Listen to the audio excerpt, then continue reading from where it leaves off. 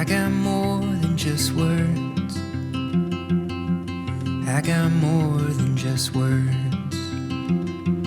You bring me songs sweet like the birds. So I got more than just words.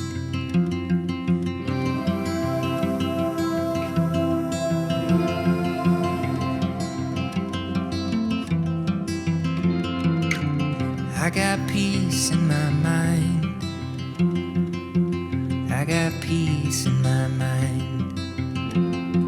Knowing that we've got the ties that bind gives me peace in my mind. The lights are so much brighter. The colors so much deeper.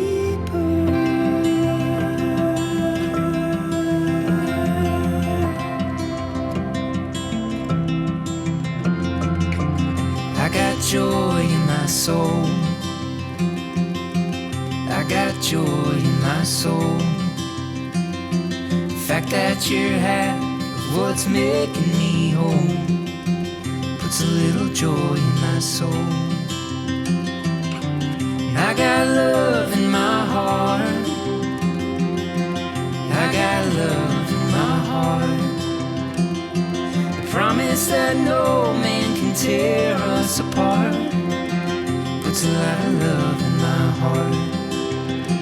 The lights are so much brighter. The colors so much deeper.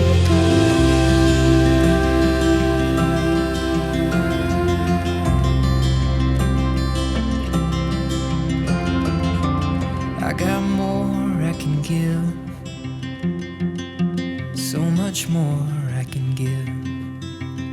'Cause you pour and pour into me over again. But I got more I can give. The lights are so much brighter. The colors so much deeper. And I've had my doubts, but they're all liars. You're the bird's eye view, I see much clearer.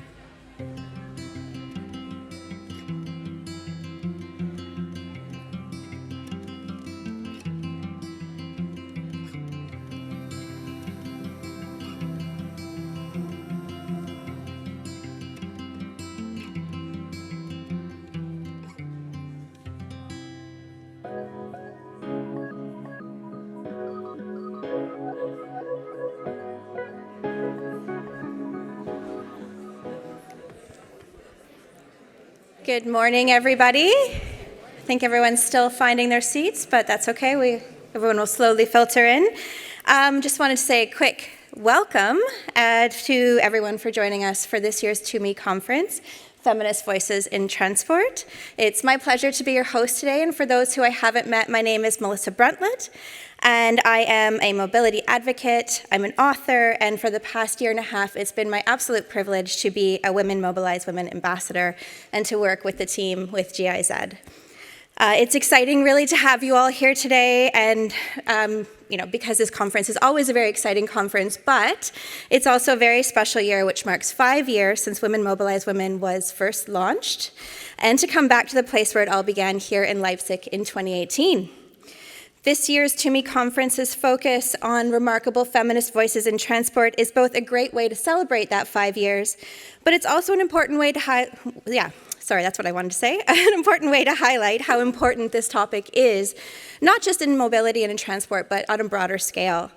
Today, you're going to hear from a variety of speakers and moderators with very diverse backgrounds, as well as connect with countless participants that you see here in this room, and I know countless are joining us online as well, and many who are actively working to make transport more inclusive from a gender perspective. Before we get started, just some housekeeping. For those who haven't already, be sure to switch your phones on to silent to be respectful of our speakers. For our speakers and moderators, while you're on stage, please look to Stephanie here in the front row, who's going to be keeping time for you. And she'll show you when you have 10 minutes and 5 minutes left, because we have a very tight schedule today, lots to go over.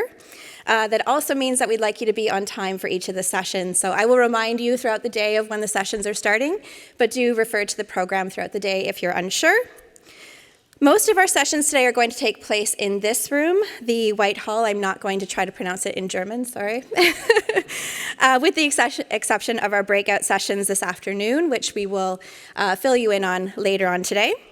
The schedule and room locations are, as I said, in the program. They will also be posted on the screens on the side of the stage here if you need to double check. And of course, we really encourage you to share your experiences here today, share the people that you're meeting, connect with each other. So be sure to tag hashtag Feminist Voices in Transport and hashtag TUMI2023 to share your experiences. So at this point, I'd like to kick off this year's TUMI Conference, Feminist Voices in Transport, by welcoming Jens Giersdorf, TUMI Management Head at GIZ, and Insa Ilgen, Project Director, Sector Projects Sustainable Mobility, your title always gets me, and TUMI Just Mobility to the stage to officially open our day.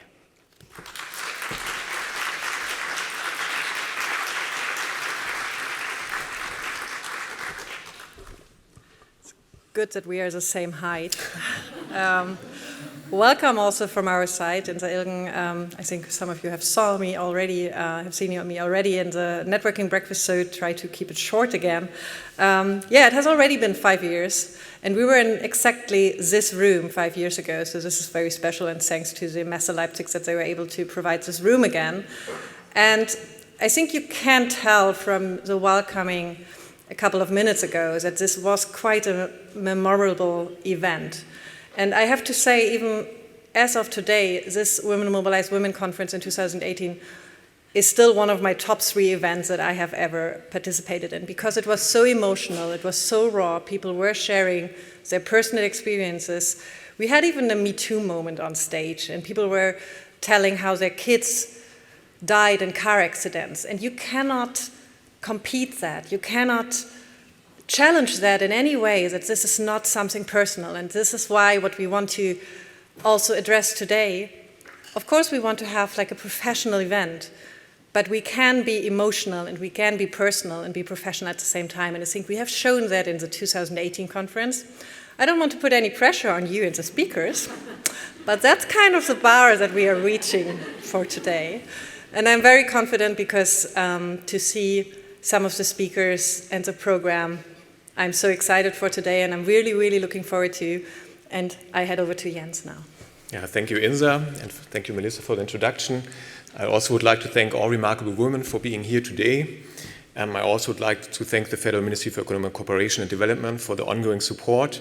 And I would also like to draw your attention to an exhibition that's in the hallway outside. You may have seen already. Some of you may remember the speech that we had from the mayor of Lviv last year, which was quite touching. And we know that things go on, and somehow we have also turned to business as usual. And we won't have any speakers from the Ukraine this year here today, but we still wanted to share some messages, some stories of feminist voices in the Ukraine in war times, women that risk their life by evacuating persons, children, transporting medical goods and so on, and they still keep things running even under wartime. So we would like to invite you to have a look at the exhibition that's outside, and that's we did in partnership with reporters and the Ukraine media. That's for the lunch break on the coffee breaks. And now we are very proud that the Federal Ministry for Economic Cooperation and Development, Ms. Schulze, prepared a video message for our conference. Thank you very much.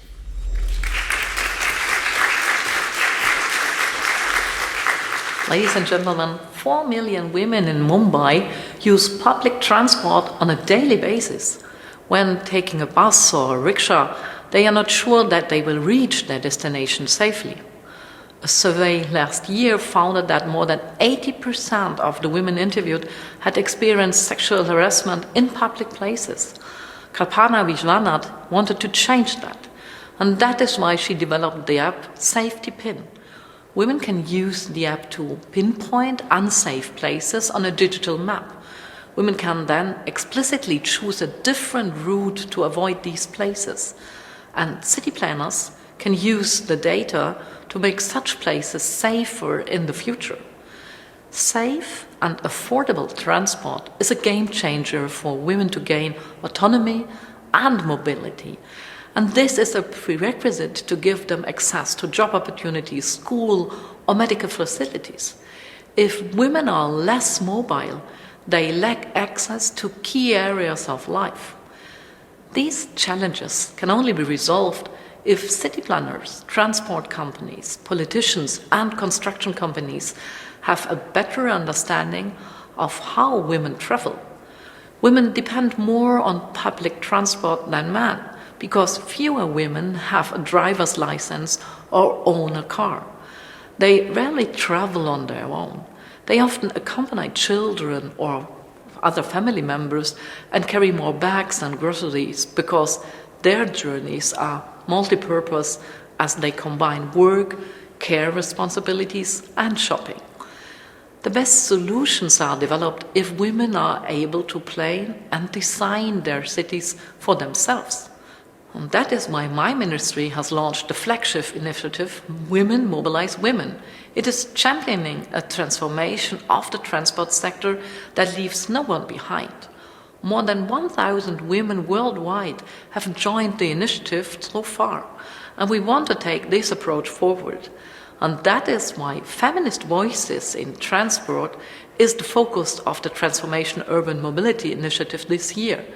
In March, the initiative already recognized 30 women from 15 countries as remarkable feminist voices in transport. These are some impressive ideas for making transport gender sensitive. We want to develop more of these kind of solutions at this conference, and wish you every success in doing so. Let's mobilize change by mobilizing women.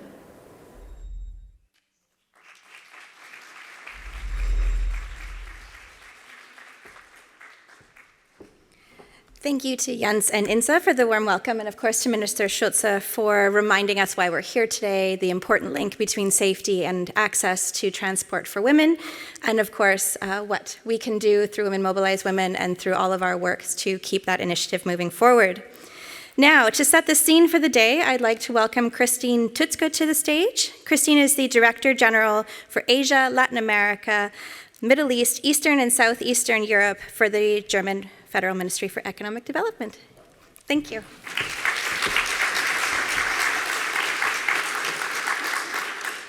Thank you, Melissa. Good morning, dear participants.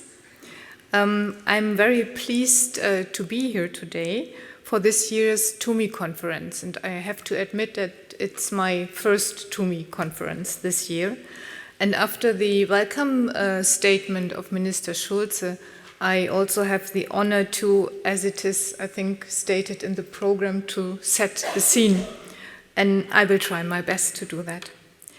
It has been mentioned already a couple of times, but I think it's really good to repeat it again, that this is a very special place where we meet today. As 5 years ago, the TUMI initiative, Women Mobilize Women, was founded in the very hall here in Leipzig. And I'm therefore particularly pleased that we are returning to this place for the TUMI conference, which has the special topic, Feminist Voices in Transport. Since the beginning of last year, Germany has been pursuing both a feminist foreign and a feminist development policy. And we have often been asked, and maybe you have wondered yourself, why is this needed? Isn't it possible that the experiences of men are ignored under a feminist development policy? And to this I really would like to respond. No, feminist development policy is not a women's issue. It's not about exclusion, it's about inclusion. We don't want to hear fewer voices, we want to hear more voices. Equality and equity is a task for everyone. Our goal is for women and for marginalized people in all their diversity to be able to advocate for social change as agents of change, to be heard and to be actively involved in solutions.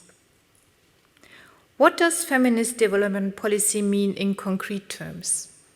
It means we are committed to the equal participation of all people in social, political, and economic life, regardless of gender, regardless of identity, of sexual orientation, skin color, or other characteristics. We rely on gender transformative and intersectional approaches to reduce unjust power hierarchies in the long term.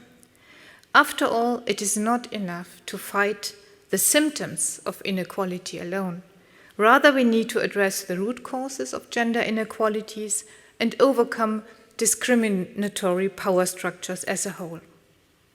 And in order to achieve a fairer, a more resilient, and a more sustainable society, BMZ focuses on 3 key areas, the so-called 3 Rs: rights, resources, and representation. Equal rights for all. Women and other disadvantaged groups must be able to exercise their right to self-determination in all areas of life planning. They must be able to exercise the right freely, without fear, and to express their own opinions or to determine their own bodies. Access to resources. Women and other disadvantaged groups need equal access to finance, to credit, but also to the internet, to land, and education. And thirdly, equal representation. Women and other disadvantaged groups must have an equal say in the decision-making process. They must be able to influence decisions.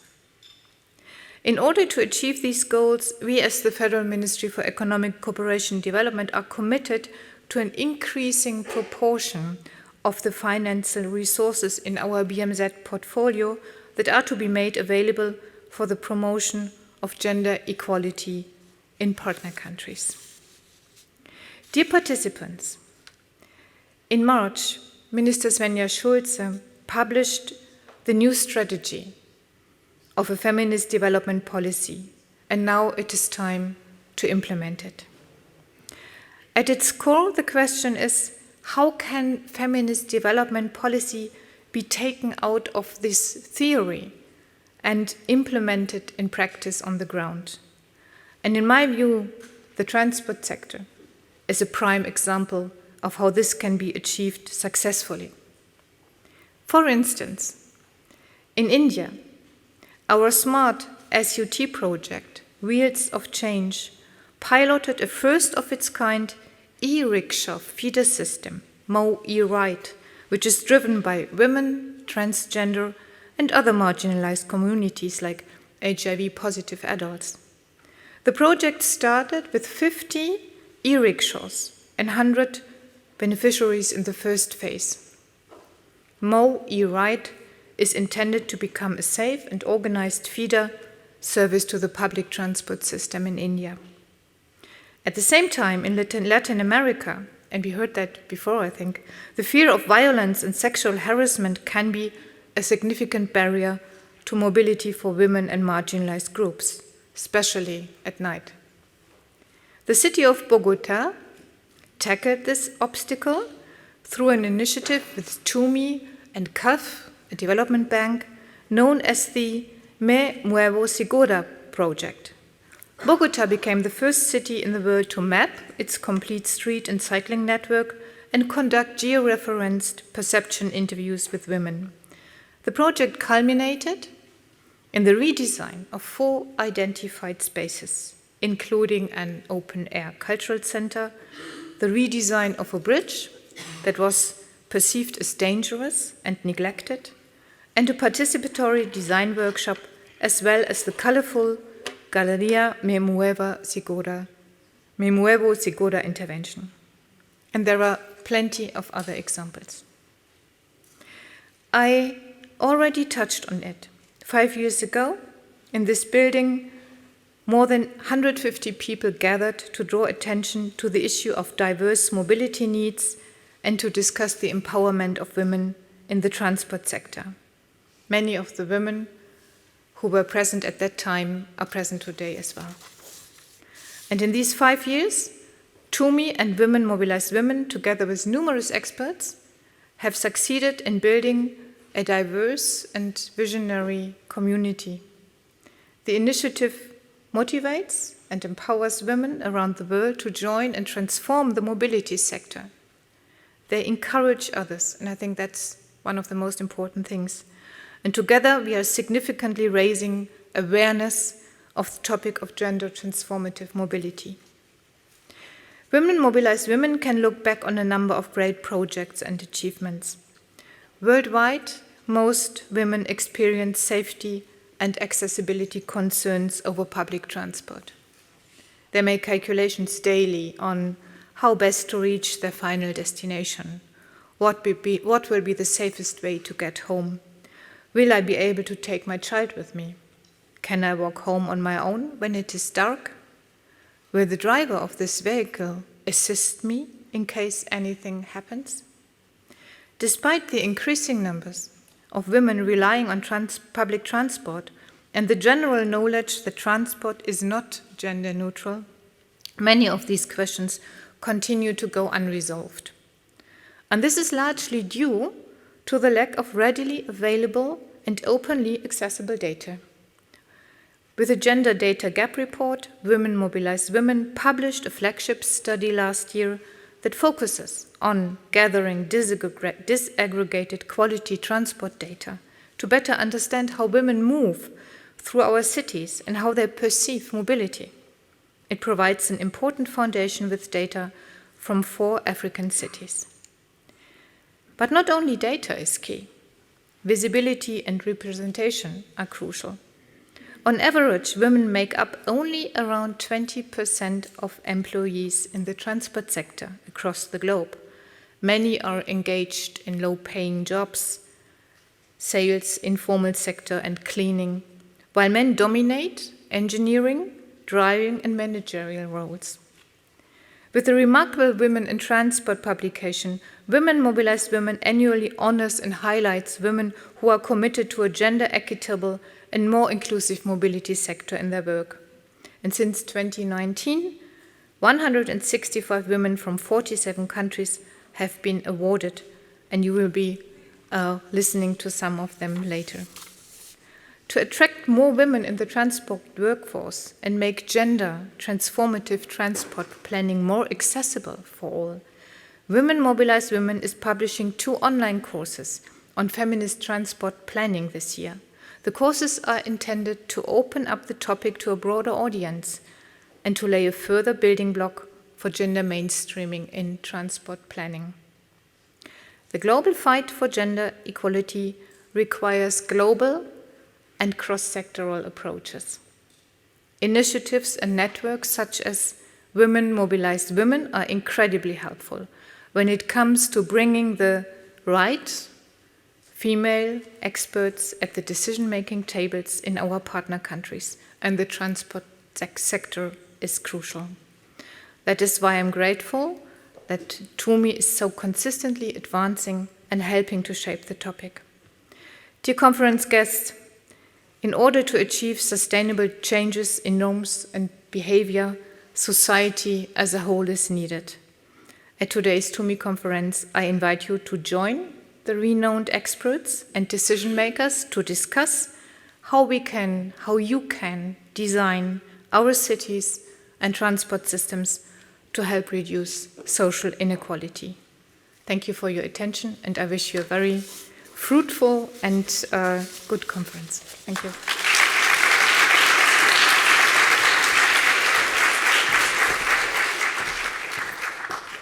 Thank you, Mrs. Tutska, for providing us with that really important context as we go into today.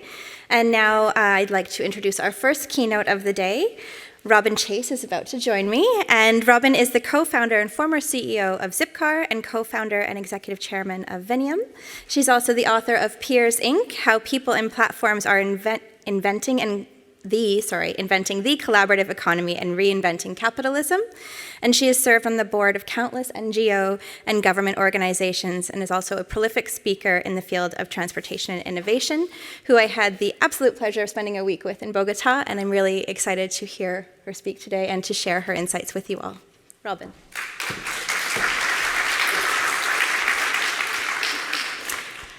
I'm so delighted to be here.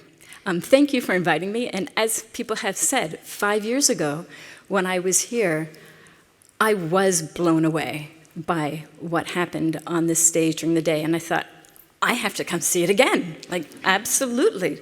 Let's see how this happens.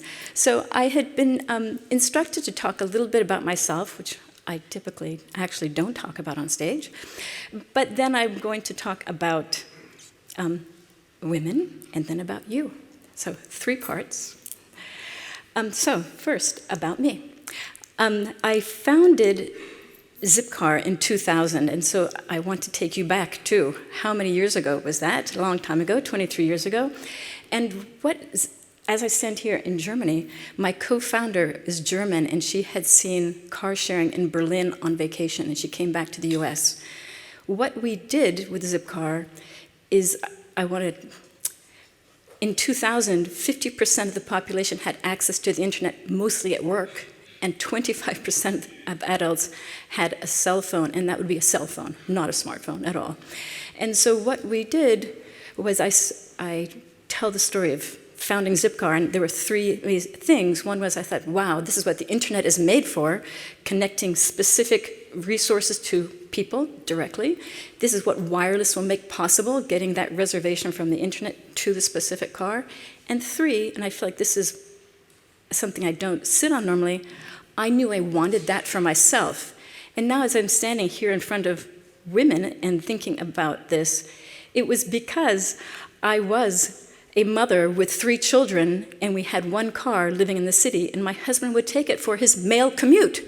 And I would be left working sometimes and not working the other times, and I wanted a car just sometimes. And so I think it really was because I was a woman and had gone to business school and had done these other things, but I thought, this is something we need. And so that was the moment during those years when I realized transportation is the center of the universe. And then I spent the rest of my life working on transportation. And before that, I knew nothing. So I'm completely committed to it, and it is our gateway to opportunity. So then in 2007, I went and co-founded a company called Go Loco, which was ride-sharing, real ride-sharing. I'm going from Boston to New York. I have 3 empty seats. I want to fill them up. I spent 2 years working on that, and I raised money for it, and it didn't work at all in the US and continues to this day. After many, many trials not working, I gave half the money back to investors. I'd spent the other half. And BlaBlaCar is very successful. It was my peer while we were doing this, and that's Go Loco. Then in 2010, I decided to try my hand at peer-to-peer car sharing, and people had told me when I was doing Zipcar, why don't you use other people's cars? And I feel like there were so many issues with starting car sharing when we did it in 2000 that there was no way we could be touching other people's cars and insurance. I launched that in Paris with 9 other companies who started at the same time doing it in Paris. It was a very good location to start it, and we were not number 1, and we were not number 2, and so we were number 3, and we merged with Drivey, which succeeded in that market, and then later joined with GetAround. Then in 2012, I did Venium. I co-founded Venium, which does vehicle mesh network communications, getting data from the vehicle to the cloud. And it's something that I loved, and still recently joined with another company. It was a very technical thing, and I had my co-founder was the CEO because he's a very technical person, and I am not. Then this last picture I'm amused at. For a period of 7 challenging months, I had pulled together 5 of the world's largest NGOs dealing with transportation in cities to think, what are the principles of shared mobility? How do we create livable cities And are there things that we all agree on? Because I would talk to innovators building companies and they would say cities have no idea what they're wanting to do. And cities would say, I hate that startup because they're ruining things that we care about. So we created these shared mobility principles for livable cities. And then we created the new Urban Mobility Alliance as an NGO to embody and push those forward. And I want to just say that today I'm 64 and we're post-pandemic and life has changed. And I want to say this is a continuous journey. I'm totally infatuated with the potential for electric micromobility, so e-bikes and this transformational power. But my personal journey continues, and if you all think you've figured it out, you haven't. In 5 years, you'll have a new thing you want to do. So I want to talk about women as a stereotype, and I have to say I shy away from this all the time because stereotypes are so deeply disturbing. You think stereotypes aren't true, like we know exceptions to stereotypes all the time. But I want to talk about these stereotypes because this is why women should be at the table. So from a stereotype perspective, we are caregivers. That is something that women actually do. And so what does that mean when we've had men, white men, designing our transport systems for the last 120 years? They deliver things that work for white men, obviously. And these are my two hidden grandchildren. I'm not allowed to show their faces, but moving through train stations, how do they move through train stations when you have a stroller and doing all that? It's not thought about. So women have getting on buses, moving throughout. Women think about that instantly because we are caregivers, and men, it hasn't crossed their mind yet. And we do know that commutes are 20% of trips and non-commutes are 80% of trips. That's a lot.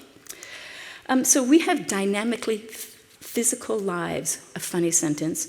We live with menstrual cycles and pregnancies and lactation and menopause, meaning that as human beings, our lives, our physical selves, and our presence is a very dynamic and moving thing, fluxing month to month, year to year, whereas men, I feel like they hit puberty and it's just like the straight path. Like, that's it. And women are experiencing this constant flux. And so therefore, I was thinking, we do, in our day-to-day lives, experience different ways of being mobile. Like, we feel differently as we move through life. And so we can relate to these other sets of circumstances as we go about our days, because that is built into us. We are multitaskers, thinking beyond silos. This, I have to say, is my best women's stereotype when I'm arguing with my husband. Like, he can do one thing, and I think, wait, there's 20 things to do, let's do the 20. But no, he wants to focus on his one thing. And I think women are made to multitask. And so we think about the silos that are happening and think about transportation innovation. It used to be that there were two ways to innovate in transportation. You would build new infrastructure, or you would build a new concept car. And the whole idea of caring about how people use the service and the actual experience of it. And now I think about how we are really deep into multimodal worlds and the seams between those modes. Women are so good at that, and men completely miss it. And these are stereotypes. I want to keep saying these are stereotypes. But I feel like that's why women are really good at being at the table, because we think about these relationships and the behavioral and the use case and the seams between things. And so here, again, when I did Zipcar, it was because I was a mother and I knew that I had these things to carry around, and I felt a lot about how easy it was to get these cars and the whole situation. And then lastly, women are focused on the survival of children. I think that is clearly what we are deep inside of us. And we care about our own children surviving, that's going to make me cry, and others. It's like a key piece for us. We're standing in this moment of climate change that we've been in for so long. And we have to choose between our children surviving or getting rich. And it is maddening to me that it seems like men, I'm talking stereotypes, would say, I need another $1 billion, or I care about another $1 million, rather than the survival of the planet and our children. It is just crazy making to me. And I think women, more often than men, will choose the survival of the planet and women than men. So, about you guys in this room and listening as individuals. My experience when I was here 5 years ago was when I heard other people's stories and the things they had done, I was so deeply impressed by the amazingness of these other people, like what they had done with their lives and how incredible they were. And so I'm here looking forward to that. You know, women, I'm going to meet women who are determined and tenacious in their work, that are box breaking in that they're tired of the old standard ways of doing things, and they're ready and willing and doing the, I'm going to do it a wholly new way because the way that's been set up before, I'm uninterested in. And I'm looking forward to being inspired entirely by women. So I really look forward to these conversations we're going to have today and with each other in between. Women are collaborative, and they are amazing. So I'm looking forward to this day. And as I think about how we're going to be interacting with each other, I'm going to be asking the question, I think we should be asking each other, what can I do to help? And in order to ask that question with authenticity, we need to know what they're doing, and we need to know what we are doing, and where is there an intersection between those. So I'm looking forward to a fantastic day ahead.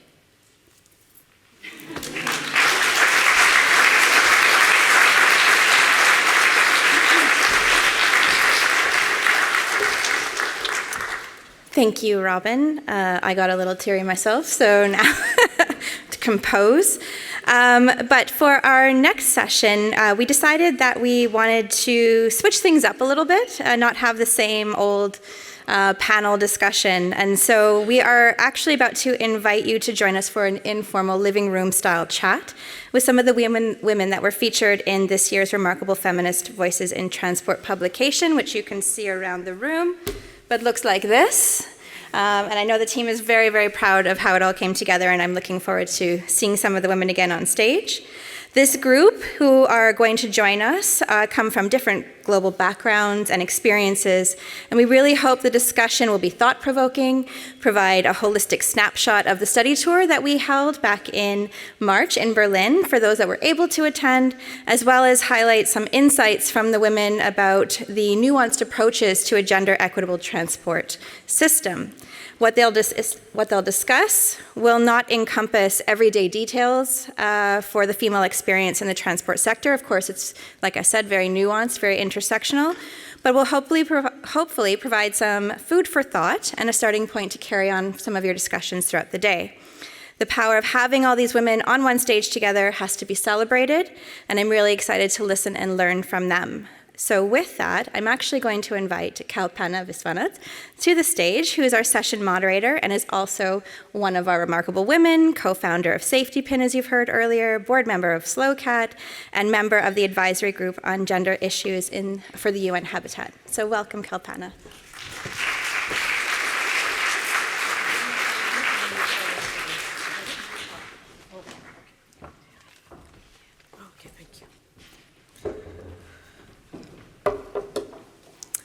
Good morning. I am really moved to be here, and I must say, Robin, your speech did, I think, get a lot of us to tear up a bit. But thank you for being so honest. And I think, when Verena was talking about the 2018 conference, Women Mobilize Women, it was actually probably, like Insa said, one of the top 3 for most of us in our life, because it was one of the first times that we could really just be women at a conference. We didn't have to, try and fit into a conference which was not designed for us. So I really do thank the GIZ, TUMI, Women Mobilize Women for giving this space. And then this year, in March, they gave us something even more special. And a few of us, I think nearly 20 of us, the others couldn't make it, were invited to Berlin for a study tour. And when I think about the study tour, I really want to highlight a few things. I think if you look at the three words, feminist, transport, community, right? We're talking about remarkable feminists. But what we're talking about, one, when you speak about feminist, I think it is truly significant. Even last year when I came for the TUMI Conference, the minister talked about a feminist policy, and I think that is truly significant because we're not just talking about inclusion of gender. We're actually talking about feminism, because feminism is much more than inclusion to me. It's also about equity, it's about voice, it's about opening up the politics behind gender roles. So I think it's a much more powerful word. So, I think it's nice to reclaim feminism as a word. I think in between, for a while, it had become a bit of like everyone wants to say, I'm all for women's rights, but I'm not a feminist. And I think it's great that we're reclaiming it.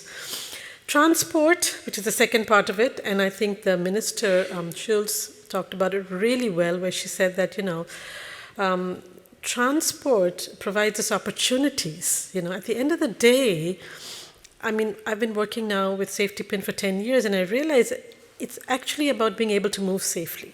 It's really nothing else. If you can move safely without fear, you do have equitable opportunities. But the third part of this, the feminist transport, is the community, right? And that is the point, that we cannot change the world alone.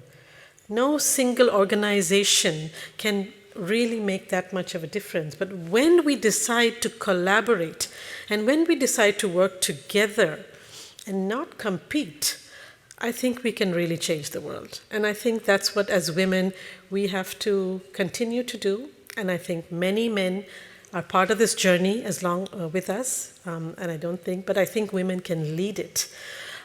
Because, like Robin said, it's a stereotype that women carry the burden of the work of care, but it is I think we should change the word from burden, and it gives you a very different way of looking at the world. And I think men who are doing it now are recognizing that it is a freedom to be able to think about other people, to actually give a prominence to caring and love in your life, and not only think about yourself. So I think it's really truly a revolutionary way of thinking where we can prioritize love, care, friendship. So these were the three sort of main elements of the study tour, and I just want to, before I call on the rest of the speakers and my friends who we spent a whole week together, I think there were a few real high points of that. One was, it was during our study tour that the German Parliament announced that feminist development and foreign policy. So it was super exciting to be here, and we actually visited the German Parliament in that period, and that was, we felt we were part of a historical moment in that sense, and I think that was one very high moment. The other was taking a selfie on the subway. 15, 18 of us trying to get into one selfie. I don't think we did better than the Oprah one at the Oscars, but we tried our best, and we had a great selfie, which you will see on a lot of social media. So that was super fun, and also taking the subway and understanding the public transport. It was very moving, and I think the participants, all of us who came, we spoke from our heart. We spoke of our challenges. There were many moments of vulnerability, of sharing challenges, moments when you thought you would not get past this, and I think all of us have those moments. And when we share it, it makes the other person feel somehow more cared, because you feel you're not alone, because there's no human being who doesn't feel low, who doesn't feel that I'm not going to get past this, I don't know if I can do this. But when you hear other people say, this happened to me, in a conference, in a space, which we did 5 years ago here, I think that moves you in a very different way, and I think that was a very special few days that all of us had together. And finally, the award ceremony was fantastic, but at the end of it, we danced like crazy. We danced to Bollywood music, Latin music, rock, pop, reggae, disco, everything. We were like on the dance floor. And I think that really helped us bond, but it also was a way of, moving the body. As Robin talked about the body, dance, exercise, bicycling, walking, these are all physical things which make you feel different when you do it. And I think that was another very, very high point and super, super fun point. I think everyone who was there will agree with that. So without any further words, I'm going to invite my friends who were there with me and some of those who were not, but who are part of the remarkable Feminist Voices 2023. Sonal Shah from the Urban Catalyst.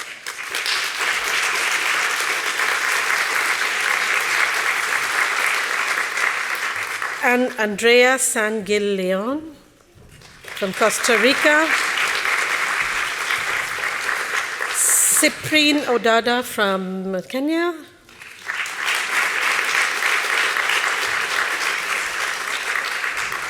Yasmin Al-Moghrabi, our youth mobilizer. Keisha Mayuga, the young woman who's cycling through Germany at this point. Robin. We were supposed to have two more people. Laura Ballesteros, the former Minister of Transport from Mexico, who unfortunately yesterday gave us a sad news that she was down with COVID and couldn't make it. So we're really sad. And Naomi Mora from the Flown Initiative, I think whose flight, she's just landing a little later, so she also couldn't be here. So, hi again, everyone. Why don't you just quickly start with an introduction? I think we'll start with Yasmin. Yeah, really 1 minute, one sentence about why you enjoy who you are, where you work, but also why you enjoy being a woman in the mobility sector. Hi, everyone. Hi, everyone. I am Yasmin Al-Moghrabi. I am from Lebanon and I live in USA. I am the regional youth leader of road safety in North America. I'm so happy and excited to be here today. Follow your dreams, follow your passion, follow your effort. This sentence reminds me every time I insist in improving what a young woman, road safety advocate can do. We are not just the leaders, we are champions that make cities sustainable and road safer for everyone, really for everyone. Thank you.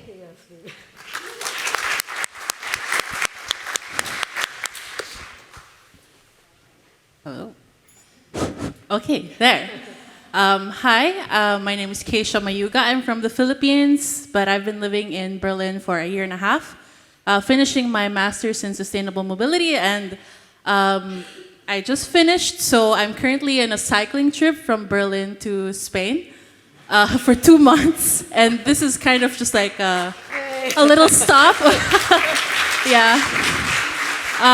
So before that, actually, and until now, I'm a cycling advocate, and I've been fighting for better cycling infrastructure in the Philippines, especially during the pandemic. So that was the opportunity of a lifetime to introduce everybody to cycling. So I founded an initiative that gave bicycles to more than 1,500 nurses and doctors because public transport was down. And then after that, like, what do you do next? You know, there's no infrastructure. So I kind of helped the government create 500 kilometers of bike lanes within 6 months in the whole of the country for the first time ever. So why do I love... Thank you. Why do I love doing what I'm doing? Because, I don't know, I have so much energy even after 1,000 kilometers of cycling. But I feel like, you know, when I'm cycling by myself, a lot of people are surprised. Like, you alone, a young woman? And someday I want that to be, you know, not so surprising actually. Yes, me, alone, a young woman, trying to do something different, trying to, cycle the world, maybe. But yeah, that's enough about me. I'm going to pass it now to Sonal.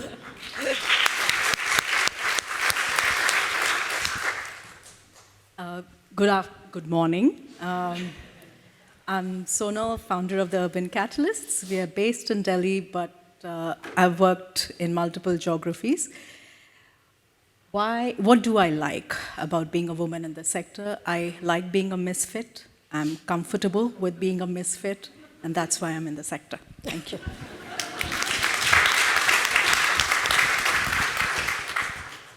I'm just going to say hello and pass it on.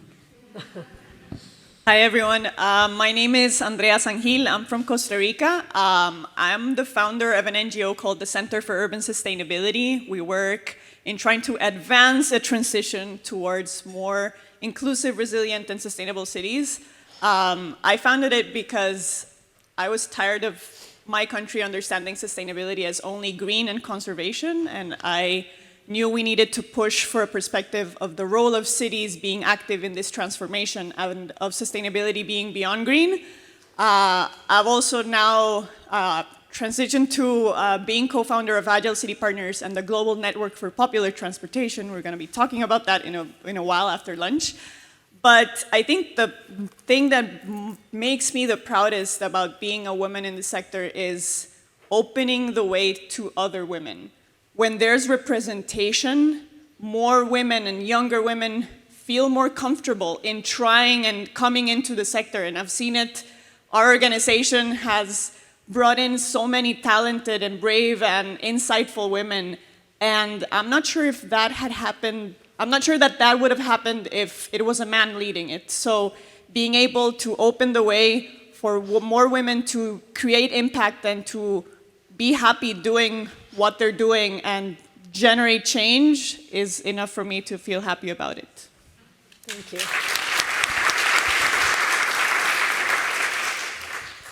Hi, everyone. My name is Cyprian Odada, and I am the organizer of Critical Mass Nairobi. And Critical Mass Nairobi is a movement by cyclists, for cyclists, and we advocate for sustainable mobility in Nairobi and also inspire other cities to have similar movements. What inspires me to do what I'm doing? I was sharing a story about my background. So I am an urban planner. That's what I went to school to do. And then I became a cyclist and I denounced my profession as an urban planner. I felt, when I started cycling, I saw and experienced firsthand what my profession was doing to people. I felt embarrassed. I did not want to associate myself with that profession. So I became an activist, a gentle activist. And I created this platform called Critical Mass Nairobi, where I would inspire other people to see what I am seeing, experience what I am experiencing, and call out the challenges and the things that we want for ourselves.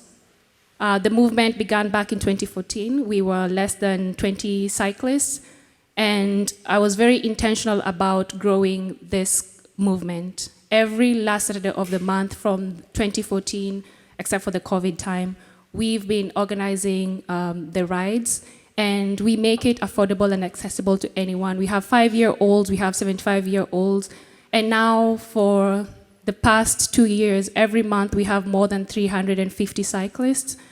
And what we've done with that movement is we've showcased that, first of all, cyclists exist in a city like Nairobi. It's a very chaotic city. We have a chaotic transport system, but people still want to cycle despite the infrastructure.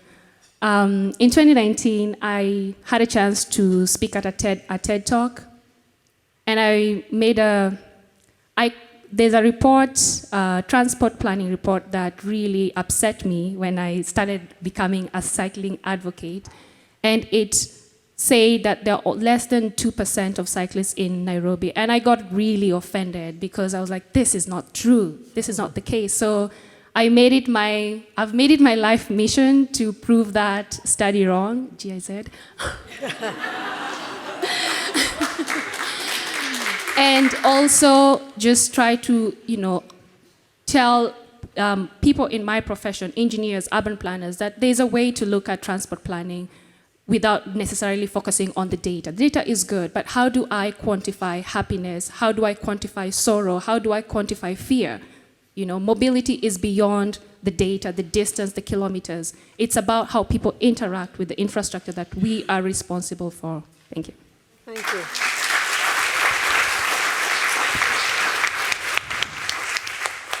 I just want to say, didn't I say you're going to be inspired by amazing people and their stories? Yes, I mean, the introduction itself was so inspiring. I do want to go back to the issue of a feminist transport system that values inclusion and equity. And Andrea, I'm going to ask you to speak first.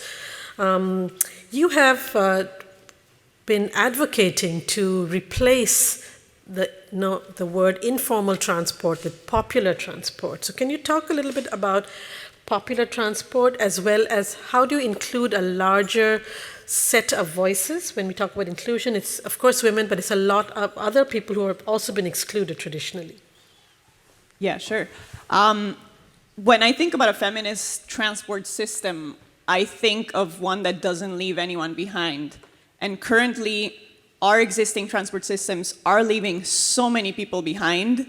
There's a lack of access, there's a lack of frequencies, the design is not reaching a lot of people, it's not catering to everyone's needs, and that's where this, now that we call it popular, I'll explain it a bit, that's where informality rises. It's a result of unsatisfied mobility needs. So it's not, the informality, it's not the problem itself, it's the unsatisfied mobility needs and the poorly planned and designed system, that's the problem.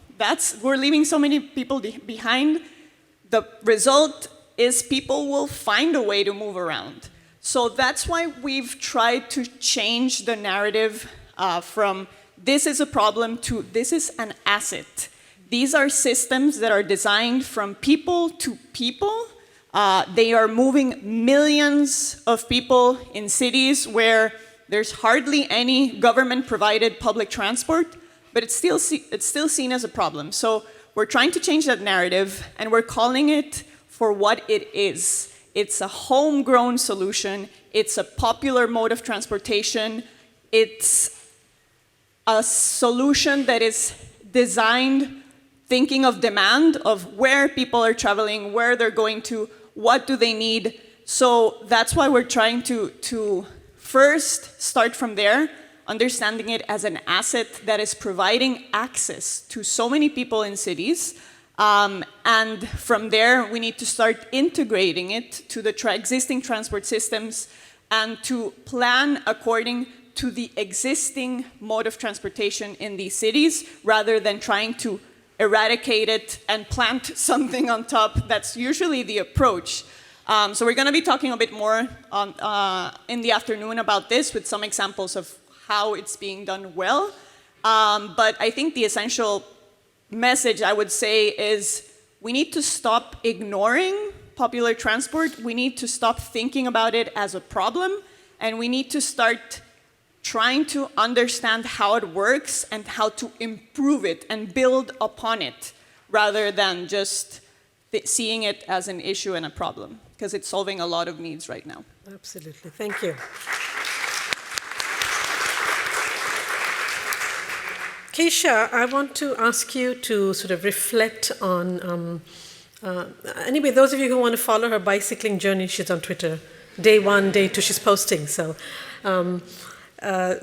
You know, you talked about living in Manila and getting bicycle tracks and other things, but we also know that many of these cities, whether in Asia, in Africa, in Latin America, they're choked with traffic jams. They're choked because we followed a model of development whereby we said what we need to do with roads is to move cars faster, right? And that is what your work is challenging. And I think if you could talk a little bit about what are the benefits of designing a city which is more caring? Yeah, so actually my transport, my mobility story just started in 2016. So before that, I was a journalism graduate from university. And I realized that one day I was carpooling with one of my neighbors, a mother who just started working again after 3 years of being like a full-time mother, taking care of her child. And then we started around the same time. So when we were carpooling going back, it was taking us like 2.5 hours for maybe like, I don't know, 30 kilometers. And in the middle of the traffic jam, she was telling me, you know, I never get to see my son anymore. It's so different for me now because every time I have to leave for work, he's still asleep at 5 a.m. And when I get home at 10 p.m., he's asleep already. So that's when I started thinking, wait a minute, that's so unfair that so many families are being pulled apart because the transport system is just not letting them see their own families and have their own time. And so I started working towards like, how do I make sure that in the future or even now, families can spend more time together or people can do other things that they love doing, you know, cycling, painting, dancing, etc., instead of being stuck waiting for public transport or waiting in a traffic jam or being scared for your life cycling or walking for kilometers. Like, how do we make sure that our families are okay? And for me, that's actually where this feminist transport system comes from. Like, how do we make sure that parents can spend time with their families and children get home safe from schools? Like, in the Philippines, 38 children every day die from road crashes. Every single day, 38. So that's 38 grieving mothers, fathers, friends. Like, how do you explain that to their friends, to their classmates, that they got hit by a car? That's an extremely unjust system that, you know, mothers shouldn't have to worry about. And that's what I'm fighting towards, like road safety, but at the same time, making mobility so accessible that we can spend time doing the things we love and spending time with our families. So yeah, that's what I'm fighting towards.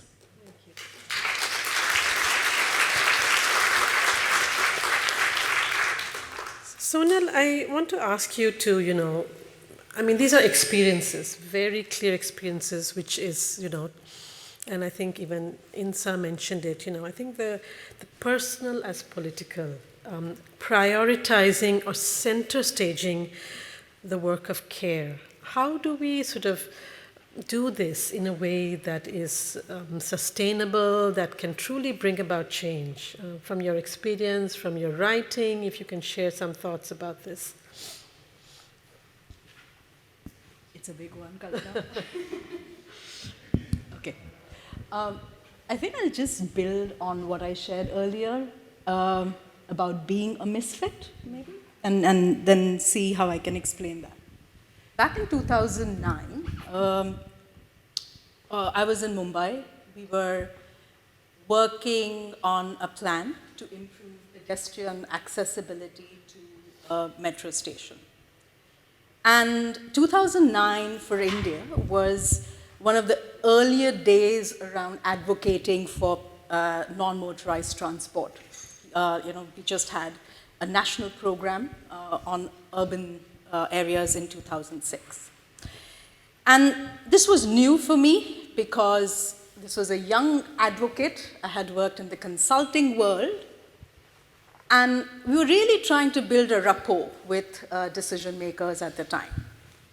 And then, so I looked up, you know, and I really looked up to one of my senior male colleagues who was good at this. And you know, and I was like, how do you build a rapport? You know, what do I do? Because I'm working hard, you know, it's not like I'm not. And so he said this, is that he often tries to meet a decision maker outside of office hours, and because that's when they have time. to think, and they generally have informal conversations over drinks. This is India. We are a conservative society. And I was like, well, I don't know whether I can do that. And at that point, I think that was also a point of saying is that, well, the rules of advocacy are also very gendered, and that how do I find my own ways of building rapport that allows me to do this in a way, because sometimes we know that these boundaries are important for us to establish our professionalism. So I think this is what I meant when I said being comfortable with being a misfit so that we center our gendered experiences and find our ways. I think this was just an example. Thanks, Sonal. I think that's... I really think that this community that is being built is truly challenging that, I think we're saying that we can do things differently. And it is not possible. It's not just India being a conservative place. I think many women don't want to spend after work hours drinking with strange bureaucrats, it's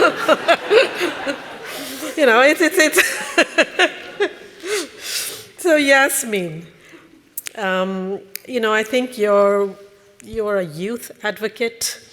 You have many hats that you wear. You're also studying, doing a PhD, and I think there is a lot of understanding today that, what is it that young people want, how do we listen to the voices of young people? So if you can just share some of your thoughts, some of the things you've been doing.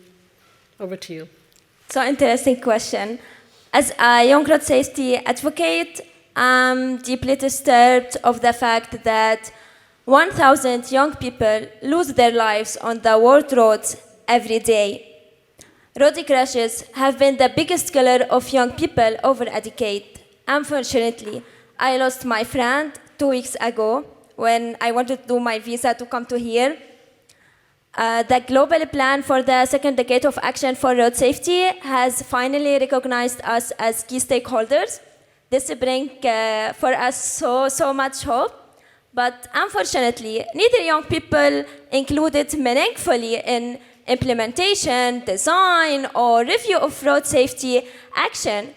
If you want to achieve the target of reducing road traffic injuries and death by 50% by 2030, we want to work with young road safety advocates. If we want to see a change in road crashes statistics, we must be at the same table as policymakers. Instead of blaming us for dangerous road behavior, we want policymakers to protect us by co-designing safe and sustainable mobility system that meets our need and perspective. We want to speak for ourselves and ensure our voices are heard in the policies shaping our future. This requires meaningful youth participation, offering idea and a systematic and strategic approach that involve key stakeholders working with and for youth. And meaningful youth participation starts with acknowledging power and providing youth with the tools, resources, and opportunities to start a step into their power. I understand how it's beneficial, not just for youth, but for all generations.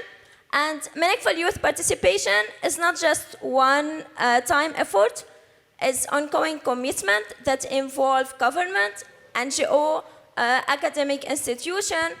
We are not just for manipulation, we are not decoration, we are not just participants for show.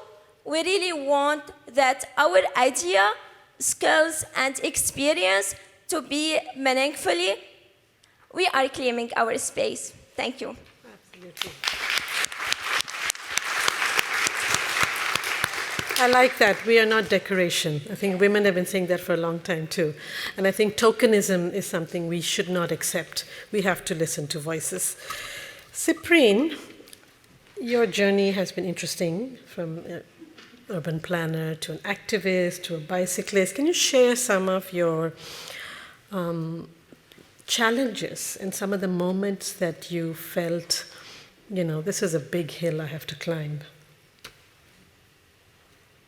Well, over the years, I've obviously experienced a lot of challenges, and it's funny that Yasmin is saying that they're not decoration. My line usually is, we are not flower girls. We are not here to be your flower girl. So I have, this journey of growing critical mass has been very interesting, but also very challenging. Many times we would go to workshops, where we have experts talking, saying good things, but many times you could tell even the experts don't know what they're talking about. They've not really done the work. They've not gone to site to actually understand, for example, why pedestrians keep getting killed on the same spot. We just come up with another solution. We are not trying to understand how young people travel, how old people travel. We are not thinking about that. We are just saying, we are always pointing outwards. This person was not being careful enough. This person should have used the footbridge that is 200 meters away. But we never look at ourselves and ask ourselves, why is this happening year in, year out? So growing critical mass has been, again, interesting because it's a movement that has grown without any resources. Nobody finances us. We do this ourselves. People volunteer to grow something that is bigger than themselves. I know it's very crazy that it has grown to this, it has grown this big through just people volunteering, but it's because I came to understand that people actually care about living better lives and about their transport systems, but we just don't involve them in this planning process. We sit in a boardroom and then give them the solution. We don't go on the ground and ask them. We don't sit with children to ask children, are you safe crossing six lanes? We don't ask them those questions. But they know how they feel when they cross those, wide lanes and, I had an interesting experience a few weeks ago where I went to a school and I was interacting with 4 to 7-year-olds and I was teaching them about road safety, cycling road safety. And they were so happy. They're like, Mom, can we cycle to school? Can we do this? And the mom was like, yes, I would love to, but it's so dangerous out there. And then one of the girls asked the mom, can we make it safe? And the mom looked at me like, Cyprian, can we make it safe? And I was like, I will try. And the thing about growing a movement is if you empower the community to own something, to want something for themselves, it's much easier for you to have change. Nairobi has changed so much because of the quiet advocacy that we do. We're not really trying to fight the government. So it's just making people learn that they have a right to safe transport system and they will fight their own fight. It's not easy, but it's possible. What we've done in Nairobi can be done anywhere else around the world. Infrastructure is obviously one of the biggest challenges that we have. So one of the things that we began doing, we came up with a concept called the Nairobi bike train. And it's pretty informal, but it's working. We mapped out the city. We have 8 corridors where we looked at all the neighborhoods in the city. And we basically developed a train schedule, a bike train schedule, where the people around that area would identify where they wanted their bike stops to be, and they would commute at certain times together. And the reason for that was because a lot of people want to cycle, but they're afraid to cycle by themselves. They wanted to do it together because, safety in numbers. And we knew we could not really force infrastructure to be built. So we decided to try more informal ways of achieving our targets. So that's one of the ways.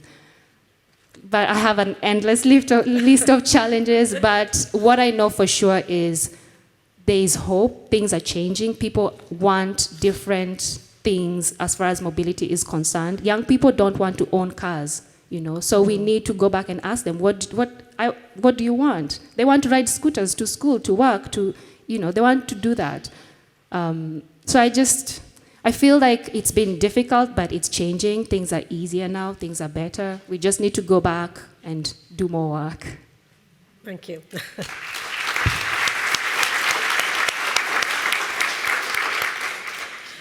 Robin, I mean, you spoke a lot about your personal journey a little in your talk, but I think, as someone who's been in the field for a long time, when you're hearing some of these stories, when you're hearing, we don't want to be flowers, we don't want to be decoration, these are still the challenges, we still have to schmooze after work hours. Maybe you could give some insights from your experience, some things you may have done differently. A thoughtful answer we need for that one. That was a tough. I think it's on. That was a tough question. Just as I was listening to this, I wanted to make two comments. When Dana was talking about she didn't want to go to have drinks afterwards, I wanted to point out that my Zipcar co-founder, the way we met each other was our 5-year-olds were best friends in kindergarten. So there are we don't have to go to the golf course to make friends or drink. There's other ways. And last night I did a podcast for TUMI, and just reflecting on one of the end questions was, how do we address this constant clawback of space in our city streets? And people can't envision the possibility, and politicians won't do it. They aren't strong enough. And I'm so admirous of what you've been doing with the critical mass, and my reflection, and I feel like Zipcar squeezed this idea in, is demonstration projects and pilots, I think, are politically acceptable, politically viable ways of making change.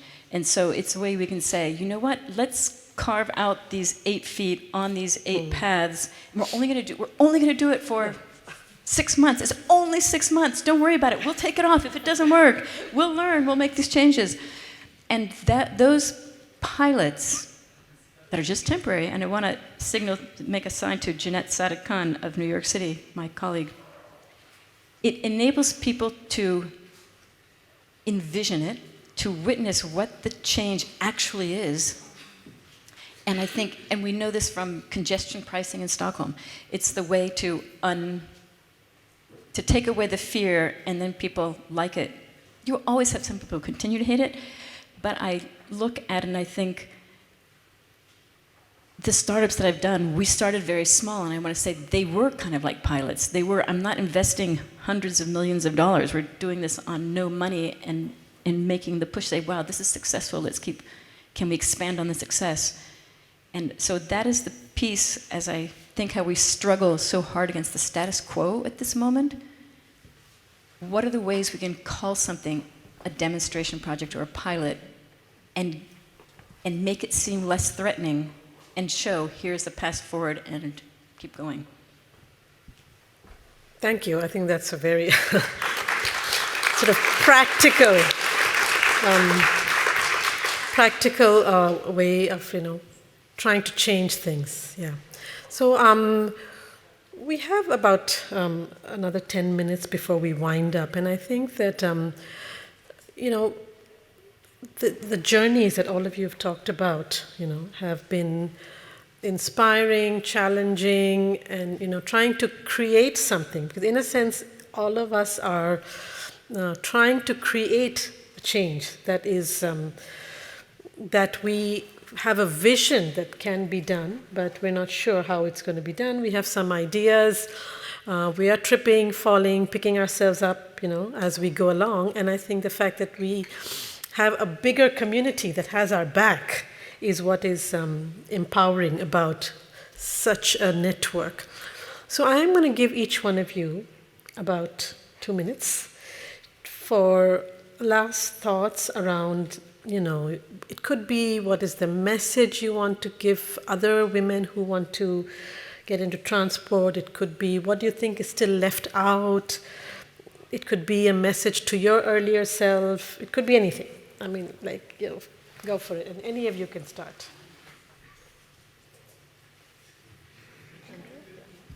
I'm going to follow on. I just feel like sometimes when I do these panels, I suddenly have my own epiphanies.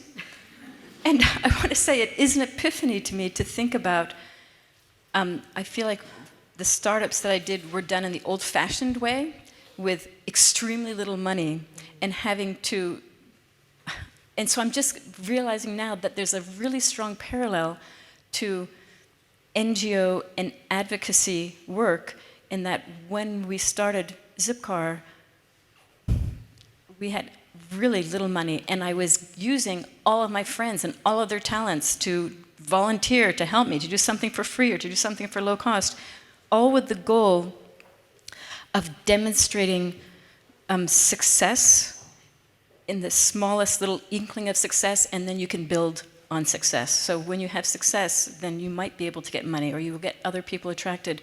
And I'd never thought of the parallel between these ideas.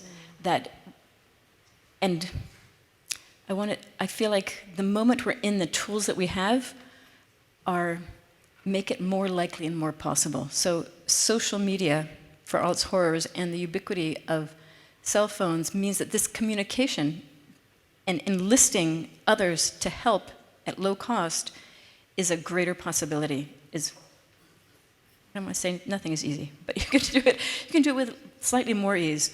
And so it's just interesting to me, and I talk to entrepreneurs and I say, focus on what is the minimum viable product. What is the least you can do that will produce a successful outcome? And so I'm just realizing, wow, there's some really interesting parallels in the ways that we're going about things.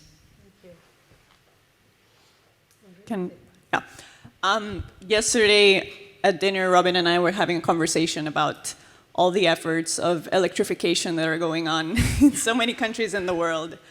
And I come from the engineering world. I'm an environmental engineer. And so throughout my career, it was all about like efficiency. And they told us, don't talk about the emissions or saving the world, talk about how much money the companies are gonna save and how much business this is gonna bring. And I always have trouble with this, because for me, the most important thing is that there's a balance, and that people are okay, and the ecosystems are okay, and that the world is okay. So I just kind of want to bring back the idea, or what I was mentioning at the beginning, that sustainability has to go beyond green. And there's so much international cooperation, and there's so much investment, and there's so much policy going on right now for transport that's basically focusing only on electrification.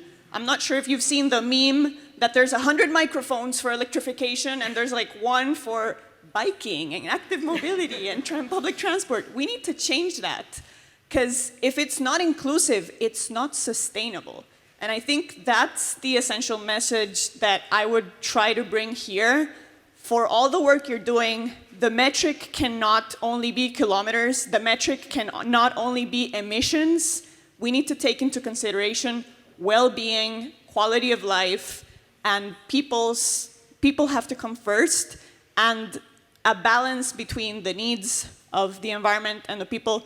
If we reduce all the emissions through electrification, and there's people who cannot own a car, or can't pay for public transport, or don't even have a bike lane and they'll get killed, we're not getting there. We're not achieving sustainability. So I think that's the message that I wanted to leave as a closing. Thank you. I think it's a very important message.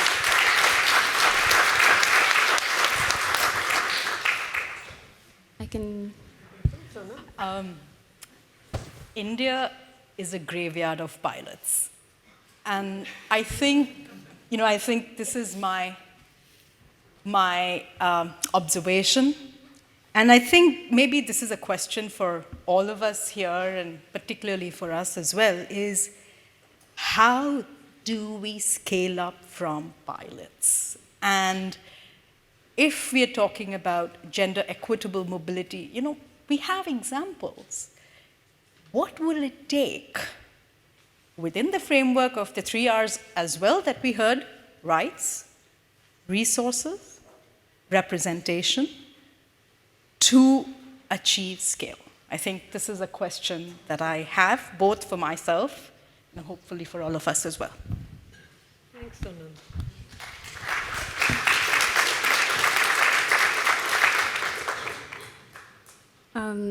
You asked what would we tell our younger selves, and I thought of something. When I got into the transport field and started to understand mobility, I was really scared because I didn't know what this was. And afterwards, I came to realize, being a woman leading a group, a big group of people, I came to realize that by me being visible, the men, and being visible and being on a bicycle, the men felt that they could also do the same thing. And more women started seeing that, and they started cycling. And the more women we have on bicycles, the more children we have on bicycles. And the more children we have on bicycles, the more people with disability, start cycling. So what I would tell any other young lady, young man is, don't be afraid. Just try it. You will fail. You will learn along the way, but just keep trying. There's somebody out there who's watching you and learning from your mistakes, and also, celebrating your wins. So let's just keep up this fight. The fight is bigger than all of us.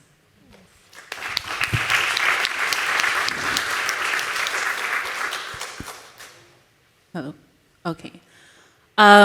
Since we are here at the 5th anniversary of this Women Mobilize Women, I want to tell everybody that 20% is too low. Come on. Like, if you know a woman who would benefit from being lifted up, do it. Like, a lot of activists actually in the Philippines on transportation are led by young women who just got out of college, and they're like leading so many people to call for bike lanes in certain cities, or to make our local river a livable river.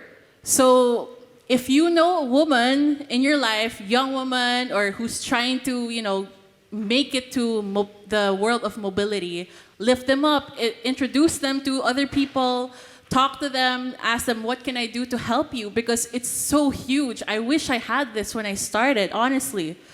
And there's probably other women out there who are thinking the same. I wish I had other women who could help me. And so, I'm really grateful to meet these other women with me, because it's so empowering that I wish a lot of other young women could experience this and be a part of this. And you never know, you could change someone's life just from doing one simple thing you could do and lift them up. So that's my message. Yeah.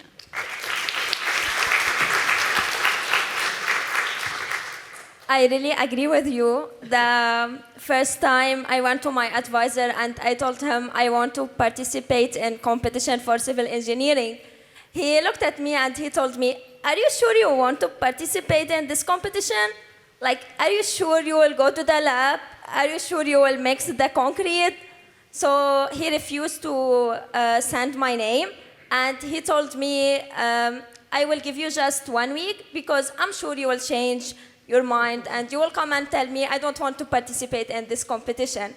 So here was like a shock for me. Like, he refused just even to believe that I can do something just because I am a woman.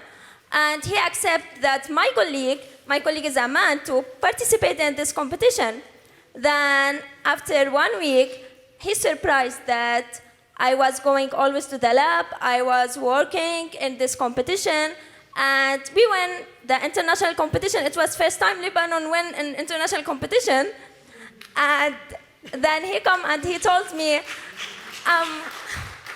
he came and told me, I'm so happy that you insist to participate. For this reason, I agree with you. For all women here, believe in yourself.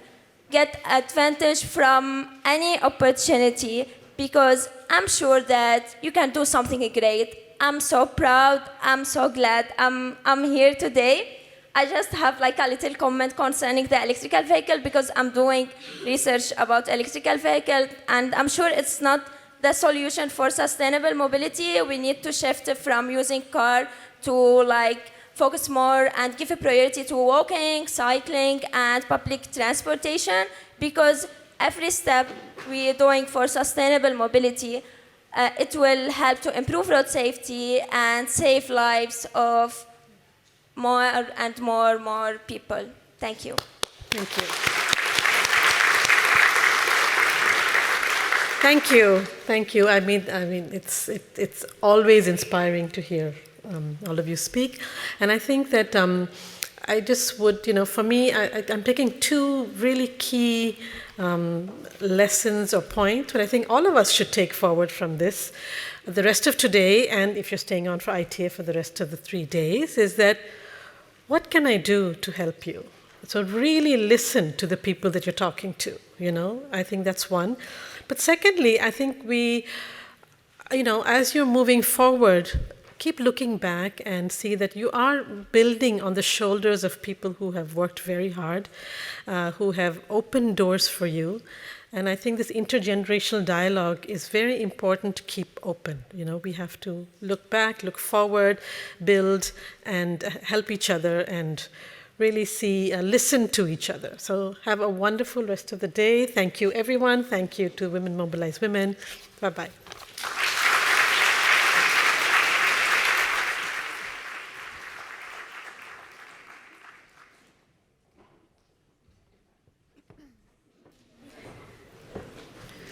So, thank you very much, ladies, for that very thoughtful session. Keisha, you're right, 20% is not enough, so thank you for saying it. So I'm sure we'll all have lots to continue to think about throughout the day, but before we take our break for lunch, I want to welcome Christine Tutske back to the stage, who is going to discuss the launch of an exciting new joint project and working group.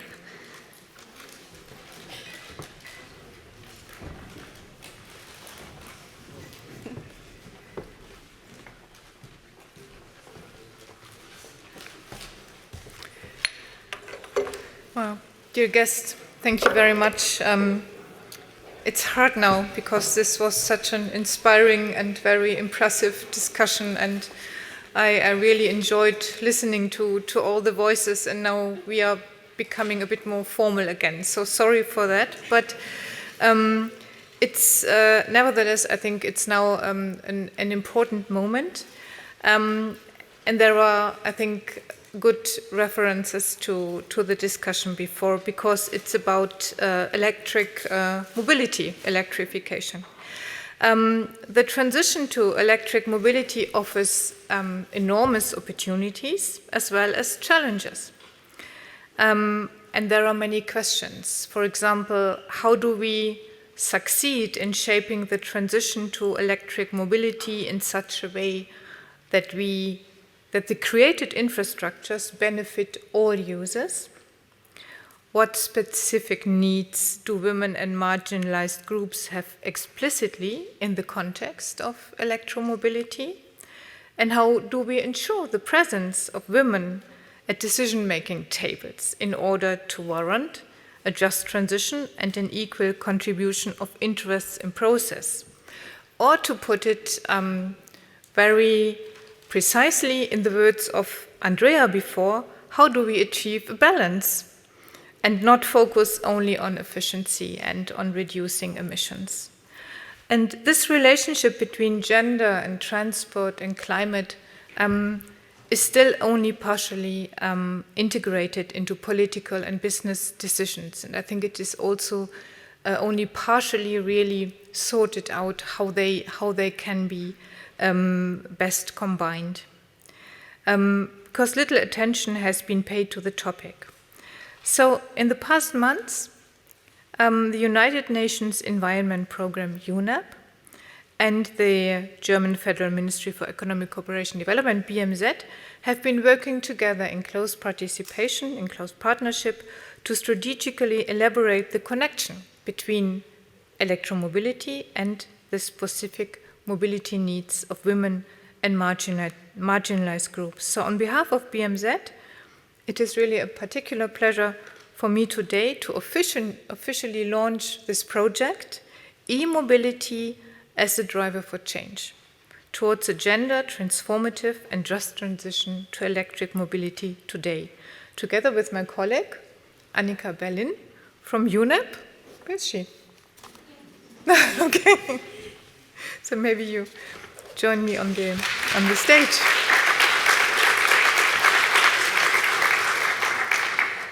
The transition to electric mobility creates the momentum and opportunity to create safe and dignified green jobs and economic opportunities that are distributed fairly.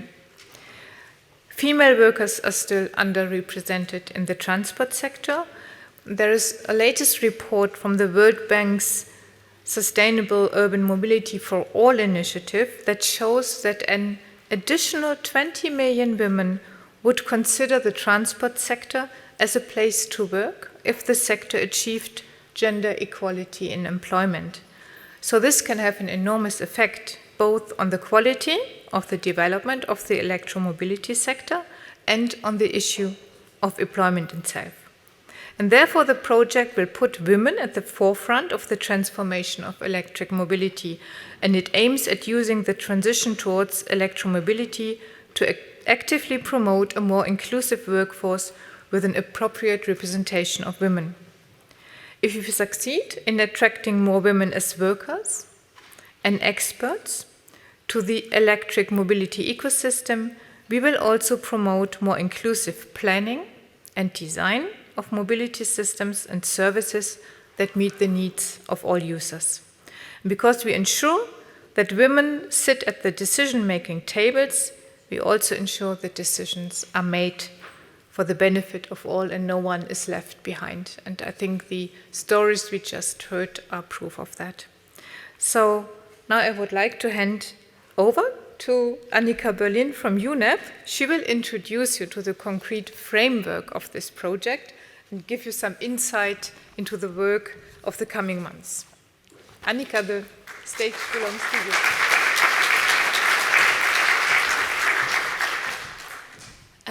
Thank you very much, Ms. Tusk. This was a great introduction. Hello, everyone. My name is Annika Berlin. I work at the UN Environment Program in Nairobi, and we are very grateful to the support from BMZ to launch this new project, which also in the words of Andrea, using the microphones that are coming for e-mobility to also push the agenda on other topics such as gender, inclusivity, just transition. So I think this is a great opportunity, and we're very happy to have this funding to support our work, because at UNEP we started work on e-mobility mainly because of air pollution, which was our primary mandate many years ago. Then we shifted over to, okay, greenhouse gas emissions is another topic, and now we can also use this to achieve other goals. So that's why this is a very exciting project. I'm very happy we can start this now. And what we're supposed to be doing, or what our plan is, first of all, to do sort of a baseline analysis to see what is really happening at the moment. Where do we see entry points for gender in e-mobility? And that can be not only on the user side, but also in terms of operating charging infrastructure, building electric vehicles, designing vehicles, suitable for women, electric bicycles, electric tuk-tuks. So we don't only talk about passenger cars, but also other types of electric mobility. Then we want to look at the topic of mainstreaming, but actually I don't really like the word mainstreaming, because the opportunity we have now with this project is to be gender transformative, which is in the title, because what we're doing now at UNEP, we're supporting at the moment, I think 52 countries globally on e-mobility, and we always include, okay, we'll do a gender-sensitive strategy towards e-mobility. But now, with this funding, we can see how we can move this even further and make sure that gender is a core priority in all of these new strategies, plans, roadmaps, pre-feasibility studies, and all these documents that are now developed for e-mobility. And that is what we want to do under this project, to see how this can be strengthened. And then the third part, which I'm also very excited about, is to do pilots. So how can we apply these guidelines on the ground in a certain number of countries? And there we are very happy to work with Kenya, Uganda, Vietnam, Indonesia, Ecuador, and Colombia as the first pilot countries. But as I said, as UNEP, since we're supporting many more countries on e-mobility, we can use the knowledge we generate in this project to also shape the agenda of all these other countries that we hope to support even more in the future. And then the fourth component is focused on global outreach and advocacy, and I think these conferences are part of it. But another very exciting part of it is a global working group, which we'll be launching tomorrow. So this is sort of an advertisement for that, because I think I cannot think of a better moment and more experts in the room that want to be part of this project and could make a great contribution to shape all the different activities on this program. So tomorrow at 3:30 p.m., we'll be launching the new global working group on gender and e-mobility. And here we invite many of you working on different aspects. Could be on electric bicycles, electric other modes, in urban planning, as engineers, as gender experts.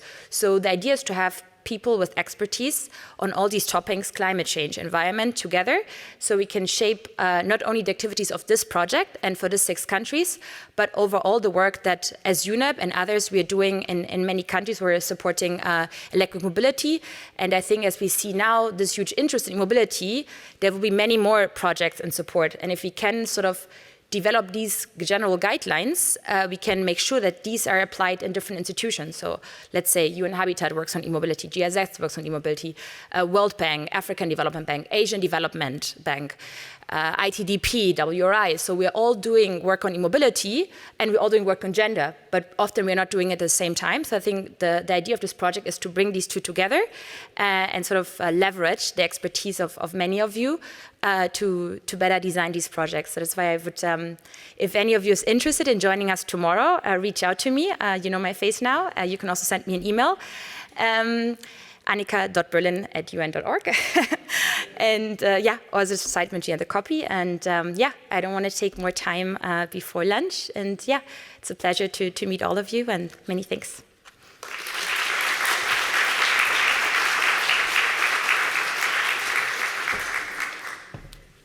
Okay, so it is time for lunch, but before we all run away, just a few things I want to say. First, I do encourage you throughout the lunch to reconnect or connect with new people throughout your time enjoying some food. Start some new conversations, maybe launch some new ideas, and really build on what we've already heard this morning to then build into the afternoon. Food will be served outside this room. There are both vegetarian and vegan options to choose from. But the two main things to communicate is, again, tight schedule I mentioned at the beginning, so I want you all to be back in this room at 1:15 to start our afternoon sessions. But most importantly, you might have seen floating around at various points some images of a group photo that was taken 5 years ago during the launch of Women Mobilize Women, and we would like to recreate that photo.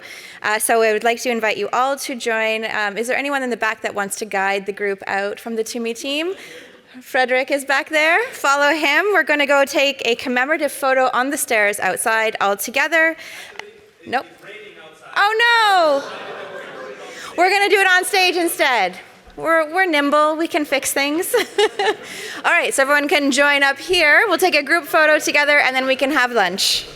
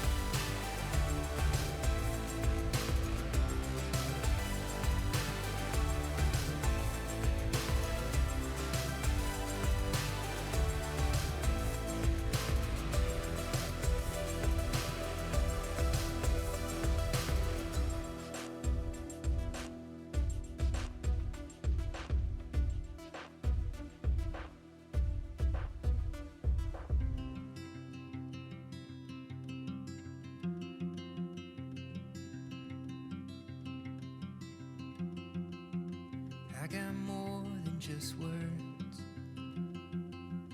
I got more than just words. You bring me songs sweet like the birds. So I got more than just words.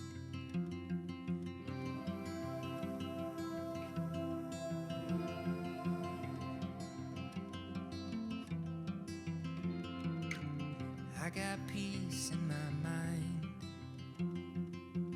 I got peace in my mind. Knowing that we've got the ties that bind gives me peace in my mind.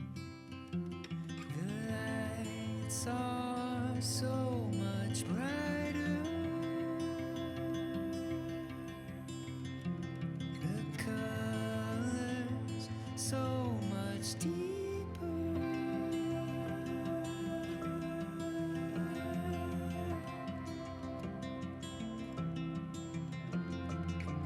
I got joy in my soul. I got joy in my soul.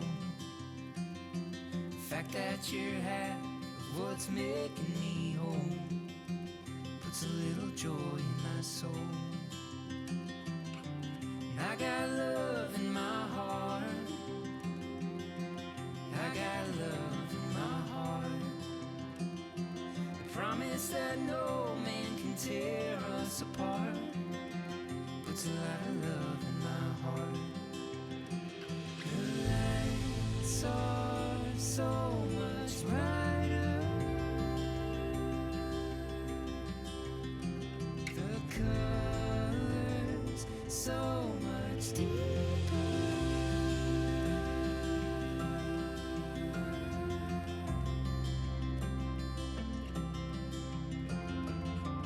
I got more I can give, so much more I can give. 'Cause you pour and pour into me over again. Well, I got more I can give. The lights are so much brighter. The colors so much deeper. And I've had my doubts, but they're all liars. You're the bird's eye view, I see much clearer.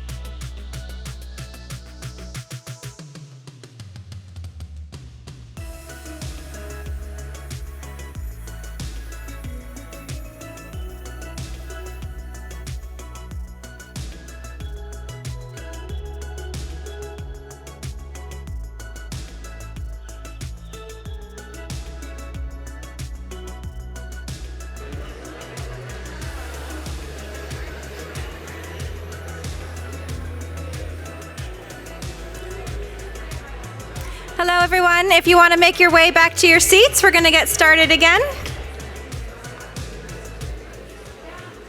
I know we've all started some fantastic conversations, but I'm going to ask that you come this way. All right. So I trust we are all now well fed, and I just want to give a quick thank you to our caterers today. That food was delicious. I always enjoy going to conferences now where there's vegetarian and vegan options as the default. So thank you for that, and to the organizers for ensuring that that's what happened today. For this afternoon, just a quick outlook on what to expect between now and our next coffee break at 3. We're going to have 2 panels that are focused on equity, intersectionality, and the mobilities of care, with an impulse speech in between provided by Senator Crystal Asiga from Kenya. For our first panel, The Road to Equity, Navigating Intersectionality in Popular Transport, I'm going to welcome Andrea Sangil Leon back to the stage, founder of Center for Urban Sustainability in Costa Rica and co-founder of the director for Agile City Partners. If you want to come this way, Andrea, and then introduce your panelists. And I think we might need some microphones for our panelists on the stage as well. Someone's coming. Thank you so much. So happy to see everyone back here again. So we're talking about popular transport, but I wanted to have a hands up of who knows what popular transport is or what we're going to talk about. Does anyone have any idea? So a few hands, okay, kind of, okay. Has anyone heard of a matatu? Yeah, okay. A jeepney? Tuk-tuks? Colectivos? Okay, so we have quite an understanding of what popular transport is. However, it's usually not called that. It's usually called informal transport or paratransit or artisanal transport. These are the words the international community uses to refer to this transport, but on the ground, we call it taxis piratas and ojeks and tuk-tuks. So we have our own words for the transport that exists in our roads. However, internationally, we've been calling it for what it's not, rather than what it is. And that's why we're trying to call it differently now and say, hey, this is popular transport. This is the transport that most people use around the world. It moves millions of people. It employs thousands of people as well. So let's call it popular transport. Let's call it for what it is. So popular transport is basically any kind of transportation that provides a public transport service, but it's not provided by the government, the local or national government. It operates under a certain degree of informality, and it's usually very demand-driven, very flexible, unscheduled, very competitive too, and that generates some concern sometimes. But it comes, as I said before, from people to the people. It's self-organizing, usually in associations, in cooperatives, in different groups that are organized to provide these services, and it's widespread. It actually exists all over the world. However, in these types of conferences, we usually don't hear about this. We hear about the BRTs, or the electric mobility, or the trains, but it moves millions of people all around the global south and also in some cities in the global north if you look closely, but it's usually not documented and it's usually not spoken about here. But fortunately, we've had the space today to talk about it a bit more and to understand what it has to be, what it has to do with gender and intersectionality and colonialism and patriarchy and racism, because it's all connected at the end of the day. So, we want to talk about this today because, as I said before, this is usually seen as a problem, something that has to be eradicated, something that has to be removed from our cities. But at the end of the day, this transport has come to fill the gaps that have been left from the historical transport planning and urban planning, or lack of thereof, in our cities, through decades of unequal, colonialistic, and often also racist decision-making and investment.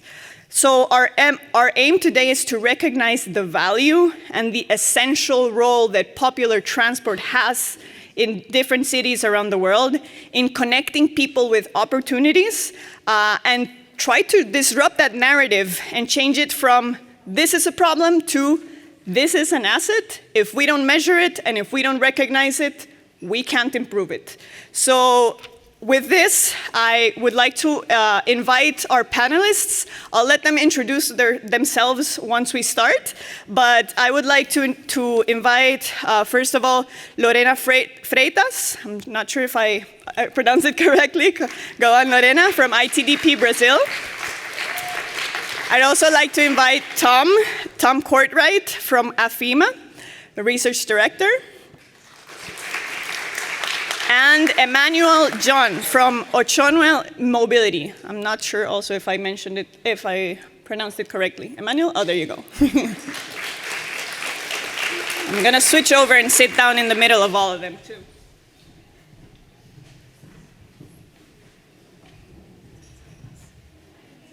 We'll share the microphone. See? Hola, hola. Okay, yeah. Okay, perfect. So first of all, I'd like to kind of go through a round of introduction plus talking a little bit about why did you end up working in the popular transport sector and why we need to look at popular transport with an intersectional lens and with a perspective of inclusion and equity. I'm going to start over here. Thank you very much. I am Emmanuel John, a sustainable transport expert based in Abuja, Nigeria. I'm the CEO of Women Mobility, and we're into capacity building, advocacy, research, and a host of other initiatives. We are the host of the Africa Sustainable Urban Mobility course and the founder of Open Streets Abuja. Then back to your question. Popular transport, as you have called it, which I tend to agree with you, came out of necessity. And usually, systems that are born out of necessity becomes entrenched in people. And that means we must give attention to it, even as we try to take different initiatives to make it better. So what is fundamental is the fact that popular transport is here with us, and we must accept that. In Nigeria, for instance, there has been very rigorous effort to ban them from city centers. In fact, there was a legislation far back stopping commercial motorcycling in cities of Nigeria. And till date, a number of state capitals have done that by banning them from the city. But some of us have stood against it, that every of such efforts is causing certain harm to people, to society, to the population, to government, and to the economy. Because each of them started those businesses by necessity. They feed on it, they feed their families on it, so it's business. And all of this put together means that we need to pay attention to it, even though there are strategic efforts we need to put to enhance its quality and standard. Thank you. Thank you. Tom, go ahead. Yeah, so great to be here. A lot of really brilliant folks in this room, and it's a pleasure to be here. And I'm grateful for the kind of opportunities to see what's happening in Southeast Asia and Central America, and I think that's one of the really key things about these kind of experiences.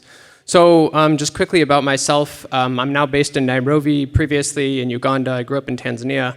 I work in a variety of ways with this sector, so I run a research group in Uganda with Makerere University called Lubianza.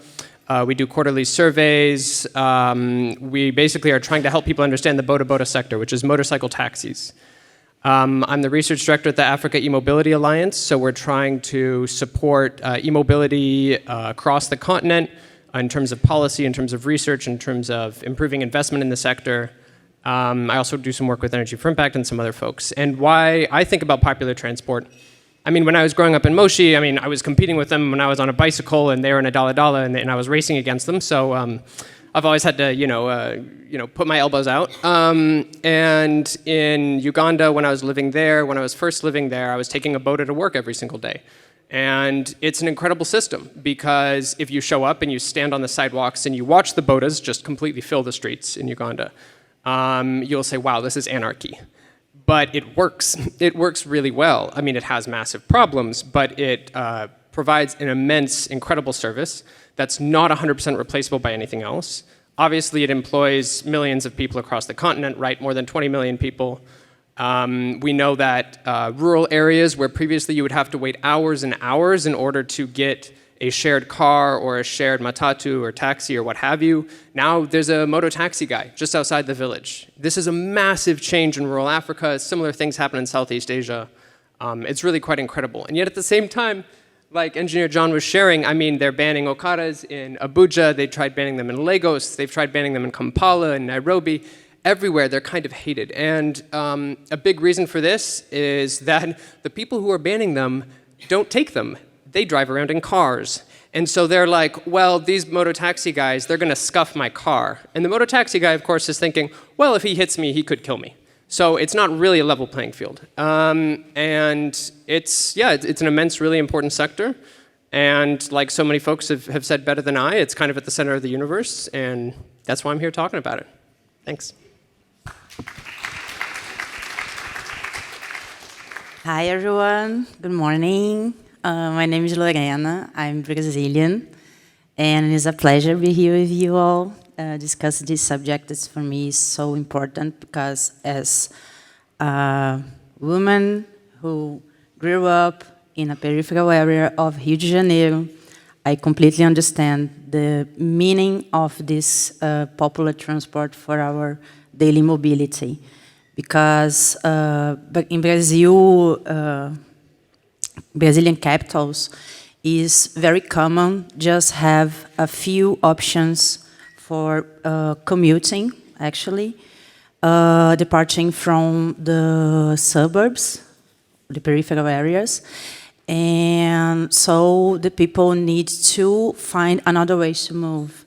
And when we start to think about the favela situation in Rio de Janeiro, in other cities in Brazil, it's very common to have the mototaxis, motorcycle taxis too. I didn't realize there are a word for this in English because we always say mototaxi. And the vans too, it's small, it's like small buses. Operating. Nowadays in Brazil, the mototaxista, the profession is regular, but there are any kinds of public policy to make this happen integrated with the formal transport. And I think for me it's interesting to discuss this because I come from a country that is a really racist country, and I think that this kind of transportation is the way that Black women mostly use to access the city, to access the opportunities, and I think that's it. I think my main point here is maybe without these options, I don't know how could these women could be trying to take care of their own kids. So for me, it's a very sensible and important topic to discuss. Thank you. Thank you so much. So Lorena just mentioned racism, and racism is very much entrenched with colonial history in a lot of the countries that we come from or have lived in. And I wanted to ask Tom, who has had the experience of working and living in several of these countries, can you expand a little bit of how colonialism in Africa partly explains why these types of transportation exist, and the inequalities of access to transport for people who live in these cities? Thanks. I appreciate the implicit trust in asking a white man that question. So in terms of thinking about the history of colonialism, I mean, obviously, this was a massively destructive, 150, 500 years of history. Like, there's no way that's all just going to be overthrown. So, I mean, you start off with in terms of the spatial aspect, right? So in a lot of, at least every town in Uganda I've ever been to, there's a golf course in the middle of the city. Who is playing golf? Nobody's playing golf, right? So it's this massive unused green space in the middle of all these towns that could be a park, right? It could be used for people, but instead it's being held back for like the occasional visiting person who plays golf. So that spatial aspect is huge. There's the services aspect. So take Nairobi, right? Kenya is a settler colonialist country, right? British moved there in the tens of thousands. They alienated hundreds of thousands of acres of land, right? And it led to immensely destructive politics. And part of that, too, is that when the British started setting up a bus system, it was, well, how do we, British settlers, get to where we need to go during the day? There was no effort made to getting Kenyans in their own, area, country, to where they needed to get, right? So as soon as independence came, KBS, the Kenyan bus service, completely failed to keep up with the times, and that's how matatus came about, right? Which is that basically demand. I mean, people decided to create services for themselves. And that's what's always going to happen, right? Until governments can play that role and play it in an equitable manner, people will always find ways of getting themselves places. And then we do have to talk a little bit about the last 60 years. Sorry, I'm a little bit of a history nerd. But the structural adjustment period had a huge impact, right? In this push towards free market capitalism, and what it did is it stripped down a lot of governments and what services they offer. And that meant that a lot of people lost their jobs. There's a massive economic downturn in a lot of countries. And a big part of that, too, is that you had this huge influx into the sector, and the remaining bus services that were public or other transportation services that were truly public were killed off. So all of that is hugely important. Yeah. Thanks. Just to follow up, you've been working on electrifying a sector that is usually not under the radar of any electrification initiative. It's just until recently that it's begun to receive support. And I really like, when we talk about climate action, there's a term that's called just transition. It's basically how to apply the not leaving anyone behind under the climate action strategies. So how do you think electrifying popular transport contributes to a more just transition in the transport sector? Yeah, it's a good question. I mean, first of all, in a lot of these countries, the popular transportation sector is the transportation sector, right? So like there's no transition if you just transition the like 20 government buses that exist. It's not a thing.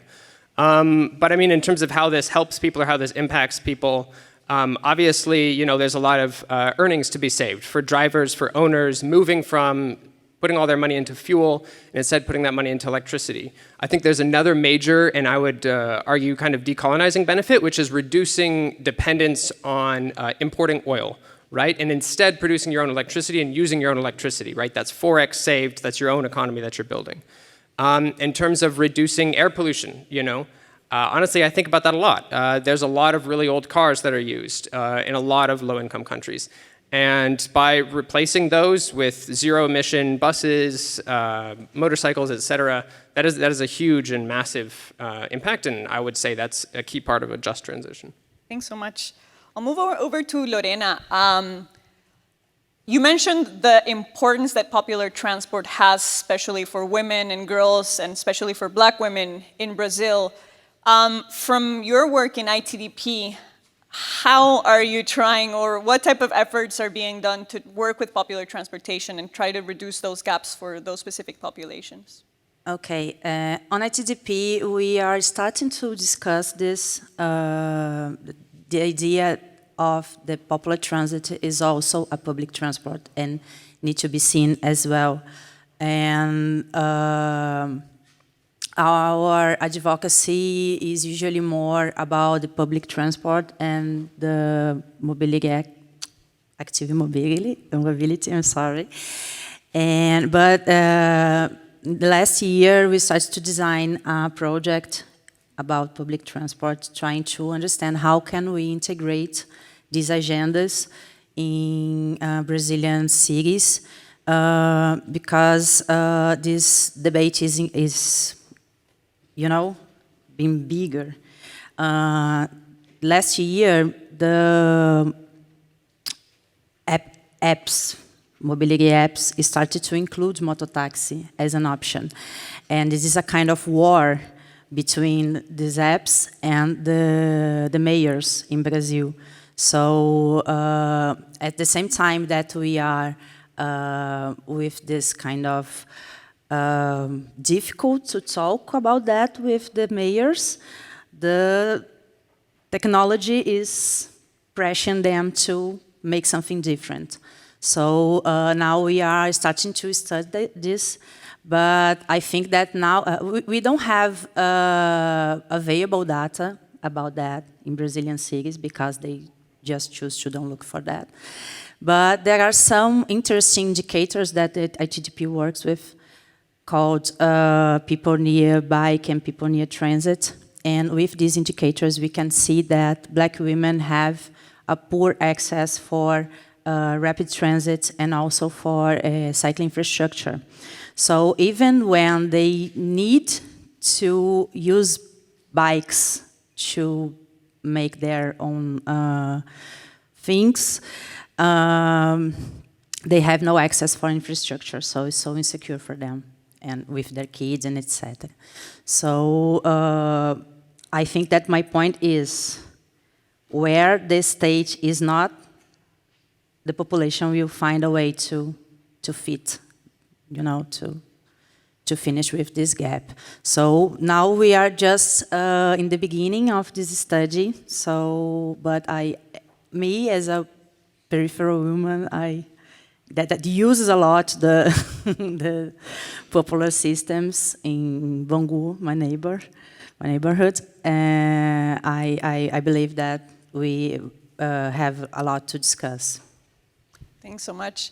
And with the conversations with local authorities and the mayors that you've had, what do you think are like if you have had them, the most successful strategies for having them concede to, okay, this is something that we should look at? How are you managing to convince them, or is there, or is the data the strategy that you're using for now?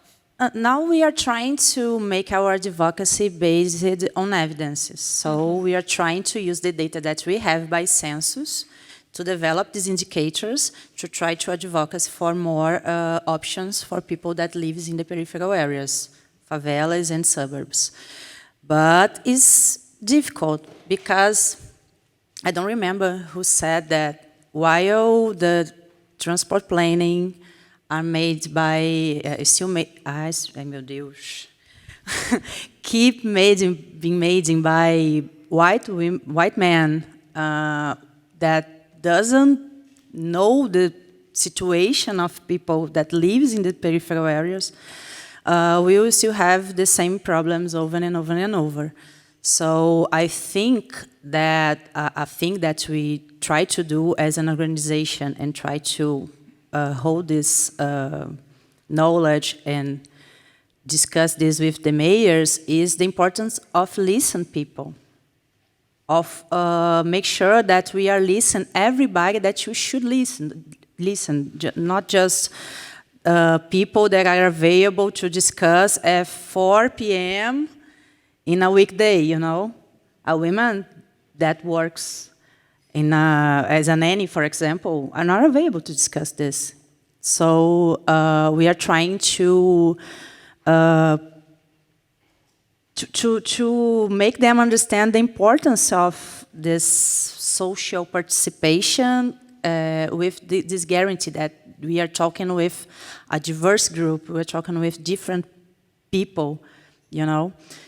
And I think that's it. Thanks so much. No, that's great. And I'll turn to Emmanuel. You mentioned before that you have been part of these movements that are opposing the ban of popular transport modes. And it's usually banning, which is the first instinct of governments. So can you tell us a bit about who, apart from you, is being part of this movement to oppose the bans, and what the response of the government has been, if there's been any progress on having deeper conversations that go beyond, no, we need to ban this and that's it?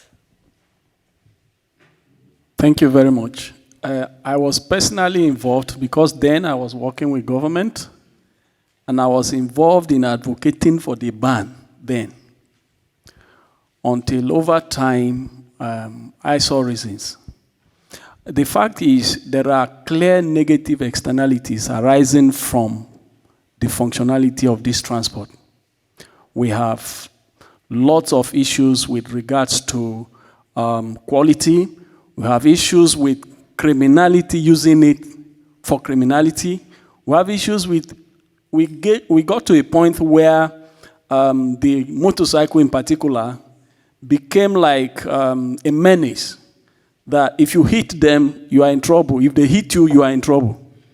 And to a point that if you have accident with them, they burn your car right there. If you survive it, it's your luck. And because of that, you can't really query why they are banning them. But then, if you have problems with crime, let's face crime. This was the point we came to realize, that there's a need to separate crime from mobility. Yes, mobility is being used for crime, but we should separate the two so that each one has a focus. And so when we got into advocacy, like you said, there are a number of people involved, but very, very minimal, because everybody tends to believe that these people are troublemakers.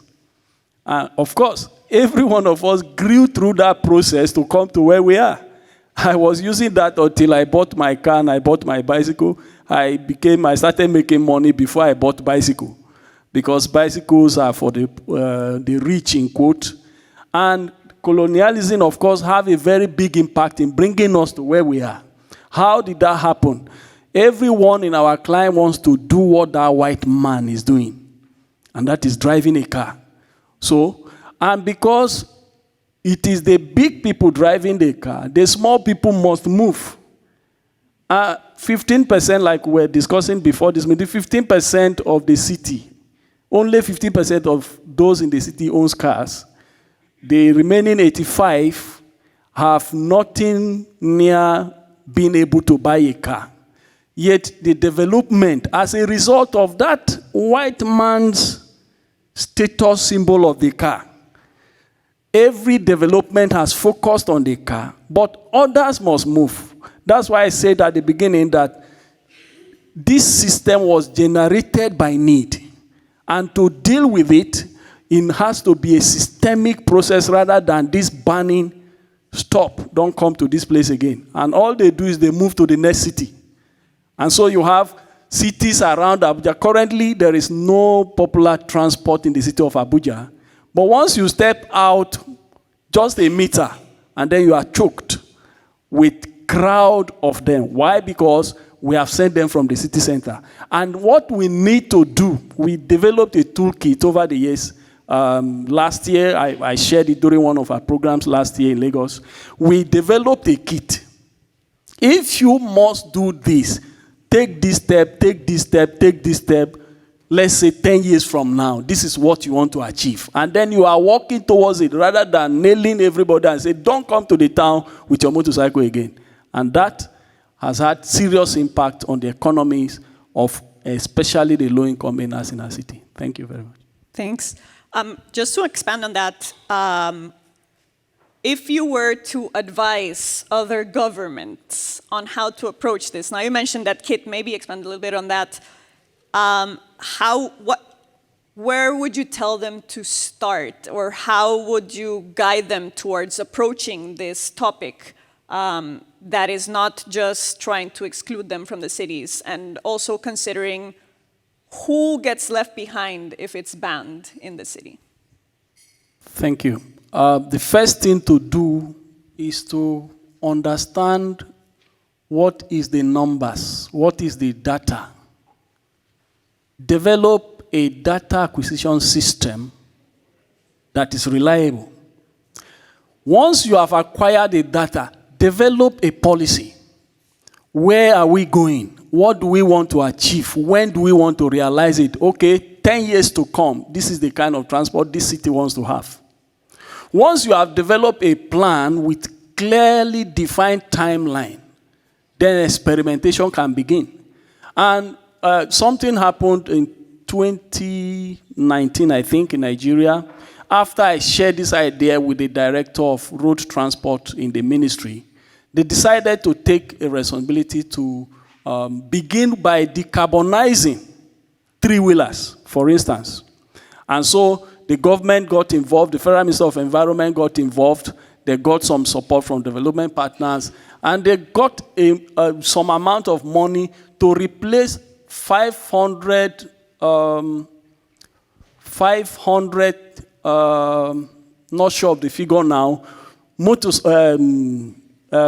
three-wheelers, collect them from the owners, give them back solar-powered version of it, and then they pay back in 3 years installment. The process started, and then there was a change of leadership at the ministry, and then it was truncated. So one of the ideas we came up with in the course of developing that toolkit was that after you have developed a plan, the first, or rather the next step will be to organize them into a system rather than each individual doing what he wants to do. Once you have done that, areas where decarbonization is possible, you begin decarbonization of the vehicles that they use. And after that, you could take other steps depending on what you have put in your timeline to achieve. And that could lead you to a very successful system that will continue to meet the needs of the citizens rather than hurting them suddenly by way of banning. Thanks so much. Can the moderator, can you tell me how we are on time? Oh, we're super good then. We started a bit earlier. 10? Okay. So we've heard from the panelists that we need to consult with people, the people who actually use these systems, and not confide on our own capacities as experts in mobility that don't use these systems to regulate them. We need to do participatory processes. We need to gather data. We need to really understand how they work and who they're serving to actually make good decisions about this. Could we do kind of a round to say what would be the key element that needs to be done differently in approaching popular transport and in actually integrating it into transport planning? Think about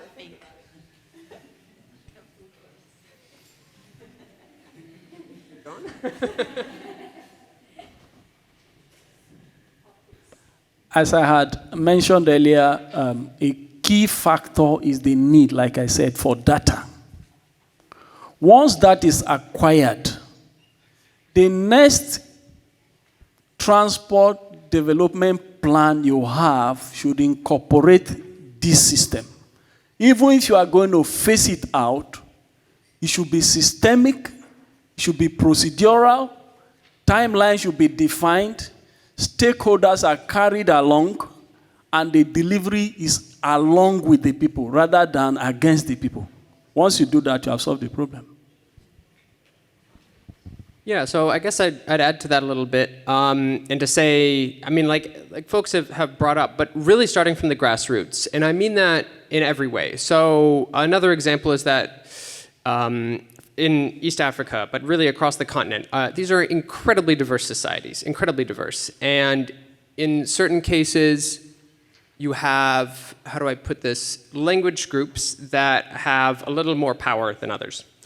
And they might have grown up in the capital. And they're like, okay, we're gonna go out and do grassroots work. And so they go up to, northern Kenya or central Tanzania or, eastern Uganda, which is not well represented in government and by high-income people. And they kind of speak condescendingly to people, and they don't speak the language. And surprisingly, it doesn't work out that well. So it needs to be a really thorough effort. It's not do a stakeholder meeting at the beginning and at the end.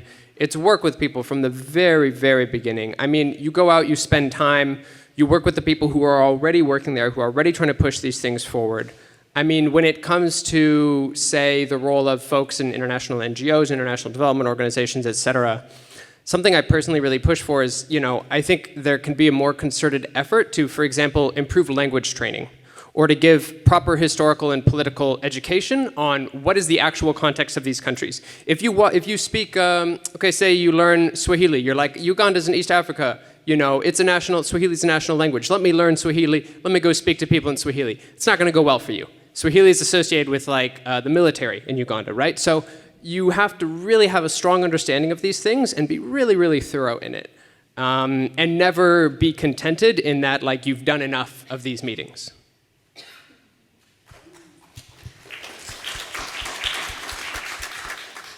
Yeah, I think I just want to add that for me this is the main idea of social justice, right? So understand the needs of the most vulnerable population and try to provide to them. And as soon as we can do this, we will have all the society offered by some service and some rights.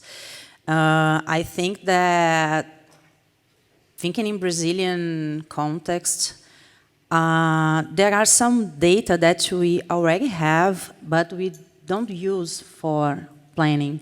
So while I was listening to you, I was thinking, okay, you already know that motorcyclists are people that are dying more in transit, and we know that the most part of these people are black people that are probably working. If they are not mototaxi, they are probably working to delivery. So what else do you need to understand the importance of discuss this with more, perdi essa palavra, but discuss this with more seriously, I think. So I think this is the 2 points that I agree with you. We need data, open data, updated data, and also is really, really important, listen to the population and understand by them their needs, listen their own solutions, and understand how us as the guys that studied a lot can really help them and not put our opinions and everything that we learn bottom up like this now. So I think that's it. Thank you so much.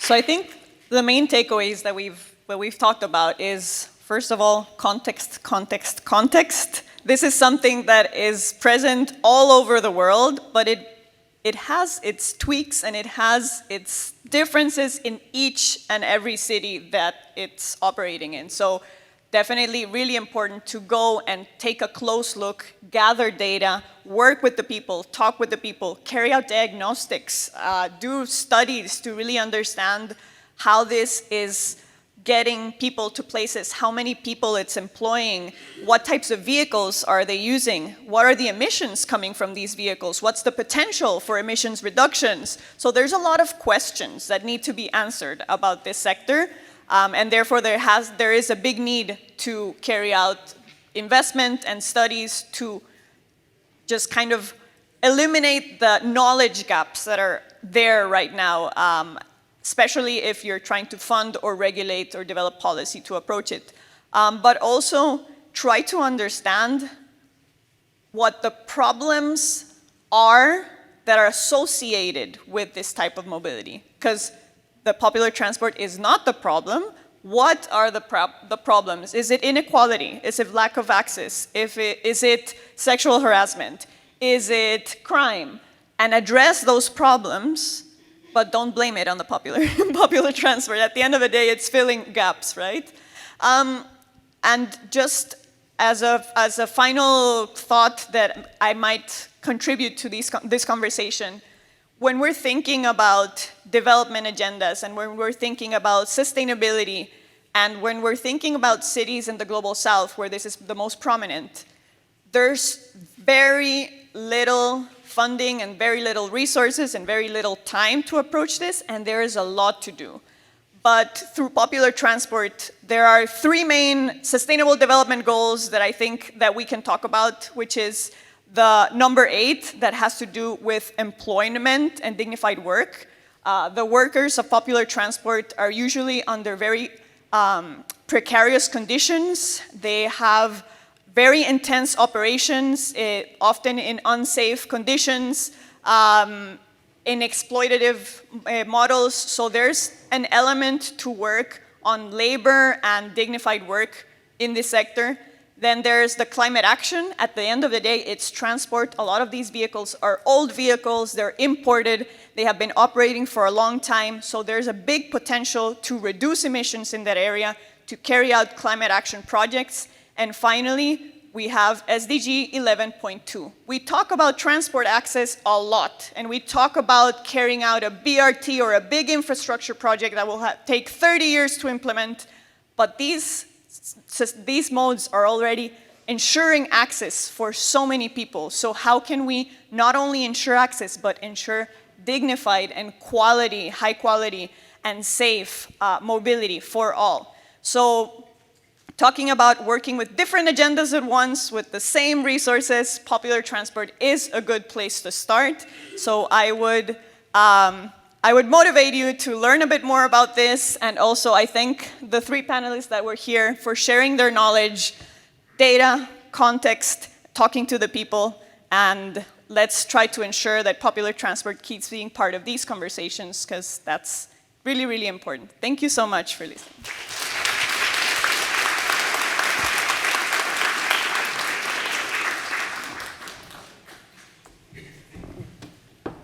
Thank you, Andrea, and all of the panelists. I think that note about talking to the people is something that's very important. It comes up in a lot of advocacy work, and so the fact that we can reiterate that in this room is so important, and thank you for that. We've had a slight shift in our program. Rather than Crystal coming now, she's going to come a bit later in the program. But for now, I'm going to ask Isabel Duxfeld, the Regions Working Group and SMC Platform Coordinator and Communications and Membership Manager at Polis Network, to come join me to present the Gender Imbalance in the Transport Sector, a Toolkit for Change, a Sum for All Gender Working Group report. And she's going to give you more information. Welcome, Isabel.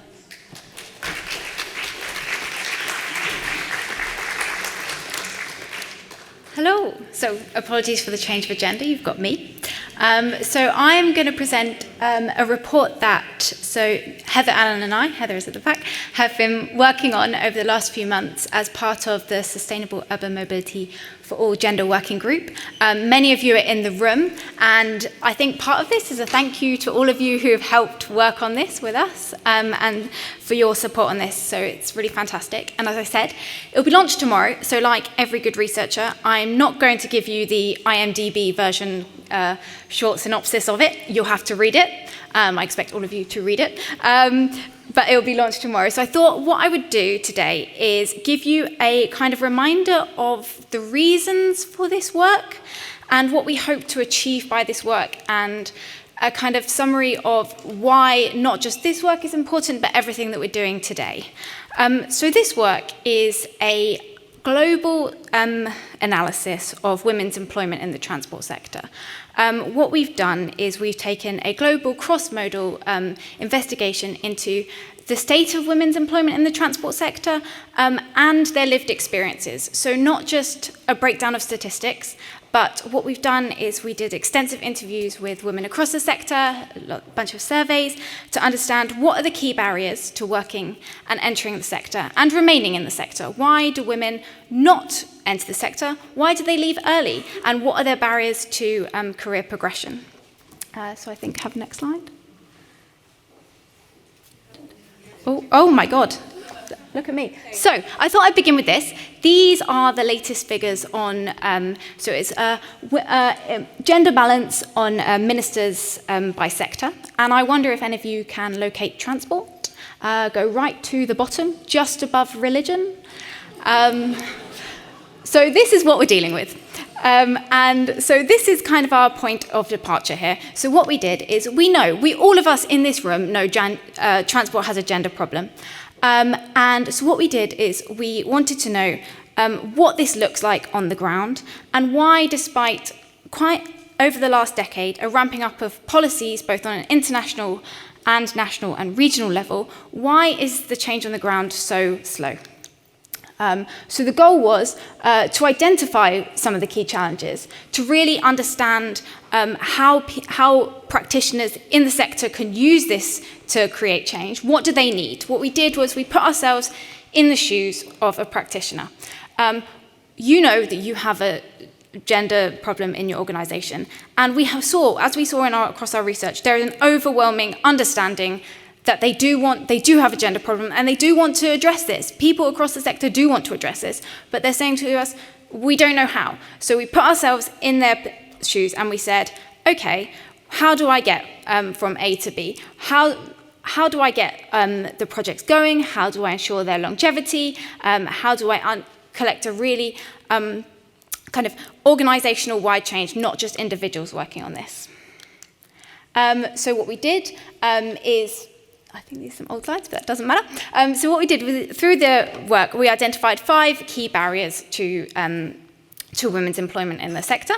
And as you can see here, and I'm not going to dive into them fully, because again, I'd like you to read the research. But what we saw is we've seen extensive gender stereotyping remaining. We've seen discriminatory work cultures, what we're calling invisible glass ceilings. So you might have heard of the glass ceiling, but what we're saying is that people do recognise, and people are putting in policies to say that yes, we should have X number of women in leadership positions, in board positions, but actually women are still struggling to get to these positions because of the ways that career progression and promotional opportunities still work. And a lot of these are very specific to the transport sector. The ways that women and everybody in the organisation makes their way up from the bottom to the top is still really restrictive on the ways that on women.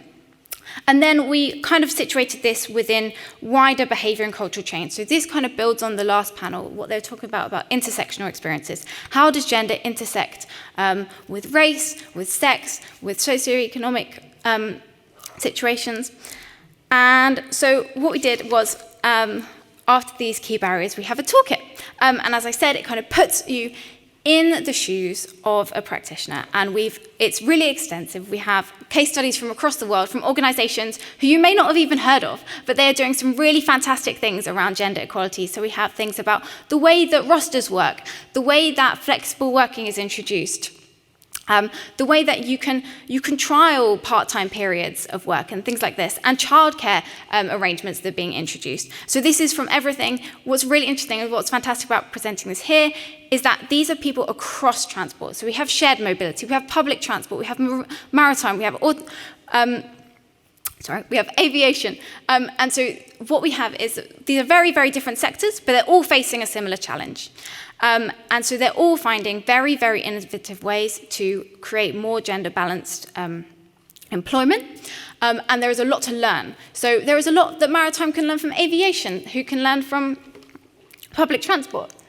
And so this is a little nice thing created by my colleague. So as you can see, that these are some of the people that we talk to. Many of you are in the room. And that is going back. That doesn't matter. So that is finished. But I think what I'd like to end on is that something that Sanal said earlier. She said there is a graveyard of pilot projects in India. There are also a graveyard of reports.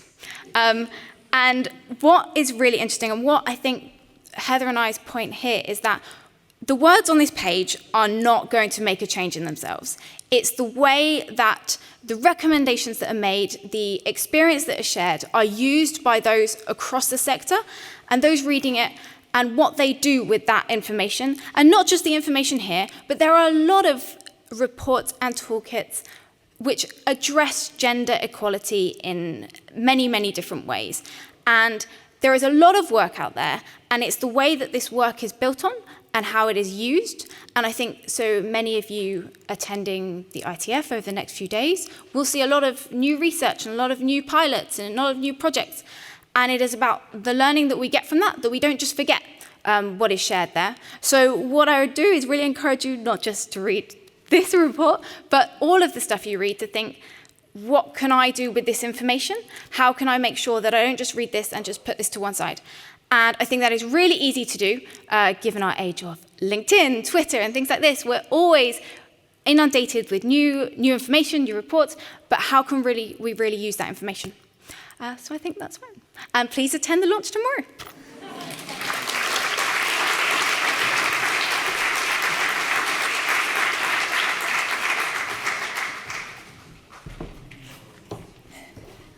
Thank you, Isabel, for being flexible and for sharing the toolkit. And yes, I do also encourage everyone to check out the launch and learn more.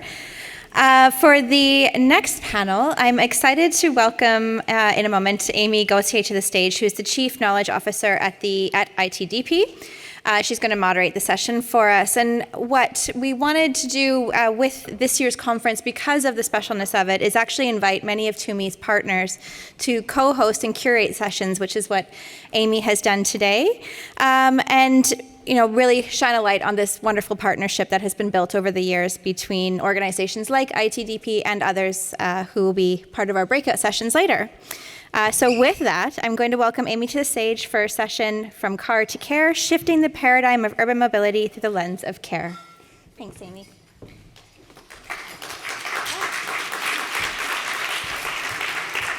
Me with my short legs. Hi, everyone. It's really great to be here. I'm really, really honored and humbled to be in front of this group of people and hearing all the wonderful ideas and discussions and thoughts and experiences that everyone's been sharing. So I want to say thank you. Should everyone come to the stage now? I'm going to invite my panelists to come to the stage. So please come on, step up. Hey, and we're elevated. Great.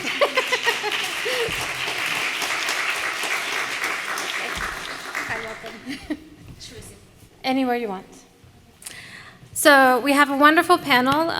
So far we have Lorena Freitas from ITDP Brazil. Yeah, for a second go, guys. So give her a hand for being another presentation again.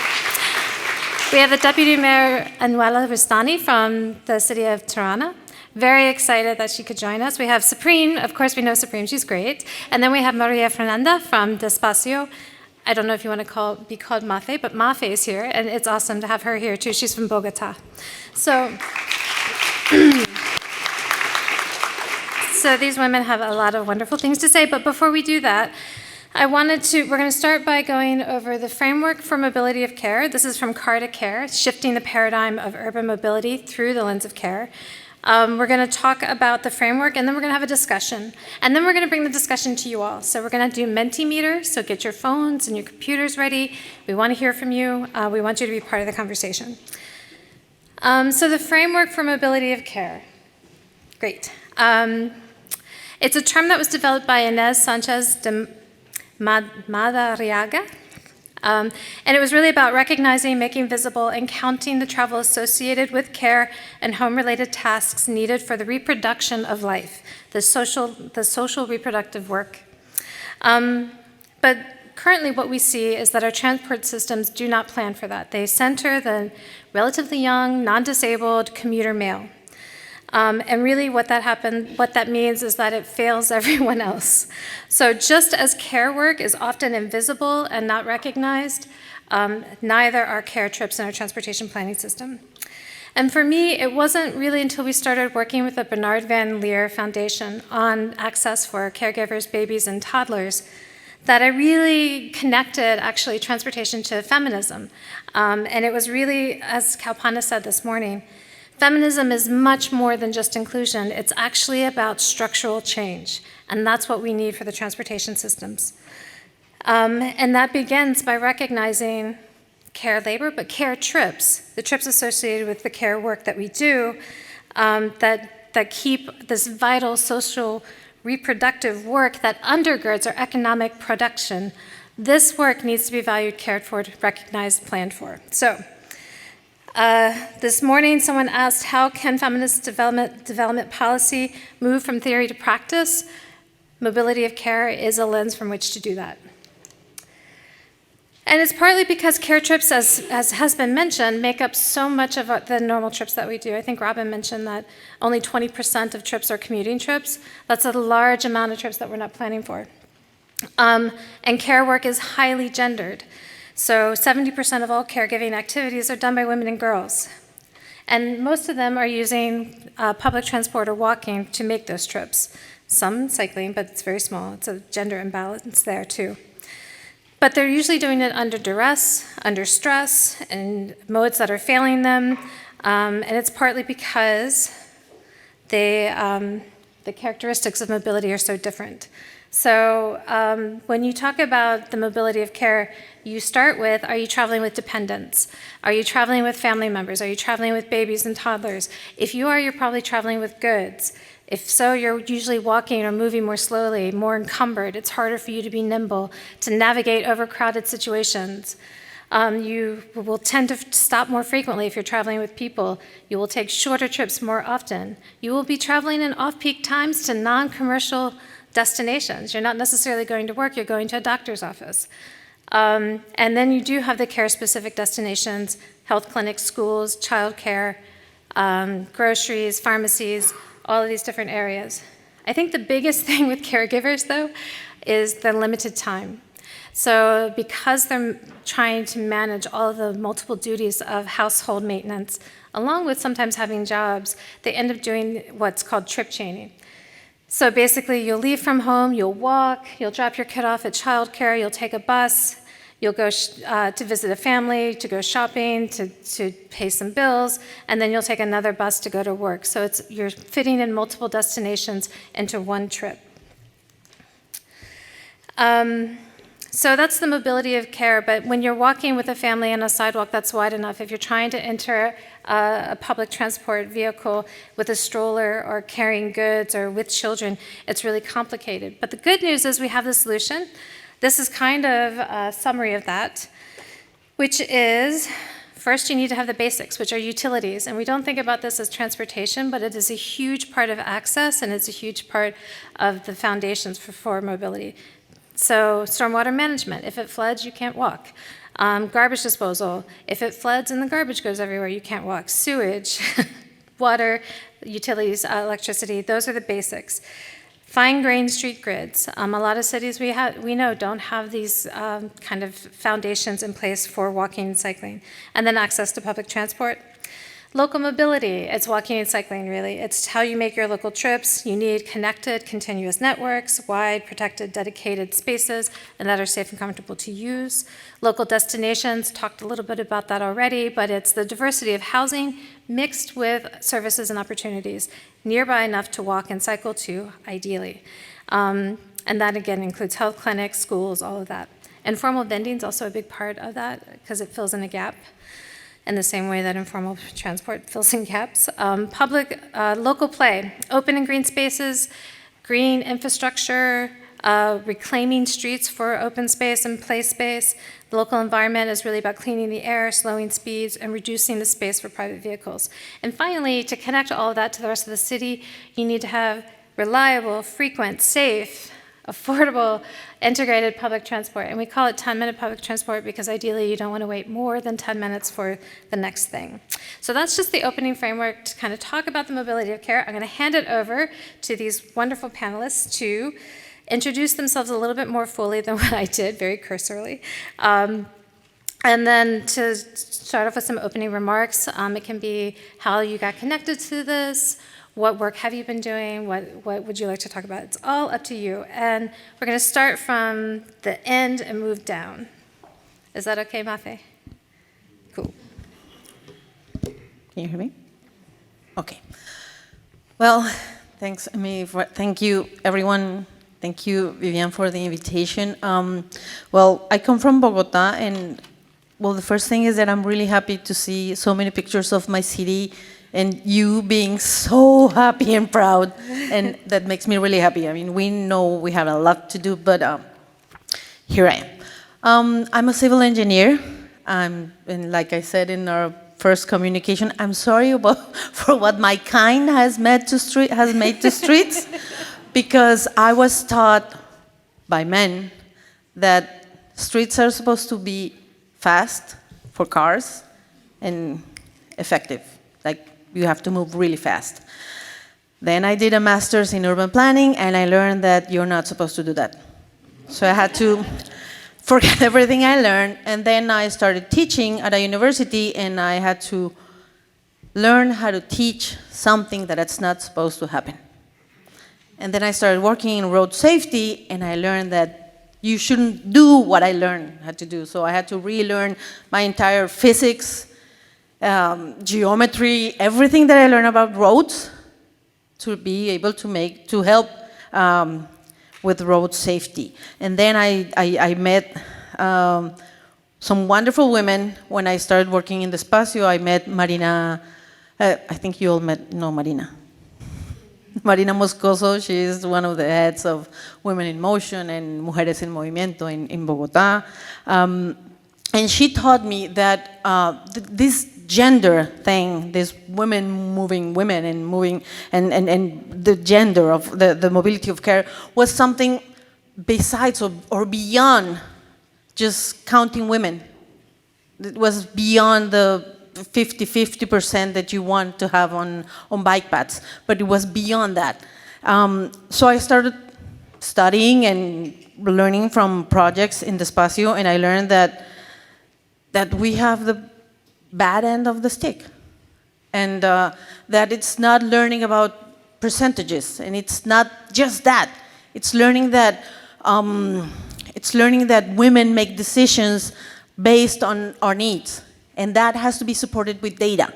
So we need special data, and we need to make accounts for women. In the Espacio, before I joined them, they did this account of comparing where were women bikers dying and where were men bikers dying. For example, men were dying on the main roads, women were dying on the secondary roads and residential, commercial roads. So what's happening there? Well, they're making shorter trips. So women don't need huge bicycle highways. They need better streets on their neighborhoods. I worked on a safer vehicles for Colombia project, and I learned that cars are designed by men for men, and the crash test dummies don't have our bodies. Did you know that?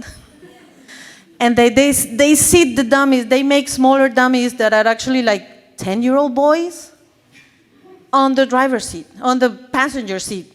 So they test cars, not for us, but for them, for men. I learned that mobility of care is not just about women. It's who comes behind a woman. It's a child, it's an older person, it's someone who needs to be taken care of. So it's someone that walks slowly, that cannot see, maybe has a cognitive, disability. So that's what I've learned working with the people in the Espacio and working in this. It's not just a percentage, but what's happening deep down to lead to interesting decisions that normally you don't see in the books.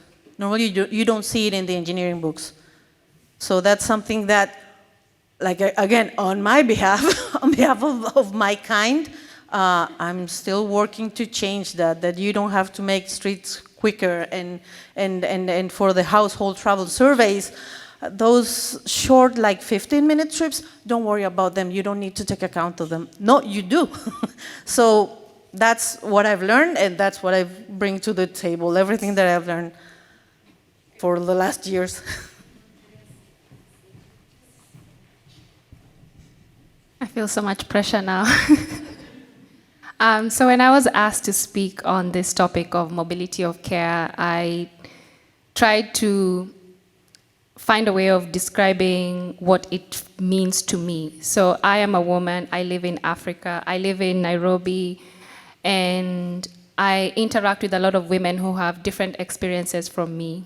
There are a lot of African women who are burdened by the responsibility of being caregivers.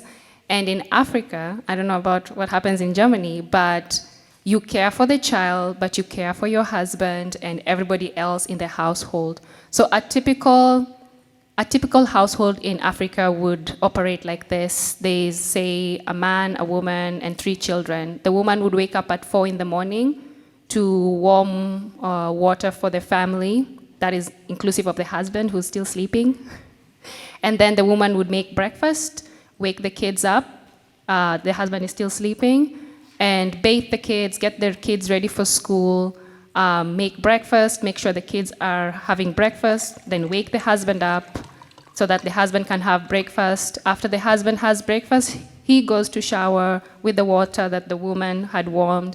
And then the kids also get, ready for school. Then the husband gets ready for work with the clothes that the woman has to iron so that he can be presentable to go to work. And then after everybody else is ready, the woman would now go to, shower and eat breakfast, probably eat while taking the kids to school. And everybody would leave the house. The husband would go straight to work. The woman would have to walk the kids to school or to the bus stop and ensure the kids are in the bus stop. The husband does whatever he needs to do at work. The woman, during the day, has to go to the market to buy food. So in between all that, by the time the woman gets back home, she has to do the same thing. And when I was working with the ITDP a few years ago, we did this study for Kisumu, and we developed the Kisumu Mobility Plan. When we were working on that plan, I came to understand that there are so many trips, so many things that women do during the day that are not accounted for. And it made me feel sad because those trips are important, and those are the trips that ensure the household is running. So when I was asked to speak on this topic, I felt like, for me, mobility is not just movement from point A to point B, but is a whole system, a system that allows someone to travel with dignity, with comfort, without fear. And most of the times we find that our transport systems do not allow for that. So for example, this woman who's taking her kids to school, without a footpath or a sidewalk, they will have to either take a longer route or find a motorcycle or some other means to ensure that the kids get to school. But if we provided infrastructure that would allow this person to take their kids to school in the most efficient, most comfortable, and in a dignified way, they would not struggle so much. Another example I have, when I was pregnant with my first child, I was very intentional about cycling. I cycled until I was 8 months pregnant, and everybody thought I was crazy. And when I was doing that, and I do not recommend anyone doing it, I am crazy. But when I was doing that, a lot of people thought I was crazy. But I remember there's a prime minister in New Zealand who rode herself to the maternity room, and I was inspired. I needed to take myself there, but she beat me to it. But as I was doing that, I realized that there's a lot of things that have been presented to us as women that ensure we cannot do this, you know. We don't have bike lanes. If we had bike lanes, I would have cycled to the maternity ward, but I couldn't because the roads just became a little unsafe. But there are so many things that we don't consider when we are designing our roads that we could easily change, you know. A speed bump doesn't have to be so, like it can be designed better. Our sidewalks could be designed better. And I think as professionals in this field, when we start humanizing the transport system and picturing ourselves being the users of that system, it changes things. When we are in our offices and we design, let's say, a highway in the middle of a neighborhood, we forget that we, at some point, are going to grow old. We will be on, you know, walking with what do I call, strollers and the sticks, sorry. And we forget that we will need the sidewalks. We will be the vulnerable road users at some point. And I always say this, every one of us here is one car crash away to being a vulnerable road user. So when we are doing these things, we have to remember we could be the ones in need of that service that we are not presenting to people. So in summary, to me, mobility of care is a transport system that dignifies everybody's movement.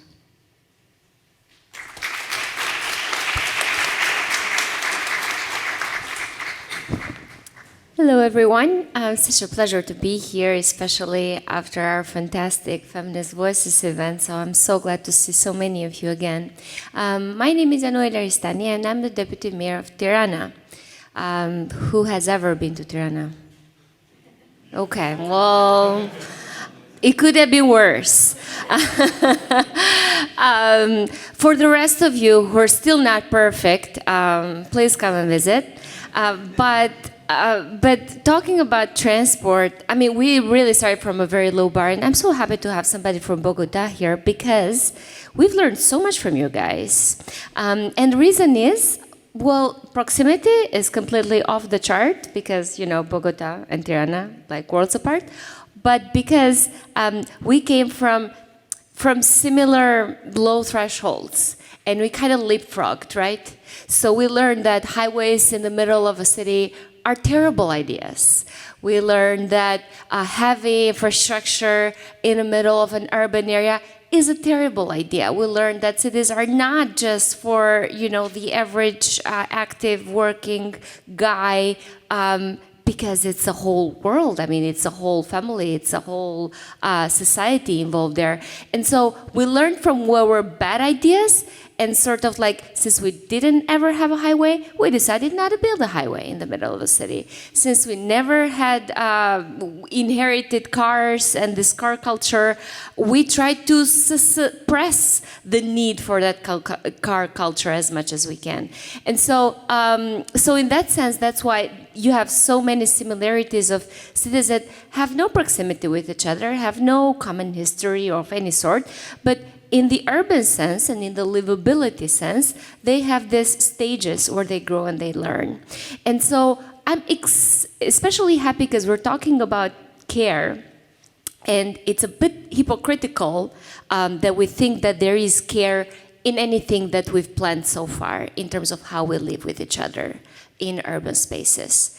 It's hypocritical because it's not transport, it's not energy, it's not workplace, it's not separate sectors, but it's us as a society. We're not a caring society. If we were a caring society, then we would start to think of the most vulnerable when we plan our budgets, when we plan our schools, when we plan our roads, when we plan housing. We would start to think of the guy who's homeless and how to house the homeless instead of raising the standards of gated communities and how they are impeccable and how their lawns are beautiful and how they're separated from the rest of the world. This is not a caring society overall. So we shouldn't be surprised if our transport and mobility systems are not caring and they have nothing to do with care, just because it reflects who we are and how we've built our economies, how we've built our psyche, our development. It's not based on care. When they teach us operational management and effectiveness and effectivity in business school, they're not teaching us care. They're just teaching us how to be more effective and produce more for those who already have more. There's no care in any of this. There is no care in governments, in societies. There's no care in the fact that, you know, the guy that is best dressed gets the taxi before anybody else does, right?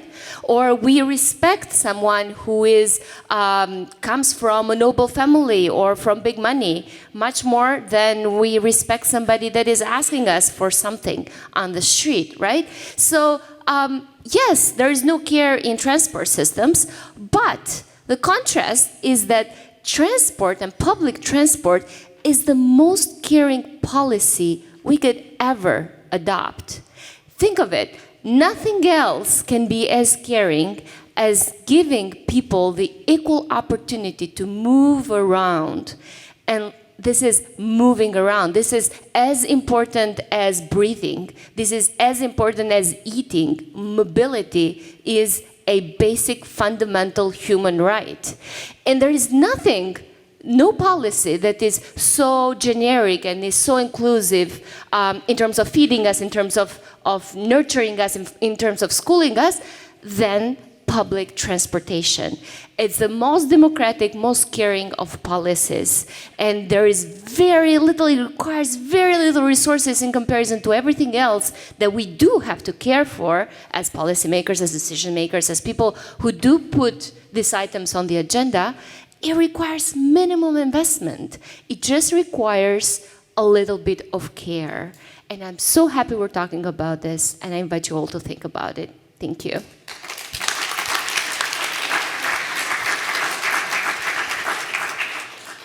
Hi again. Well, it's so nice listening all these amazing women because I'm listening to you and thinking about Brazilian reality, and many things are so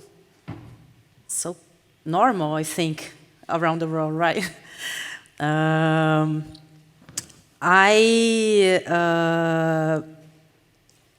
was thinking that since 2016, mobility is a social right that is in our constitution, and mobility doesn't fit that purpose. I'm so sorry, in Brazil. So when we discuss the mobility of care in Brazil, I think we should also try to put the intersectionality glasses to discuss this, because we have this difference between men and women, of course we have, but when we start to think about the reality of Black women, the challenges are huge. It's bigger, it's deeper. And now I think that I'm here just to give you a little bit of context and ask you for help to fix some solutions for Brazil. Because the most part of the Black women live in the peripheral area, as I said, and this is so far away from the city centers and far away from the places where people with high and low income lives.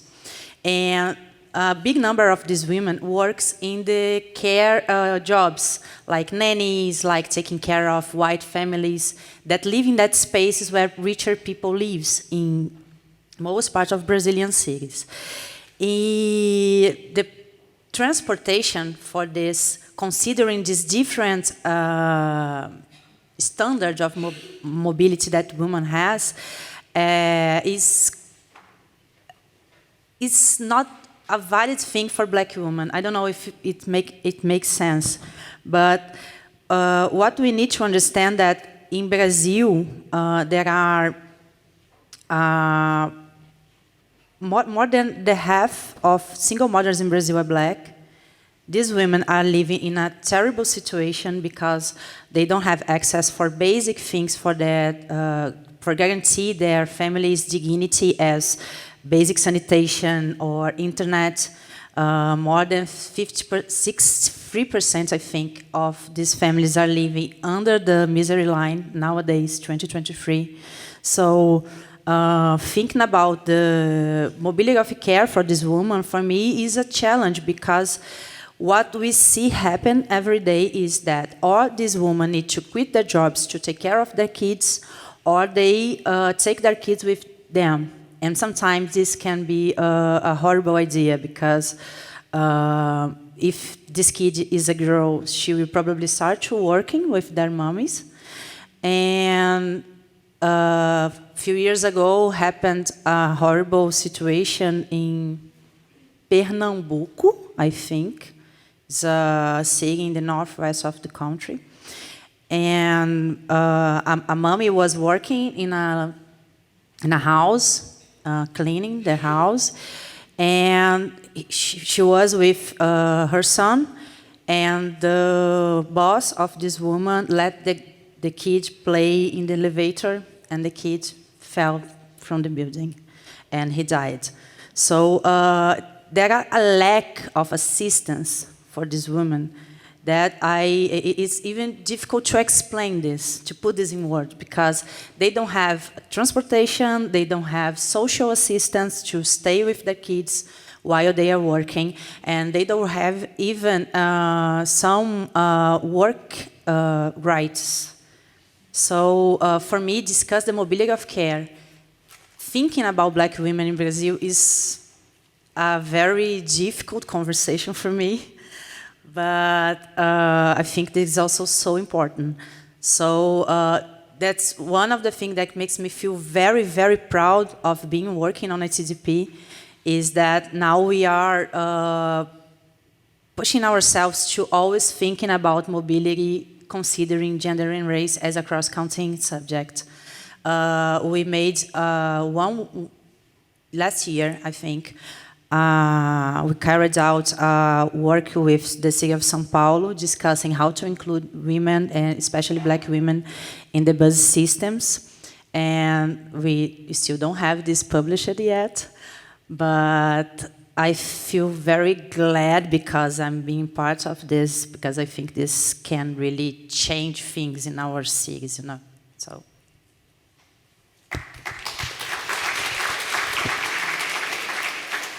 Thank you all for a really great kickoff. I wanted to mention a couple things. One is, Lorraine, part of what you were saying is it's so hard to live in our cities. Like, we make it so impossible to just live in our cities, and our mobility contributes to that. But it's also a bunch of other factors, whether it's like you don't have childcare, you don't have the systems of support that you need. And I think, Anuela, you said that our transportation, I think it was you, I don't know, I didn't write initials down, but that our transportation systems mirror, yeah, it was you, because you were talking about a non-caring society. Our transportation systems mirror the values of our society. And so this is a really big change. If we were to change to a caring society, how do we do that? And I think, I wanted to pull out a quote, that's what I was looking at, a book from Kalpana, where she was like, it's the work of care that makes us human, and I think that that's really important. It's the mobility of care that makes us human. It makes us connect to our lives. So, really great kickoff. I guess the question is now, where do we go? And I think it might be good if we could talk a little bit about the solutions. Like, it's a problem. We have many problems. So how do we start the solutions? And maybe, Anuela, we can start with you, because Tehran has been doing some really amazing work. And it'd be good to hear a little bit about that, and then we can hit the rest of you guys. Sure. So our work has actually started from, and I'm glad your work with Bernard Valnier has started from kids. And since, you know, they're not invested in political ideas, they're not really voters, right? So they tend to give you the real feedback of if something is working or not. So they are a very good indicator species. If you're doing something right or wrong, there's no politics involved, right? They're just gonna say it out loud, oh, this sucks, or I love it. And so in that sense, that relationship is really straightforward. No colors involved, it's just black or white. And so with the kids, it's where we started our work in the city. Because yes, I mean, everything was wrong, right? So where do you start? And what we done with the kids was, well, first of all, we teach them how to bike. But while we're teaching them how to bike, and this starts from like 3 years old in our public schools and kindergartens, but also, you know, private ones, we are also teaching them how to bike on the street in the protected, obviously, bike lanes, but on the street, not just in their playground, because that's easy. Yes, kids love to bike, but then do they really own the city, right? Do they feel they are citizens? Like the rest of us, from an early age.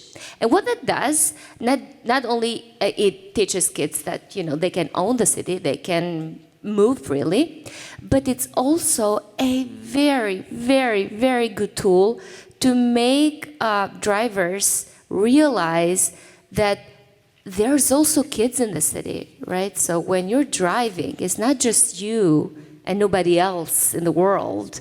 There's also small children biking, potentially old people walking. It slows them down at an enormous rate. Nothing that, you know, stop signs and things like that could do. If you watch a 3-year-old bike along you on the side of the road, on their bike lane, there's no way you're ever gonna park on that bike lane, or you're ever gonna, you know, pull off a billard or stuff like that. That's one thing we're doing with the kids, other than, you know, infrastructure. The other thing that we're doing is, it turns out that public, as you might know also in your cities, public transportation in Tirana is used, 70% of it is used by women. And those women, 90% of them use public transportation as daily as for work or care purposes, meaning they don't just opt on it, right? So they're bound to it every single day. And the rest, like men, they only occasionally use public transportation. Well, because in a lot of societies, like Albania or other countries that are emerging economies, the vehicle, if a family owns a vehicle, the vehicle is obviously managed by the guy of the family who drives himself to work. The rest is done by women, right? With public transportation. So what we're doing is we are making it impossible for cars and very possible for transportation, right? Because I mean, it has to be equalized somehow. But the logic is, if, you know, the female actor of a household is taking care of 80% of the household, that means that 80% of the investment and 80% of the focus should be on that particular mobility option, right? And so that's what we're doing with public transportation, with removing all car parkings from all the public, all of the downtown. So cars go down, people go up. And we are sort of revolutionizing the fact that in the city center, and Tirana is very walkable for those of you who've been there, in the city center and in the main neighborhoods, we are going at a tremendous pace of pedestrianizing the roads. So that started from the city center, where we had sort of a roundabout where you just go and then decide where to go for cars. And instead, that whole place is walkable. Not only is it walkable, but it's surrounded by parks and it's surrounded by sitting areas, which are also very important in mobility. And I do want to remind you all that is, where we're talking about mobility, we're not just talking buses, we're not just talking transportation vehicles, we're also talking all the tools that make sustainable and active mobility especially possible and doable, and that includes resting areas, and that includes big sidewalks. So all of these things are things that for people who work in the city, those are routine things, right? So when you're planning a budget for the year, you're planning on some pavement, you're planning on, public transportation, you're planning on a school street. And by the way, I would love to talk about school streets if I get a chance. But you are basically using the same amount of money. It's just a decision of where to put it better. And I think that the decision is very straightforward. You put it where you serve people most. You don't put it where it used to be put. You don't put it where they taught us to be put. You don't put it where the rest of the world did put it for the last 50 years and went wrong. You just put it where the data says. And the data says that, most people don't drive a car. Out of those people, most of them would not even consider driving the car in the near future. And they're walking and they're biking and they're going to school with public transportation. So then you do divide your budget like that proportionally. You do divide the street like that proportionally. For any new infrastructure, if you have 100 meters of wide street, 70% of that should go to bikes and pedestrians, and only 30% should go to vehicles, if 30% is the amount of people who are actually driving. And if we think like that and you plan like that, it can be really straightforward. I mean, this is not rocket science. But what we've done before was, let's just take care of the cars of this 30% first, and then see if there's any space left for the rest. And I think that for any city, it doesn't matter what stage of development you are, I think that logic should sit when we do planning and when we do budgeting and when we do fund allocation and when we do design and when we work with these things. Because, you're obviously practitioners or advocates, or you are involved in this industry. And as in any industry, you put your money where your mouth is, right? And the mouth is really huge and is just opening up and screaming and saying, this is where you should put it. And we're still sort of like refusing to see it, but that's exactly what we're doing. That's amazing. And I do want to say that I didn't realize that sitting was part of walking infrastructure until I was walking. My dad came up to visit me in the city and we're walking around and he has to sit every couple of blocks just to rest. And that didn't even occur to me. And it's the same true with if you're traveling with young children, they need to rest too. So it's an interesting thing to be thinking about. What infrastructure do you really need? Wow. Yeah.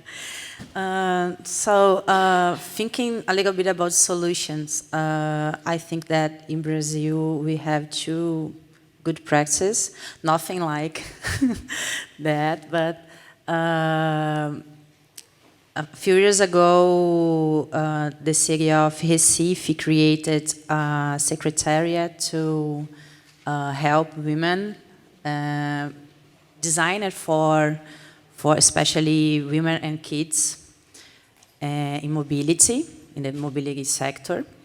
And in São Paulo, as I said, they are creating a working group to discuss how to include women in all areas of the bus system. So they are including them as a planners, as a managers, and also as a drivers. So I think that could be a first step to think mobility not by the eyes of the white guys that are always using cars. I think that's it. Just to say, I think institutional, setting up the institutions to mirror the goals you're trying to get to are really important. Thank you. Well, I have 3 things to add to the conversation. One is, I think we've spoken when we were planning this. We have to sell the idea that mobility of care is not just about women and making it pretty for women. It's not just planting flowers on the sidewalks or, I don't know, pink buses or things like that. It's not that. It's making it so simple and so easy that a woman with a stroller, with high heels, with a baby, with the bread, it's going to be so easy for her that she can work on it. Sometimes men said, well, why do you want to make it so easy? And the answer would be like, why is it making it easy bad for you? We're going to make it easy for you, dude. Like, wake up. Think about that. So one thing is making it for women, it's not making it pretty, but making it simple.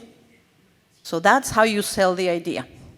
The second thing, and it's something that I know it's been done in Bogota, and it's just inside the Secretariat of Mobility, there's a place where women from the Secretariat of Women are sitting. So they're involved in the decision making.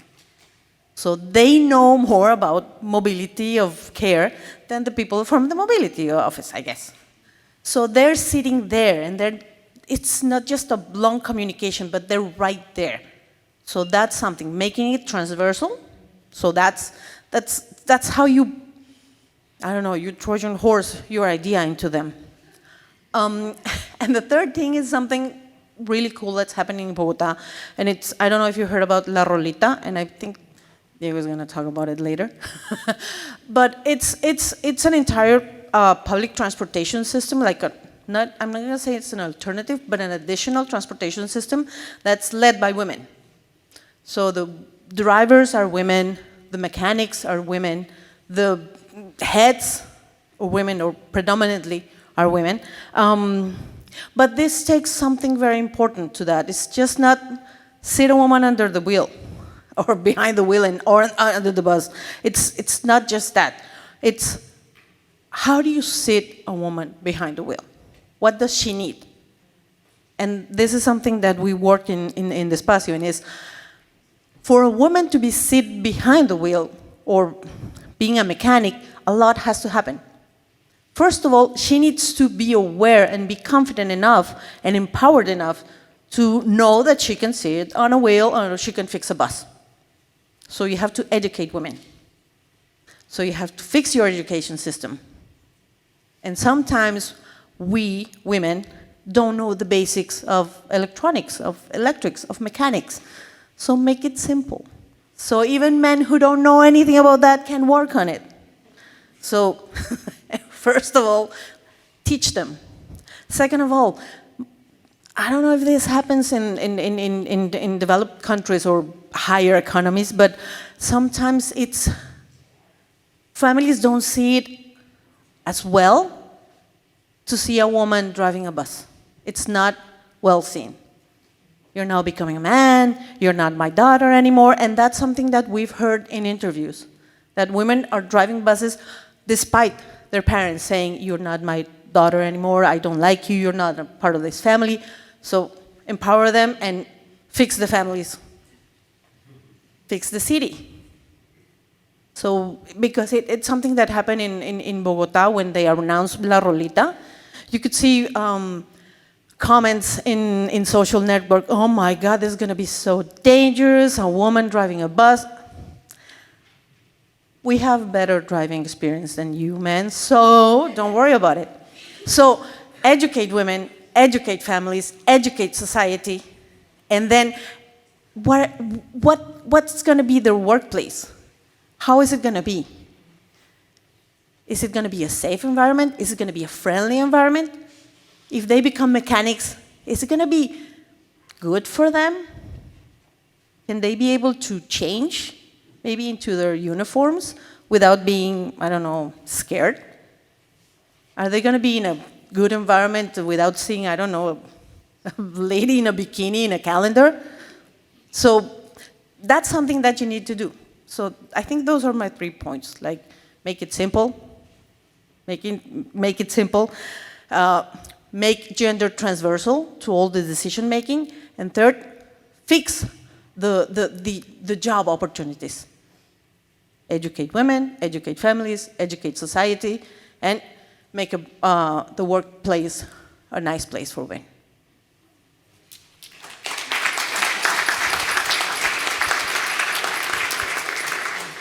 I'm trying to think of something that these wonderful ladies haven't already said.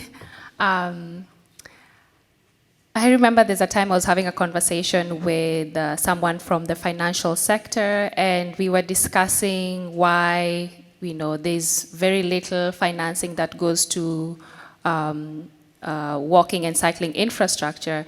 And he said that walking and cycling infrastructure is just not bankable. And I was like, what do you mean it's not bankable? And he said, there's just not enough data. And I said, okay, fine. We understand there's not enough data, but what do you mean it's not bankable? Is walking and cycling infrastructure not worthy of your money? And it got me thinking, how do we make this really important infrastructure attractive enough to these financial institutions to want to put money into this, into the infrastructure? And I still struggle with that answer because I know it's so difficult, and I think I said when I spoke previously, it's so difficult to quantify happiness or actual use of this infrastructure. So maybe we need to have a different yardstick that we are using to justify where we are putting money. It doesn't have to be the size of the road. It doesn't have to be how much, how many cars use the road or how many people walk. It could be as simple as what Ariella has said. Just look at how people interact with the space and then figure it out. Ask people, interact with people, and you will have your answer. But it's still something that I know a lot of these financial institutions will probably not use, but I'm hoping, we could find answers for them so that when they are sitting down to figure out where to put money, they would say, X number of people walked here smiling. So, what else? Oh, I was also thinking of a potential solution for a lot of us who want to have better infrastructure and are still stuck with the same thing. And it could be as simple as reviewing the current policies that we have and sitting down and reading it and dissecting it and trying to see, is it working, is it not working, and working with the community, working with experts, working with the students to develop something better, because we are trying to fix a system that is so ingrained in doing things a certain way, but we still want to work with the same policies that are there. And then I also thought about the school system. You're still guilty in our eyes, engineer.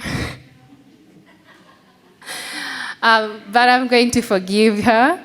So our school system is still, in many cases, the same. A lot of us still have the same, way that we are being taught to design streets. So maybe we need to go and change the engineering curriculum. We need to change the urban planning curriculum, because we are teaching it at master's, whatever level, but those in kindergarten, those in primary school, those in doing their degrees still don't. They're the ones who are being entrusted to design our streets, our cities, but they're leaving school without enough knowledge on mobility. So maybe we need to start going to schools and talking to students or talking to professors or whoever is teaching these institutions to start talking about mobility of care. Let's start putting it into the educational institution so that by the time they're leaving that institution and getting jobs, they are not doing the wrong thing. And in Africa, in Kenya, I also wanted to just, the transport curriculum that we have that drivers use when they are learning how to drive, there is some sort of, we need to slide in pedestrians and cyclists in that conversation. When they're learning how to drive, they also need to learn how to interact with pedestrians and cyclists on the road so that they know what to do in case someone is crossing the road. You know, just simple solutions that don't have to take so much resources or time, but they are doable. We just have to be very intentional about these transformations. Thank you. Thank you. We're out of time, but I'm going to beg one more minute. And if we can put up the slide really quick, I don't know if we have time for this, but we want to hear, these are the solutions we heard from the panelists. We want to hear what your solutions are. This is the beginning of the change. This is the transformation. Everyone has a role to play. So you can use your QR code, or you can go to menti.com and type in the code 3961976. And then if we can show the results as they come in, type in your solutions. I want to, and this would be really great, I want to thank everyone. And well, we didn't get a chance to talk about school streets for schools, streets for kids. But if you want to say like one blurb about it, or maybe they can hit you up during the coffee break. I don't know how, why we wait for results. This is a really, is it on? Probably not, because we're out of time.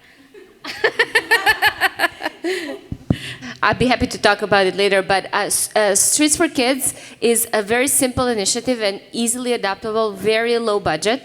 And what it does is, if you go and ask why there is traffic around the schools, in the streets around the schools, 70% to 80% of the traffic is caused by parents driving their kids to school from no further than a block away. And so, just because they don't feel safe for their kids to cross streets.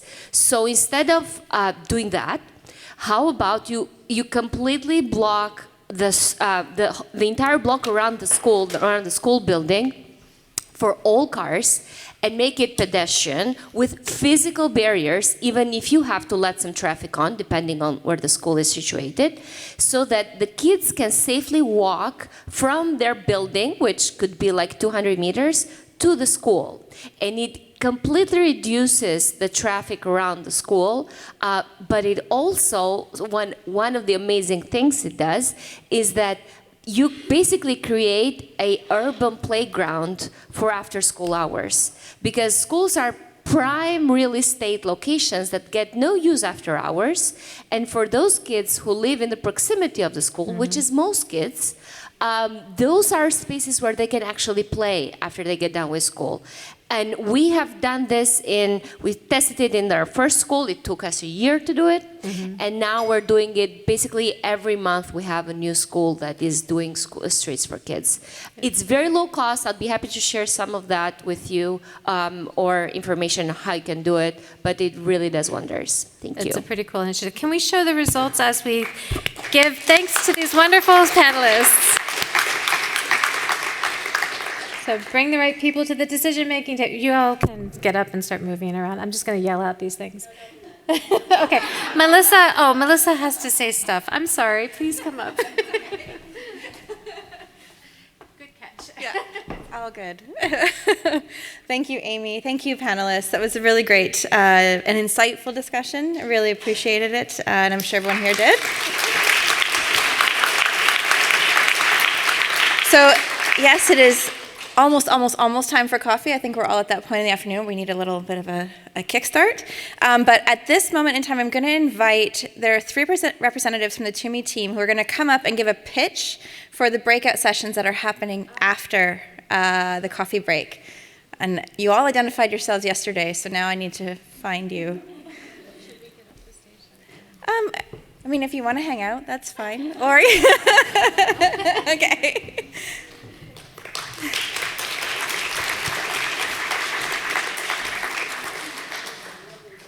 All right, Lena, there was others. Yeah, Rayan there, and 3. Okay, all 3.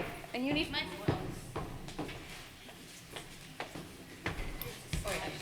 So session number 1 will be here. We'll be talking about gender data. So mapping danger is the name of our session. So everyone who wants to join this one can stay in this room. Thank you. Also, sorry, can we quickly get the slide with the room locations up on the board? Just so everyone knows where they're going. Okay.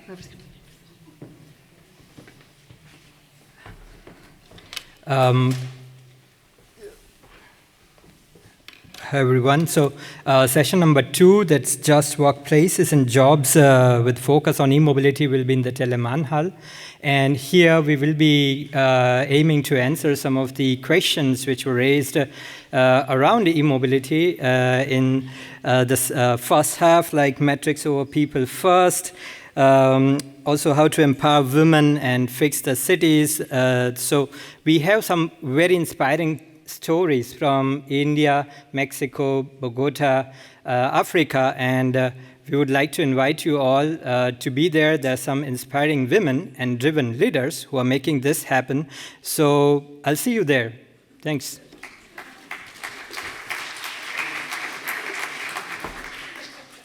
And in the third session, we want to talk about resilience. So we're kind of adding another R to the first 3 R, resilience, in addition to rights, resources, and representation. And you will be able, if you join us, to hear from Sonal on some interesting experiences in Bangladesh with inclusive urban space planning, and also from Emmanuel John, who you've seen before, on how are women affected by economic crisis. So we're looking both at climate resilience as well as social resilience in that space. And we want to make this a working session. So we really would like to collect ideas and solutions, and what do we need to do as next steps if we want to work more on the topic of resilience and gender responsiveness in this space of women in mobility. So we will be meeting upstairs. So if you want to have a change of scenery, come upstairs. We'll be in the Schumann room, and see you there.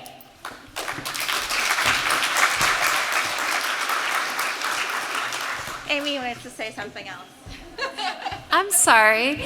I forgot to mention, we have cardboard cutouts in the coffee break area for you to take pictures, to post to social media. Again, we're really trying to push this forward. We have stickers too, so I just wanted to shout that out. Thank you. I'm sorry. It's okay. Okay, so yeah. The 3 sessions are on the board here with the locations, so do find them. They are also sessions curated by our TUMI partners. And after the sessions, please be back in this room by 4:30 for our following session. See you all.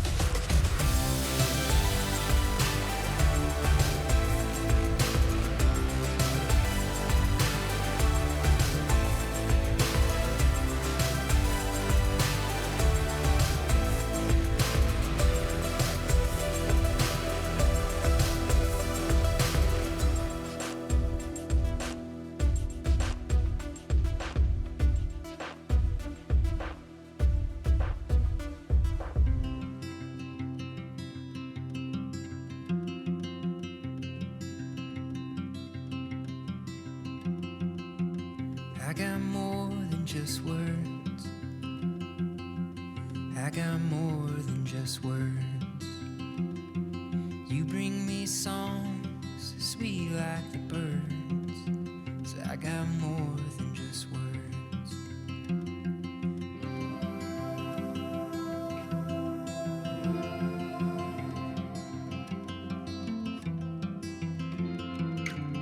I got peace in my mind. I got peace in my mind. Knowing that we've got the ties that bind gives me peace in my mind. The lights are so much brighter. The colors so much deeper.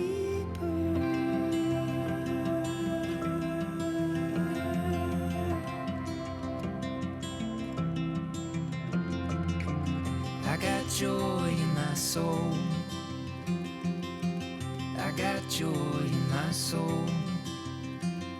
The fact that you're half of what's making me whole puts a little joy in my soul. I got love in my heart.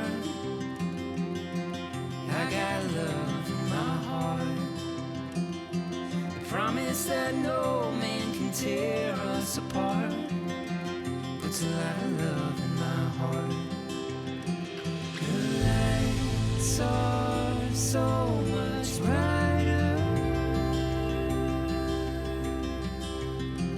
The colors so much deeper.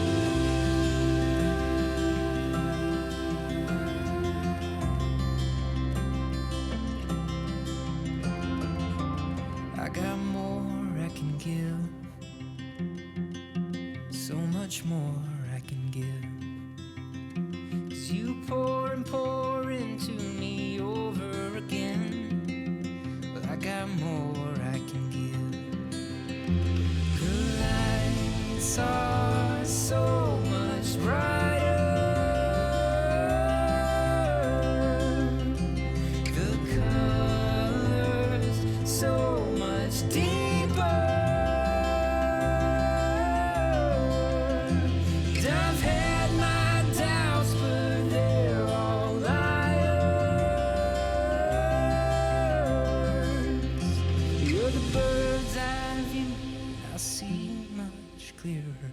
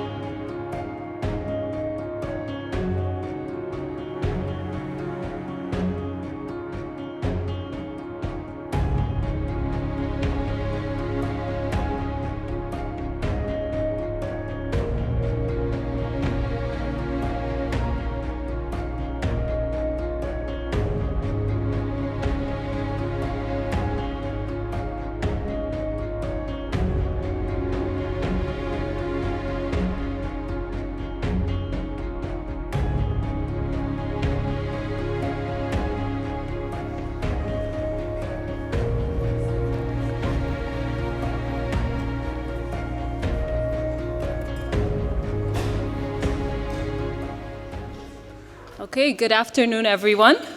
So we are the reason that you are, we've pulled you away from the coffee and dessert, but we have a very interesting panel ready for you.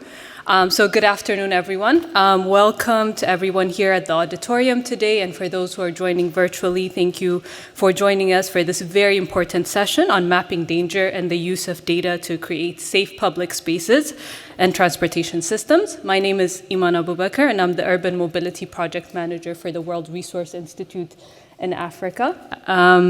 It says India on the thing, but Africa.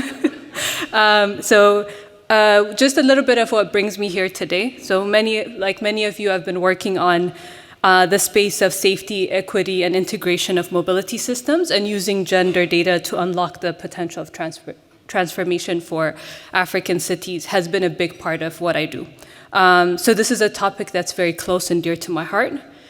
Before we get started and I bring on remarkable panelists, I just wanted to engage and get a little bit and hear from the audience a little bit.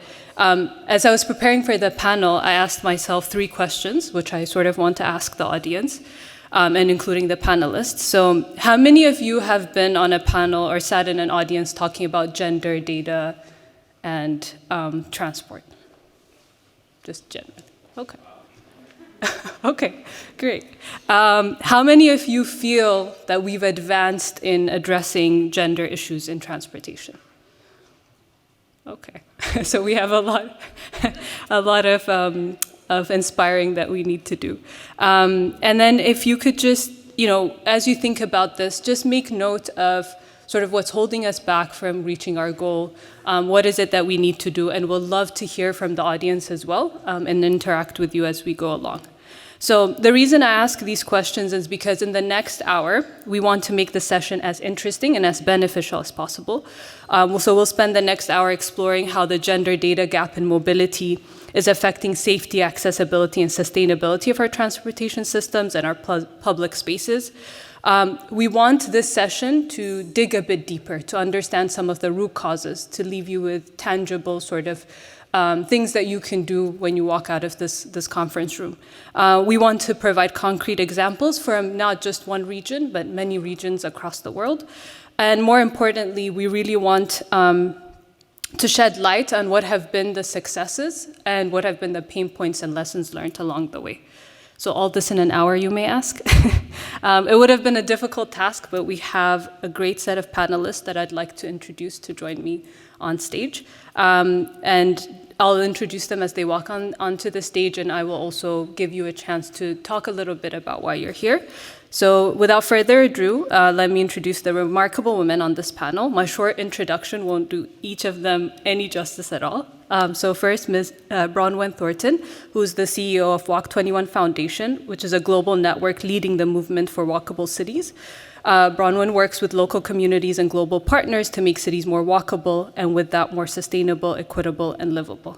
We also have Kalpana Viswanath, who is the CEO and founder of SafetyPin, a social enterprise using data and technology to support cities to become safer, more inclusive, and smarter. And we have Angie Palacios, who's the principal executive in the gender and urban mobility sector at the Development Bank of Latin America. Please give a warm applause for our panelists.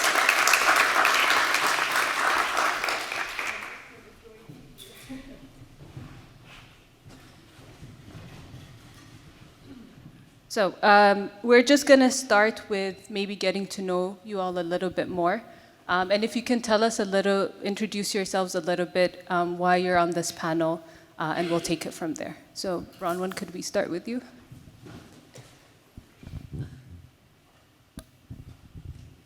Okay. Just to clarify, is this my full impulse talk or just the introduction? You can do the introduction. Okay. I've not done an impulse talk before. I'm quite excited. I quite like taking the pulse of the room as well. I feel like there's quite a lot of expertise here.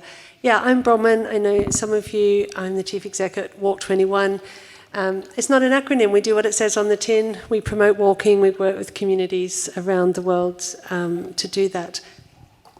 So I wanted to actually, as Kalpana did this morning, reflect on this meeting as a starting point for what I wanted to say. Because I was one of the first I was here at the first Women Mobilize Women meeting 5 years ago.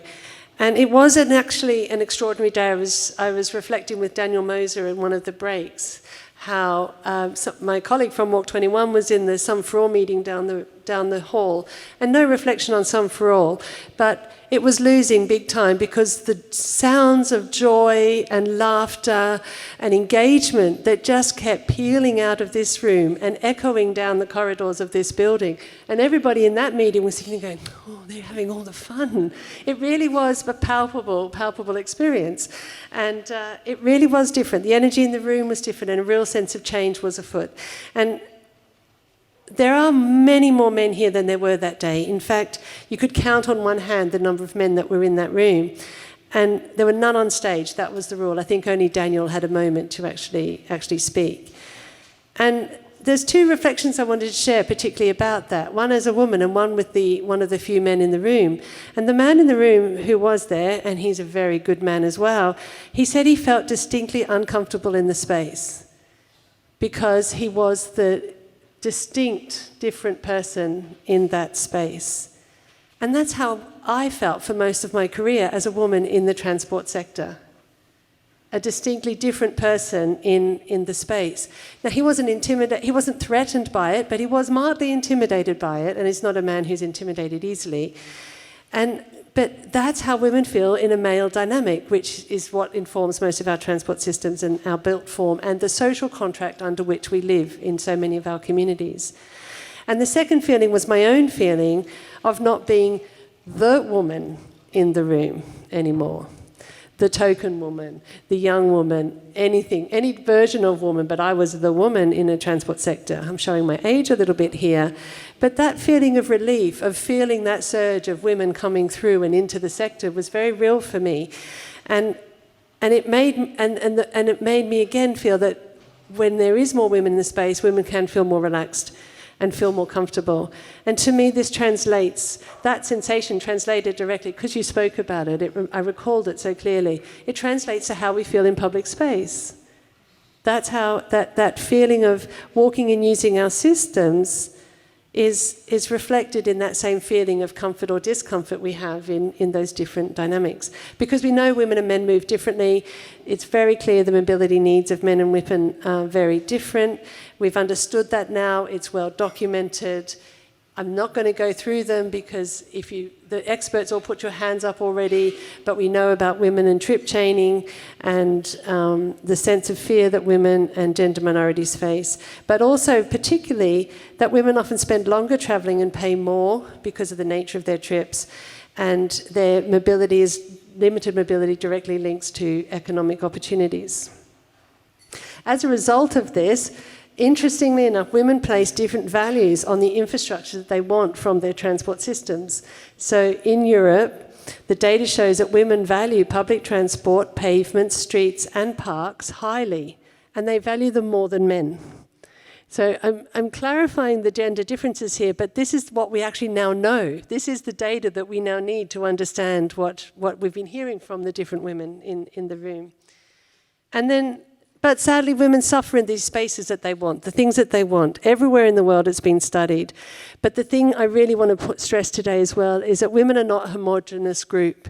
Just as you can look around this panel and around this room, women are all different. It's very easy. The experiences that women have varied based on age. Young and older women experience public space and experience harassment differently. Just as men and women define harassment differently, so too do different women experience it differently. And they experience it differently from night to day and within different cultures.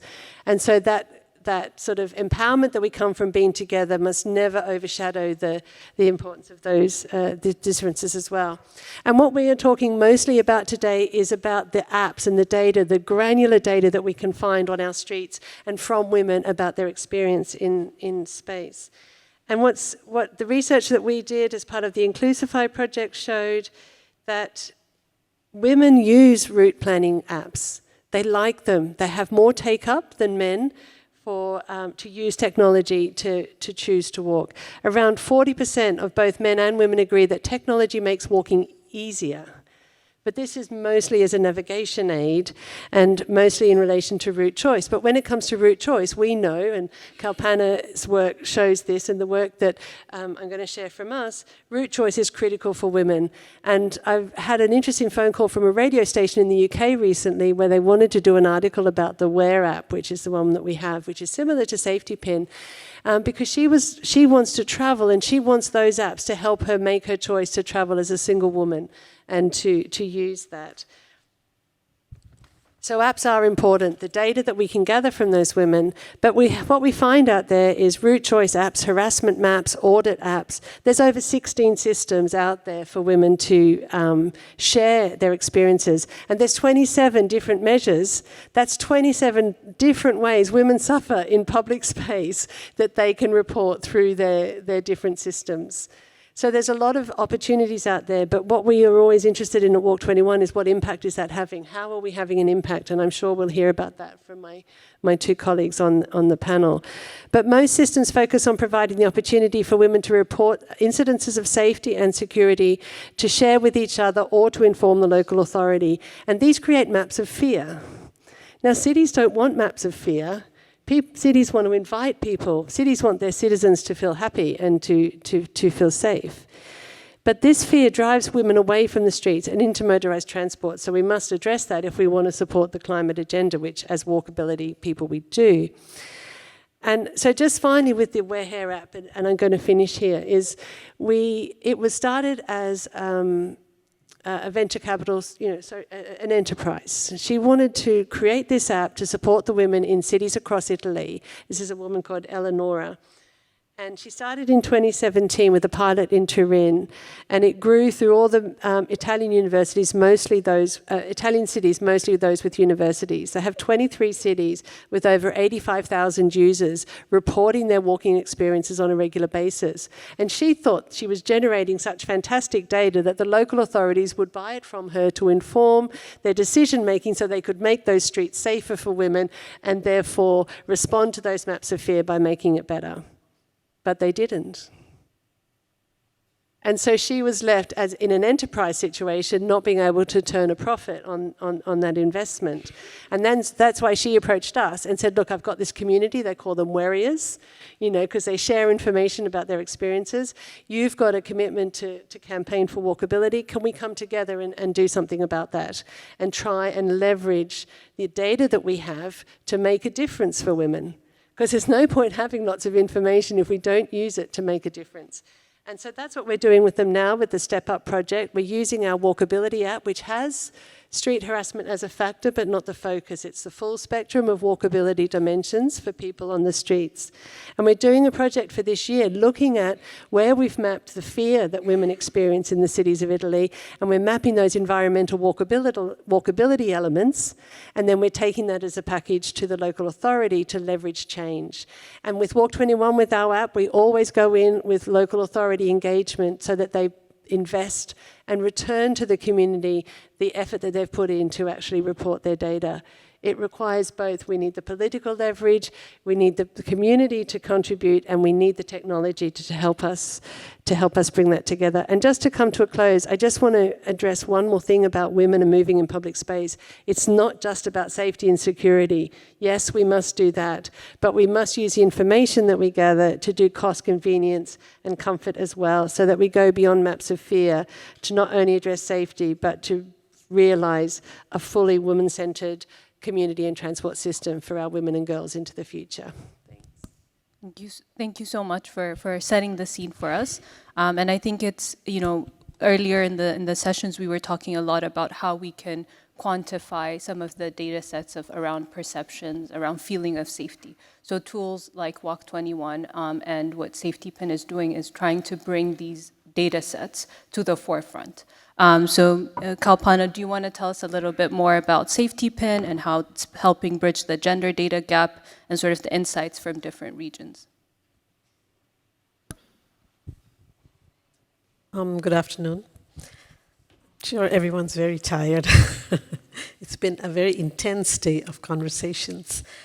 Safety Pin is 10 years old this year. And we began with an app which was initially for crowdsourcing data using the tool of the safety audit.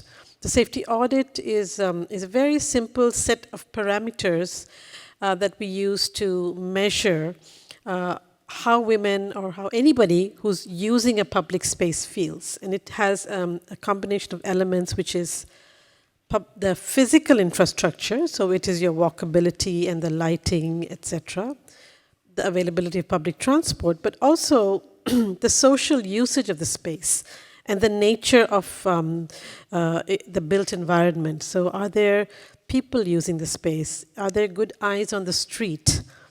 So we started, like Bronwyn says, we started collecting data, and we thought, wow, everybody's going to start giving us lots and lots of data, which didn't happen that easily. Everyone who's ever worked on an app will realize it's much easier to build an app than to get people to use it.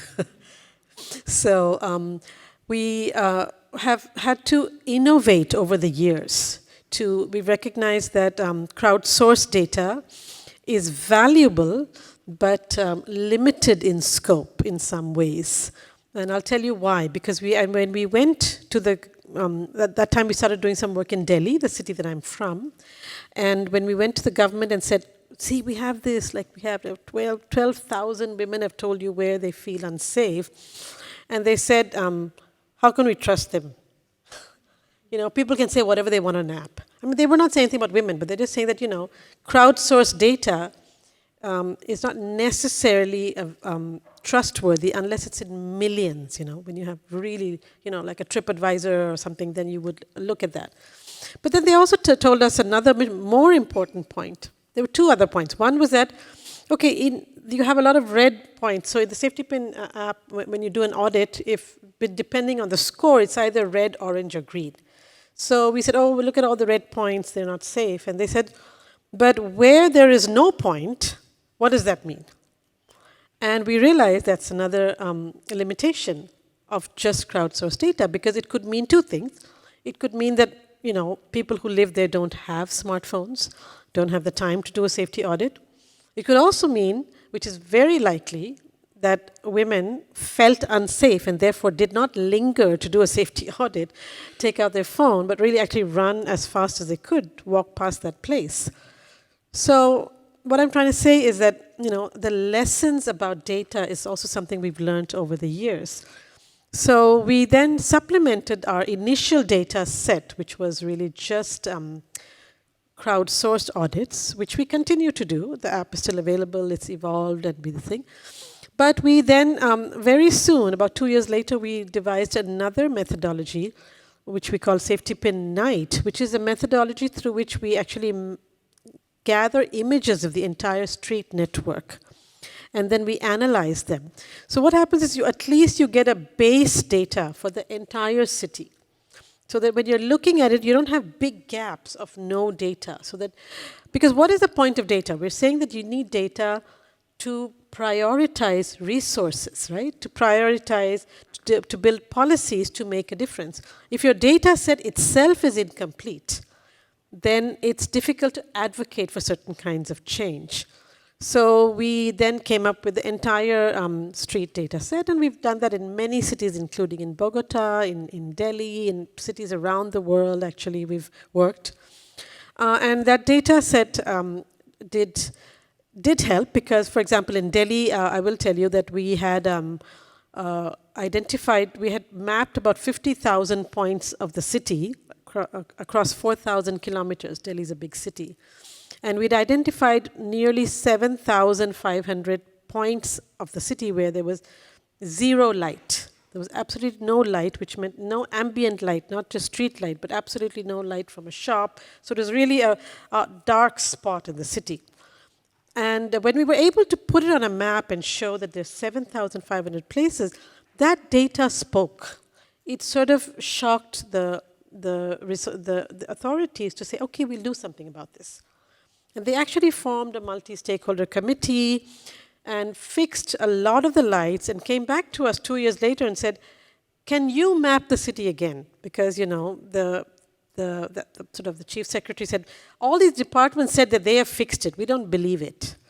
So they asked us to actually map the city as an independent this thing. And we found that of the original 7,500, it had come down to 2,700. We did map more areas and find more dark spots, yeah. But the point is, it came down by nearly 65%, which is a lot. And that was, and then we went to the places and collected data, because we also realized, and I think that's the important thing, you need numbers, but you also need the feel of that data. What did that mean? So then we went to at least, I think, almost 25 of those places and spoke to women, street vendors, others who use that area to say, did you find it was a difference? Did you notice it? And I will be honest, in some places I said, oh, I didn't even realize it wasn't working and now it's fixed. And in some places, yes, they did say it made a difference. So I think even how you measure the impact of what the data can say is important, you know.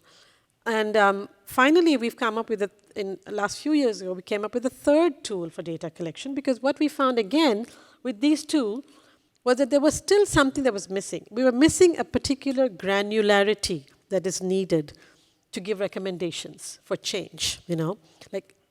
So we came up with a third tool called Safety Pin Site, which is really, it's like a web-based app through which you can ask questions, but also take photograph and geotag the place. So what we do a lot of this, for example, and we've done this with Angie as well, is that, say, for example, we're doing a study of metro stations. So at a metro station, we use that tool through which we map at every entrance and exit. We map all the infrastructure. We map the services, so are there public toilets, are there security guards, but then we also speak to people. Right? And then we take photographs. So you have, like in one place, you have the geolocation. So it could be at a metro station at this exit. It's actually much safer than another exit, you know? And I think that kind of granularity, then we have found that that is the data set that we are really able to work with transport departments and transport planning in the city, because we're giving them very concrete data to say what you can do and how you can change it. So I think, you know, I will stop after this, and we can, in the next round, I can explain a little bit more about the other cities. But I think the point is that, you know, we also have to recognize that, you know, it's not, there's not one data set which is going to change the world, you know. We have to keep evolving. We have to find ways of doing correlations with other data sets. One of the things we found, which has really been positive for us, for example, in Bogota, in Durban, where we're working now, they have integrated our data into their dashboard. So what that does is that they can look at our data in correlation to many other things, because a lot of data is not public data. For example, in many countries, geolocated crime data is not public data. So, for example, in India, it's not. So we cannot do the correlation between safety pin and the crime. But if they take it and they own it, then they can do the correlation and come up with more policies or changes. So I think also recognizing that only open data makes sense. That it's absolutely no sense in trying to own your data because you're not going to be able to bring about change. So, you know, the data is the new oil, the new gold, the new money, whatever, but it's not money. It's valuable only if it can be used and it can be correlated and it's out there for people to do something with. Thank you so much. And it brings me joy to hear that about open data and open tools, because I think there's a lot of resources that are being wasted with this data being kept and not being shared. And I think you've really touched upon a lot of the challenges and how these tools are helping to shed light, literally, with the uptake of the data with government. So maybe now we can come to Angie to tell us a little bit about how this even gets more complex when we go into informal settlements and what's being done in the case study that you'll share with us. Sure. Well, hi, everybody. Just want to say I'm really excited. It's like, it feels like an alumni reunion of some sorts. It's like my own 50th anniversary from the first time I was here. So I'm happy to see familiar faces and new ones. Yeah, so going on the same line as Kalpana on that granularity, we had worked in Bogota with Safety Pin. We mapped out 17,000 kilometers. So the entire city of Bogota is mapped out with Safety Pin. That information is out there. You can look at it in the government websites. 600 kilometers of bike lanes, I think, were mapped out. I mean, it was great. So we understood that the tool worked. Gave really valuable insight to cities to use them in their land use planning and in other instruments for urban planning in the cities. And so we decided to, or the city of Buenos Aires actually was interested in taking this tool and understanding how the accessibility of what we call popular settlements. I understand this doesn't translate well. They're usually informal settlements, but we don't like to use the word informal as it has negative connotations. But we went to 8 informal settlements or popular settlements and tried to understand how was the access or the integration of these neighborhoods with the formal or the rest of the city, and particularly for women. There's a lot of studies that have been done in these particular neighborhoods where we know that women do not leave those neighborhoods because of fear, lack of transport, lack of accessibility. They stayed within the neighborhoods. Sometimes they're huge, they're big in size terms and in density, and they are not able to take that employment opportunity in the formal city because of accessibility issues. And at the same time, there was a big push by the state, by the city, and by the state, the country in general, to intervene these neighborhoods, open up streets, give infrastructure, basic infrastructure, sidewalks, streets, put public transport stops, so integrate or bring the system to the neighborhoods. And so we thought it was a really good time to measure how was that perimeter of accessibility within the neighborhood, and see if these interventions were actually working or not, or what else can be done. And we went with Safety Pin. We, good thing, and thank God you explained the methodology, because I wouldn't have explained it as well. We mapped out all those variables. We actually used 2 out of your 3 instruments or tools, because we use Safety Pin site as well to do the transport bus stop safety audits. We did interception surveys, and we decided to go beyond the Safety Pin tools, and we also did participatory mapping. So with the old school social sciences way of sitting down with a lot of women, diverse women, representing many different socioeconomic and variables and contexts, and mapped out their daily routines to understand, again, from the built environment perspective, what was going on. And the interesting thing is that many of the indicators, or the safety, the security perception index, as we call it, as Safety Pin calls it, they came out really well. So they were green or orange, because the streets were intervened. They were nice sidewalks, there were human scale lighting, everything by the book that the city was supposed to do, they did. But in the participatory mapping, we found discrepancies between the results. And so even though the sidewalk was nice, there was a kiosk, open laid, there was lighting, women were still targeted, particularly in where they went to receive some kind of social service. So schools or vaccination centers, women were targeted by just crime in general. And so it didn't matter that infrastructure was okay. It was more of the context of the neighborhood, the security issues around the neighborhood, the appropriation of those spaces that was lacking. So it went beyond just providing infrastructure. And so at the beginning, with the consulting team and the city team, they were really bummed out, because they were saying, well, the Safety Pin index comes out great, and then we're getting these different results from the participatory mapping, and because they're geo-referenced, we knew which corner we were getting different results. And then, with a change of mindset and saying, it's not that they're contradictory, is that they're telling you a different story. One is telling you infrastructure, pure infrastructure, what's being done and intervened.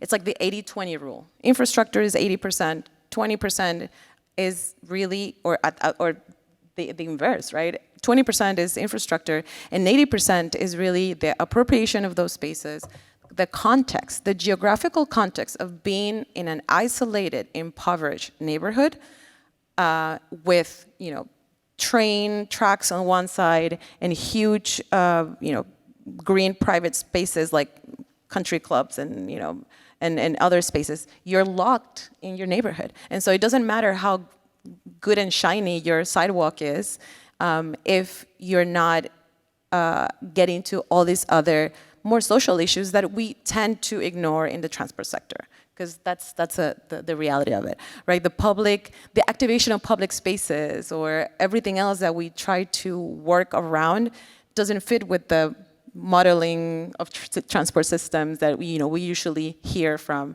our transport specialists and engineers. So it was really good example. It's something that we like to showcase more, how the social sciences have to stay with us, how in the days of ChatGPT that we were discussing earlier, it's really easy to go to data, go to digital tools, think that it's a silver lining, but gender is still complex. It's super contextual. Including the title of the panel that I thought it was very provocative. Lena, by the way, it was great because it's mapping danger. We usually consider perception of security, and the perception of security puts back into me, into my individual self, how it's a subjective thing on how I perceive security.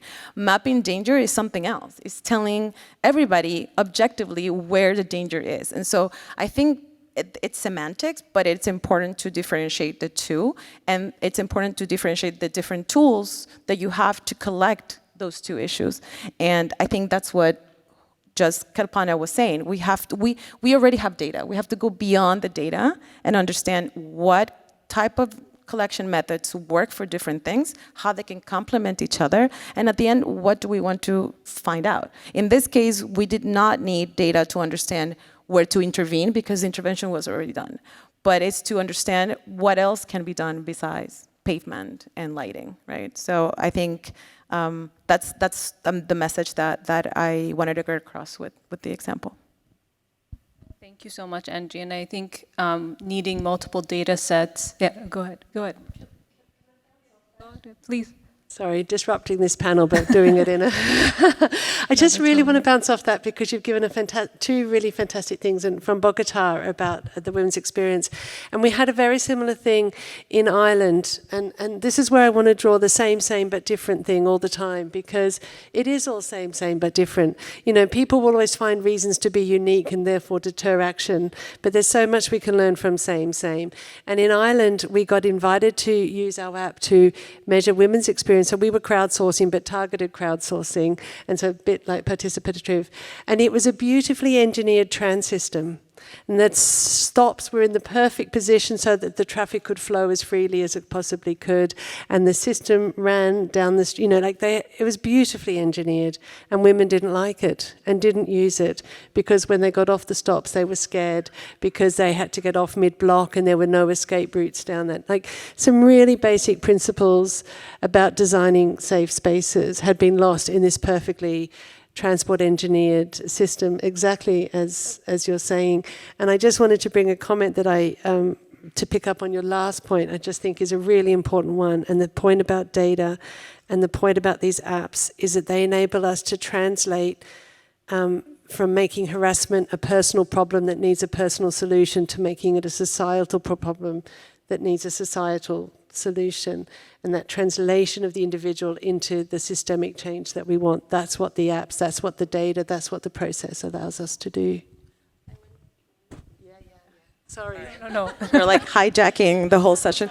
We're bye. No, but to go back to that, and actually that's what safety pin is so, it's been so helpful for us.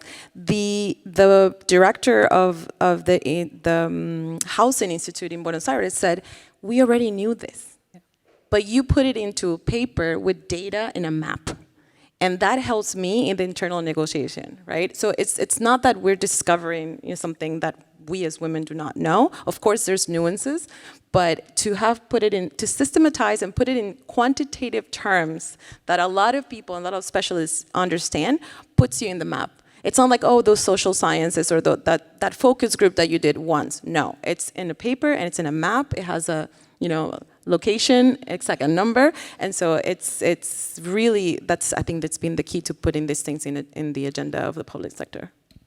Thank you. I think all the examples that have been given shows how we can get government to uptake some of this data and use it to inform planning, decisions, investment. And that's really where we can translate everything that we do here. That's what our end goal is, to see that into action on the ground, changing lives for women. So I'm going to pause here once because I really want to hear from the audience. So if you have any questions, we have a bunch of backup questions ready, so we can continue the discussion. But if there's any questions that you have for the panelists, let me take one or two, and then we can get back to the discussion.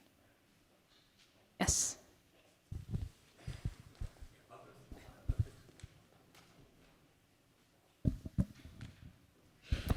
Thank you for this very insightful, it's not an introduction, but you know what I mean.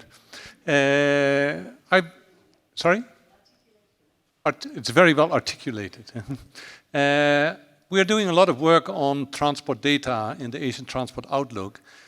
It struck me that you were talking mostly about the urban level, and I did not hear any references to national. Like, why is that? Let's keep the question simple.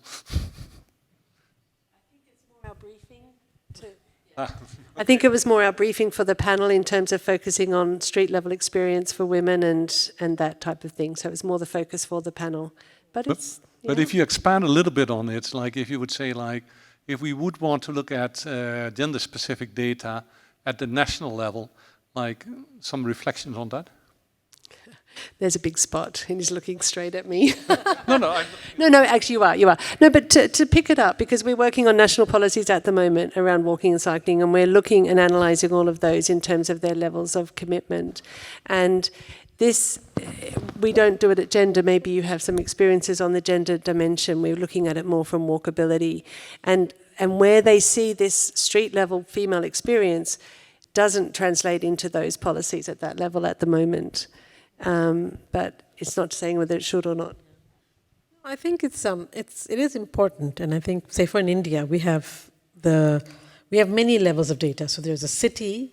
I'm not going below that. There's also the state, where a lot of data gets collected, and then you have the national, where you have your census data, you have the National Family Health Survey, you have the national NSSO data, and I think it's we have certainly found that on unpacking some of the gender elements of a whole range of things, the national data has much greater impact because you're able to sort of show something very clearly.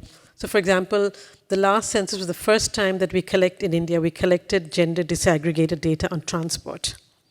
So we had fantastic data about women walking to work, not using bicycles, what percentage of men.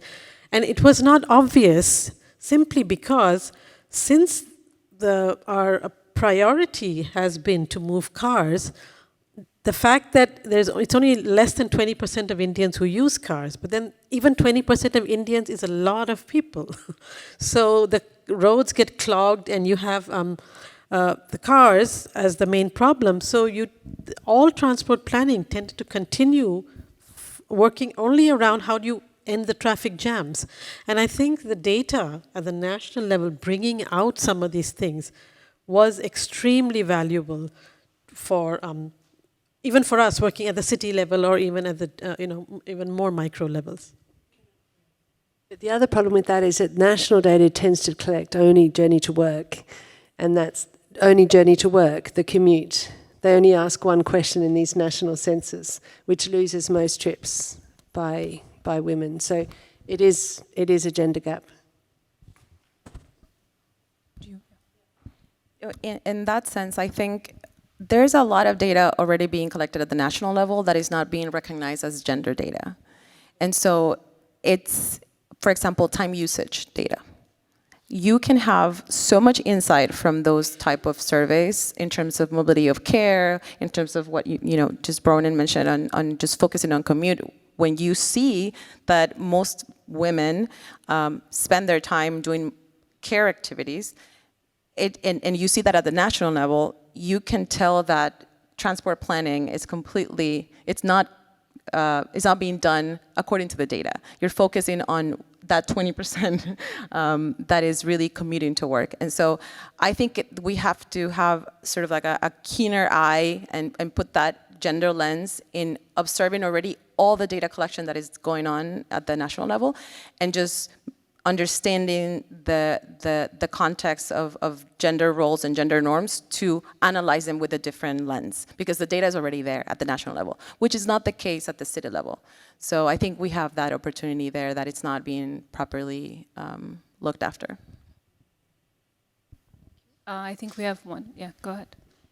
Thank you. Yeah, I just wanted to reflect a little bit about something that two of you said, which is that when you went to the local government and presented the data, they kind of doubted it. Or like they said, only because we have this data, then we can act.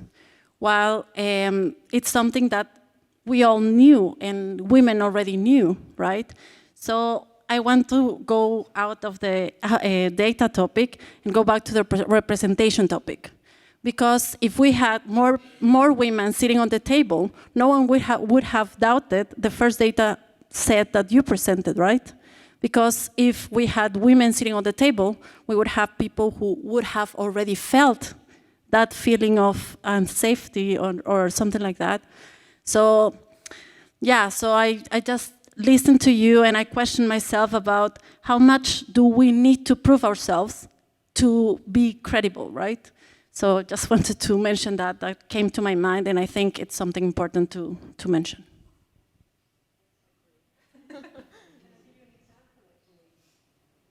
Yeah, I'll give you an example of how important it is to have women in those decision-making roles, so that when the data lands, there's somebody to act on it, just, you know, like we've been talking about. When we did this project work in Dublin, we did it because the report that revealed the travel habits of women in Ireland was commissioned by a woman at the head of the agency, because she'd gone to a session like this and thought, we know nothing about women in Ireland.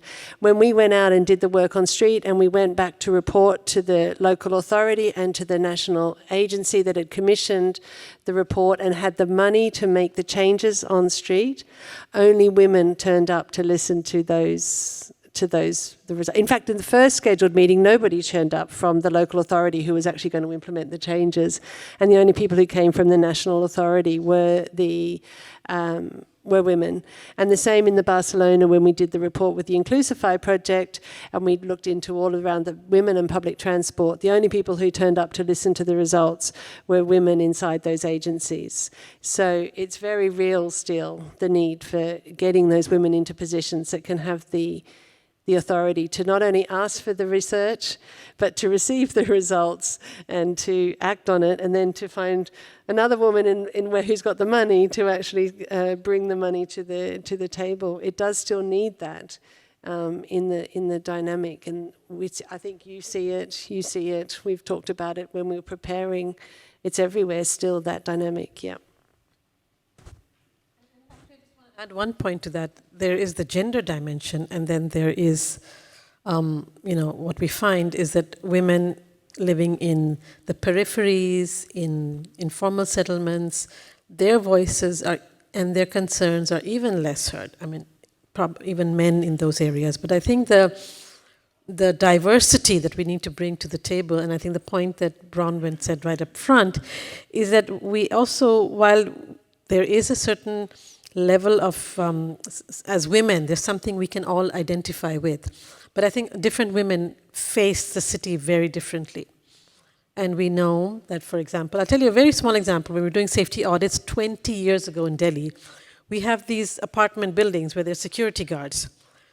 But the security guards the women who lived in the building felt safer, but the domestic workers who came to work in the building didn't feel safer because these people are only bothered about people who lived in the building. So, I think we need to interrogate ourselves that, sometimes the gender lens must not overtake other inequalities and other discriminations, which also cause tremendous, I think, disempowerment, and they're not at the table to speak. So I think as women, since we have faced so much of discrimination, we should always be aware when we speak that to never forget that element of it. Otherwise, it will just become one discourse replacing another discourse.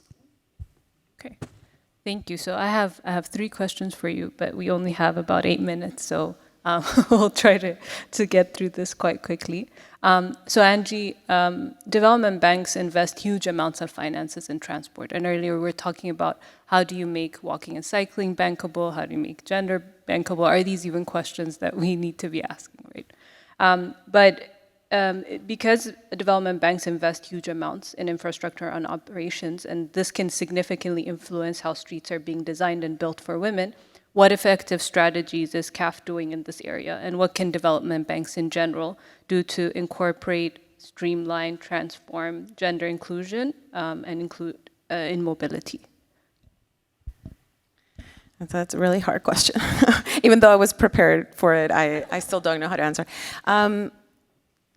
To tell you the truth, everything that it's we have to base our work in the political will of the municipalities that we work with, right? And in that leadership that you mentioned and in the representation. And so I can't say, at least not, formally, that we have a strategy for that because it's very country by country, city by city based.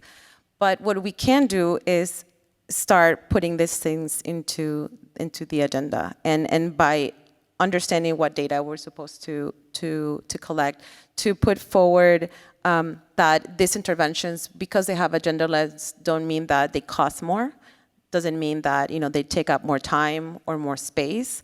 That it's a tweak within designs. It's putting one more check in terms of understanding how infrastructure is being used or how public systems are being used. And because I think it does when you do speak to a particular ally, a city, or someone who's going to implement our project, immediately they think, how much is this going to cost me? How much more time? Because I need to cut the ribbon in 1 year of whatever I'm building. And so I think one of the things that as development agencies we can do is to put forward that information that it's not going to cost you any more time, more money, and actually you're probably going to get more benefits in terms of impact or accessibility or cost or healthcare costs that you're going to be saving. Or so we have to, I think, make more visible the state. I hate it because of your point as well, that we have to prove ourselves. We have to prove that this is the right thing to do over and over and over.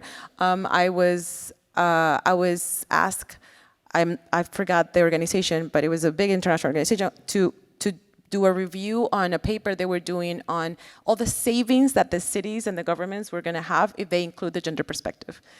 And it was like the premise of it. It was like, why do I need to justify that I'm important in your planning just because if you do, it's going to cost you less, right? And so, but these are still things that are going around, and as long as we don't have representation, money is what's going to move all these projects. And so perhaps a short-term, not sustainable solution, but a short-term solution is to showcase that this is not the huge investment that people believe it could be. That's a way that we do it, and that it has worked to just make sure that they understand that this is not going to entail more time or more money. That is something that you have to do, but it's not going to interrupt their cycles, if you will. I think that's a very useful and tangible next step that many development agencies can take, and a lot of organizations that are working in this area. So another sort of very important mode of transport is walking. And in many of our cities, this is often overlooked. And I say that because everybody sort of assumes it'll take care of itself, right? Like walking will take care of itself, we're going to invest in other areas. But it's the dominant form of transport, and we're all pedestrians at one point. So because this is very central to this conversation, Bronwyn, how can we utilize gender data in a city to ensure better provision for women and girls? Yeah, it's also not an easy question to answer. Yeah, I'm keeping all the hard ones. The heads up. It's interesting, actually, a small reflection, but I find sometimes asking, negotiating, asking, campaigning for walkability has a similar tone to this, to what you've said about gender. It's not going to cost you more. It is going to benefit. Have to justify the very basic mode of transport that we all need.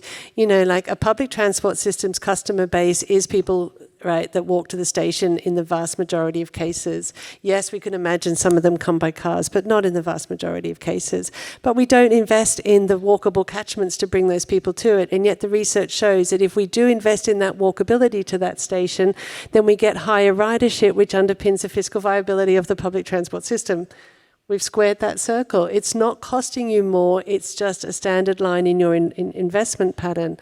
And one of the interesting things, I learned from Sweden, beautiful study where they actually asked girls what they wanted in their local parks, because girls weren't hanging around in their local parks.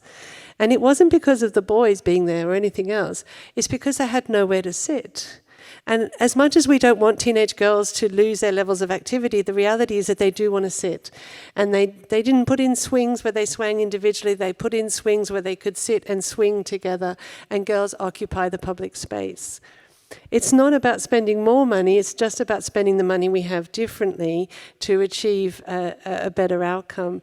And so with walking and walkability, the gender data helps us to do that, because when we want to argue about where cities should be placing their investment, you'll all know about 15-minute cities, okay? It gets a little bit of traction with the right wing nowadays as something else to campaign against, so you know you're doing the right thing if you've upset them. And the thing about a 15-minute city, and I want to use this to illustrate this really just as a final point, the World Bank did a study in Buenos Aires in 2014 and found out that men and women spend 47 minutes each commuting every morning. KPI, 47 minutes, equal travel time. Oh, there we go, there's equality. Men spend that travelling in a straight line in a motorised vehicle, and so they go further to a workplace destination in a motorised fashion. Women spend that 47 minutes moving within their local community, delivering children, doing shopping, doing care work. They do the same amount of time, but in a completely different travel pattern. And so once we understand that travel pattern, the reason this matters so much is not the 47 minutes, which is the KPI for transport investment, time savings. It's so old-fashioned. We know that's another conversation. But what we have to then inform is, well, what decision do we make? Because if the interpretation of that study says that to give women more access to economic opportunities, we have to enable them to travel further the same way that men travel further. Or we co-locate those economic opportunities with where women and in walkable communities and invest in those local neighbourhoods. So this simple data, simple numbers, we have to embrace the complexity.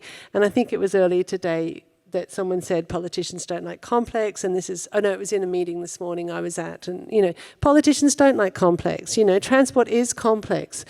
But we have to embrace some of that complexity, because that's the way women live their lives, and that's one of the challenges that we have.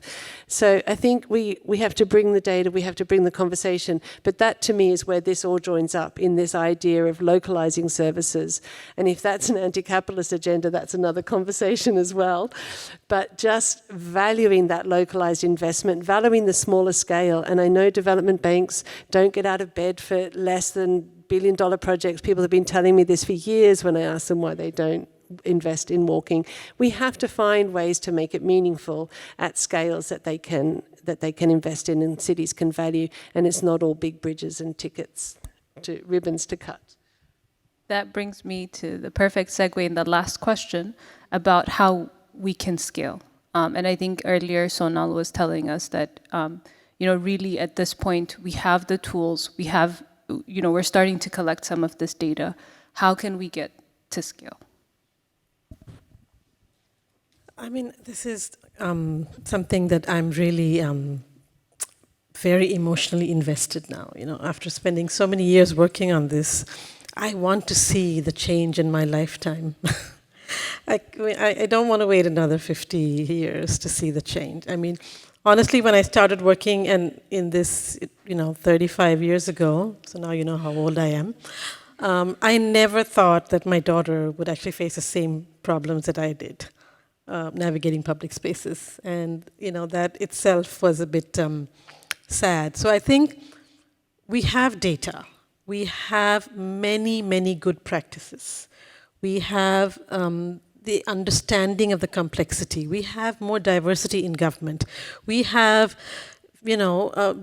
banks like CAF, who have someone like Angie who sees the complexity. We have academics who are writing about it. We have the Asian Transport Outlook, which has so many data points. I think we have everything in place. And I do believe, and at least in India, and I think that's why Sonal said it, is that everyone wants to do a pilot, and they don't want to expand. And, in such a big country, it's not enough to help one small community. We have to scale. Solutions have to have scales.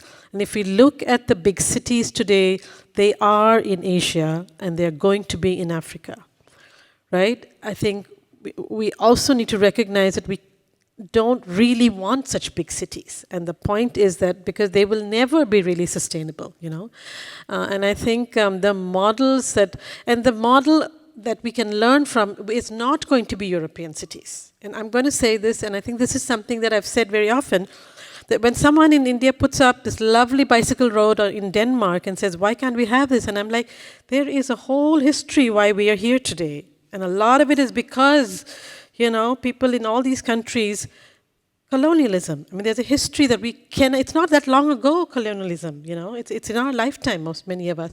So I think, no, not in my lifetime. Okay, I'm not that old. My parents. But it's still very raw, and I think that when we plan our cities, we have to look at new models. I mean, the model of moving the car faster, it didn't work in the United States, it didn't work in Europe, it is not working for us across Asia, Africa, Latin America. So let's not have to go from A to B to C to find out that A and B were both wrong. We can't be here at C and look at some options, like the deputy mayor of Tirana said, they didn't have flyovers, so why build the flyovers? So I think we may have to do some leapfrogging, we have to do some really innovative thinking out of the box, we have to be willing to be different, we have to do innovative ways of data collection, and we have to work together. I mean, really, I think to me, more and more, I'm beginning to realize that if you're here to make your own little, mark, it's not going to change things enough. You have to be willing to work together because the problem is so big, but we cannot wait too much to have change. So I think, and I think in the 5 years between we started this and now, there's so many more conversations. At ITF, there's so many gender sessions. I mean, release this and that. On the first ITF, there was no session on gender. There was only the first day.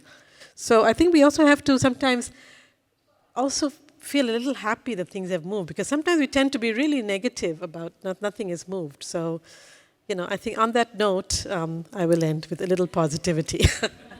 Okay. Thank you to all the panelists today. I think we all learned something very interesting from all of your work. And we're leaving with very tangible outputs of how we can bring that change. So if we can give a round of applause to our panelists, and thank you, everyone.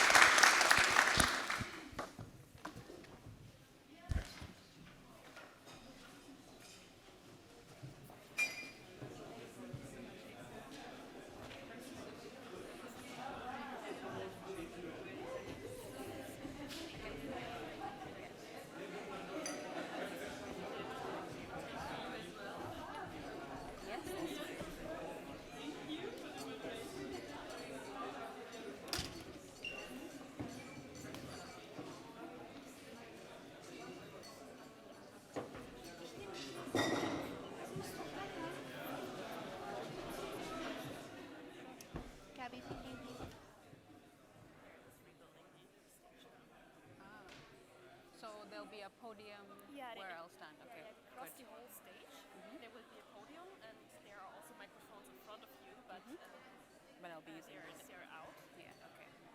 I also catch you after. I just walk over. My heels are so hot and loud.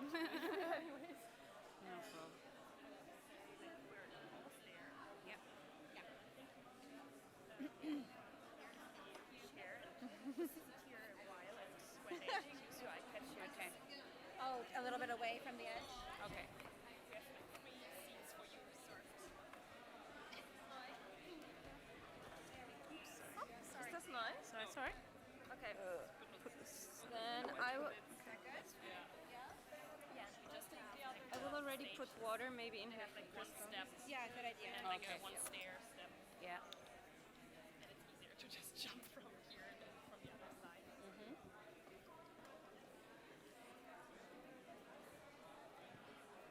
If I'm very dangerously out of time, I need someone to just. We have to take care of that. Okay, good. And have like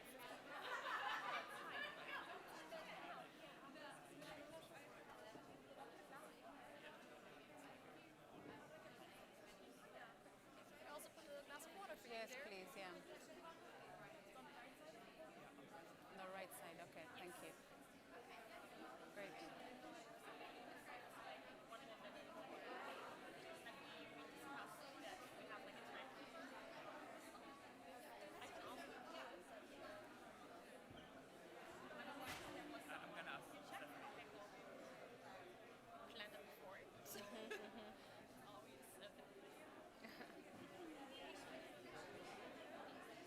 How many sessions after this one? After mine? For the next kind of... Okay. Yeah, Before and then at 5:30.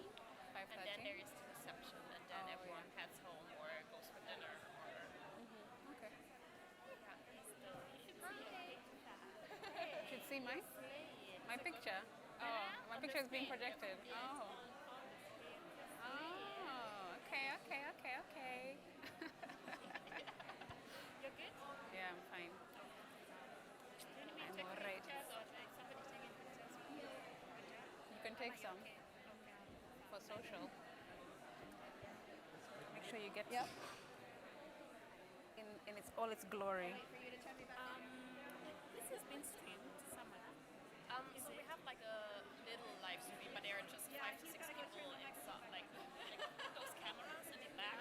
They stream it officially, and it will be available somewhere or like shared within our network, but it's no official stream or something. And have pictures? Pictures, they are open. Yeah, we shared it afterwards.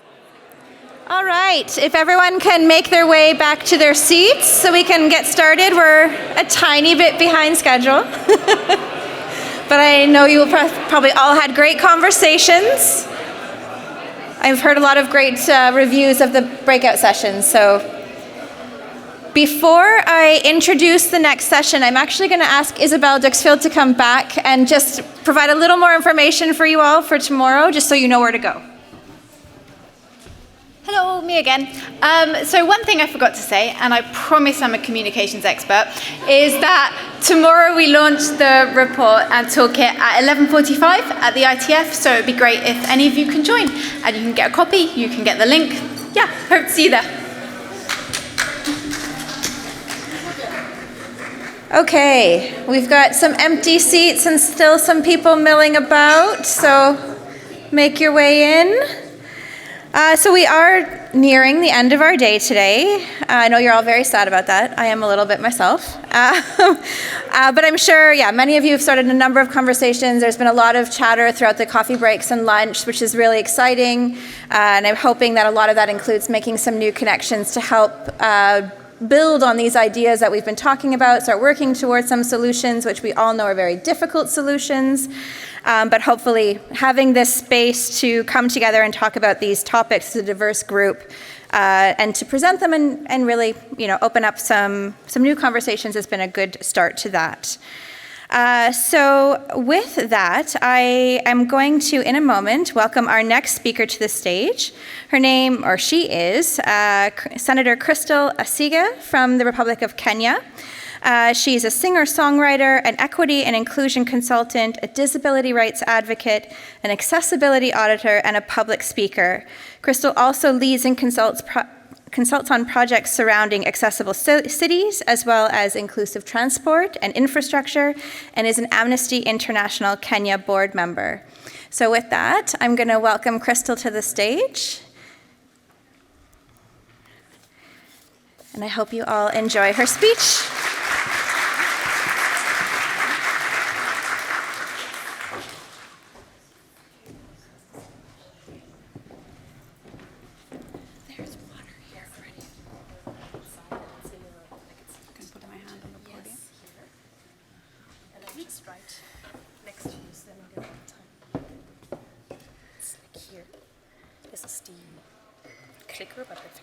I don't need it, and the water is where? The water is there, and it's down, so you can't drop it. Okay, great, thank you. Thank you very much for inviting me to speak, although I must confess that I didn't really want to end up here. I really didn't want to end up here, even though as a senator, but as a young Black female senator with a disability experiencing life in the global South. I didn't really want to end up being here. As soon as I was comfortable in my skin, there was racism. As soon as I was confident in my femininity, there was sexism. As soon as I was proud of my youth, there was ageism. And now that I am comfortable with my disability, there is ableism. Studies show that no group is further behind than young Black women and girls with disabilities in Africa, because we carry multiple burdens of discrimination. We are 4 times more likely to suffer GBV, 3 times more likely to lack healthcare, 3 times more likely to be illiterate, 2 times less likely to be employed, and 2 times less likely to use the internet. We are disproportionately uneducated, unemployed, exploited, impoverished, and abused. These are our odds, and I had never wanted to end up here. As a young teenager, my eyesight began to steadily decline from a progressive eye condition called glaucoma, through which I acquired my disability later in life. I now live as a visually impaired person, but I personally prefer the term VIP. I had to start again, to accept, to adapt, unlearn, relearn, and in doing so, I realized that this is not disability. This is disability. It's not the white cane or the wheelchair, the hearing aid or the prosthetic that is the barrier. The inaccessible environment is. Let me give you a quick equation of disability. It's equated as impairment plus barrier equals disability. For example, if the lights went off in this room right now and it was pitch black, all of you, I assume, who don't have visual impairment would struggle reading.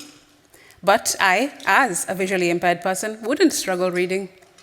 And that would make you disabled in that example. So impairment plus barrier equals disability. Impairment being that you don't have a superpower of reading at night.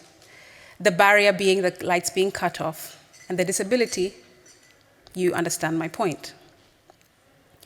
Buildings, streets, products, services, and technologies are made inaccessible to us, making our odds what they are.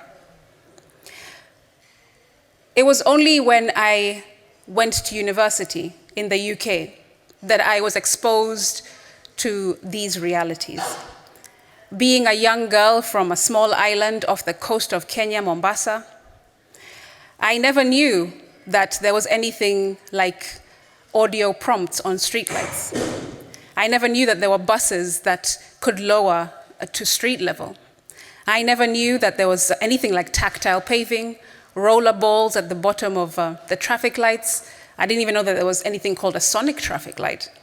I did not know that there were signages which have specific colors so that they are well contrasted for those with low vision. I never knew that you could cross the road at a pedestrian crossing and cars actually stop voluntarily, unlike in Africa where it's just a polite suggestion when you expect them to stop for you to cross the road. It's because of this exposure that I understood that I was further disabled because of living in Kenya, because there were visually impaired persons in the UK that were living life quite independently, unlike I. So I now had the vision, but I needed a way for others to see. In Africa, women are the backbone of society, with most of our responsibilities needing us to walk or use public transport daily. Women own the majority of small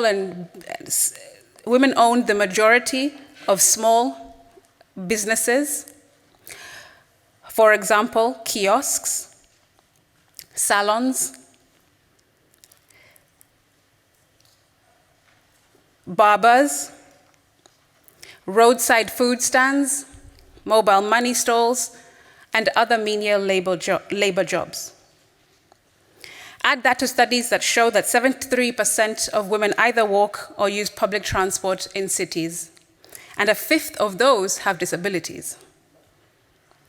Inclusive transport and mobility is not just about buildings and streets. It's absolutely connected to our self-efficacy, dignity, independence, safety, confidence, equity, and inclusion. So I became a senator last year. In October, I was sworn in. And now, in my role as a member of parliament, I'm advocating for legislating for the disabled, educating the non-disabled, empowering inclusion champions, and working to influence sector policies on infrastructure that include all types of users in Kenya. The bills that I am currently sponsoring include the Persons with Disabilities Bill, the Kenya Sign Language Bill, the Learners with Disabilities Bill, and I am currently trying to amend our Road Act to include universal design, our National Transport Sector Authority Act to also include universal design, and many other different amendments for county governments, and also, hopefully, a constitutional amendment to be more inclusive of persons with disabilities. And I'm using a piece of research that I was a part of, sponsored by High Volume Transport, an FCDO, which was the Road Node 21. We worked on the Road Node 21 a couple of years ago with a bunch of consultants between Africa, India, and the UK.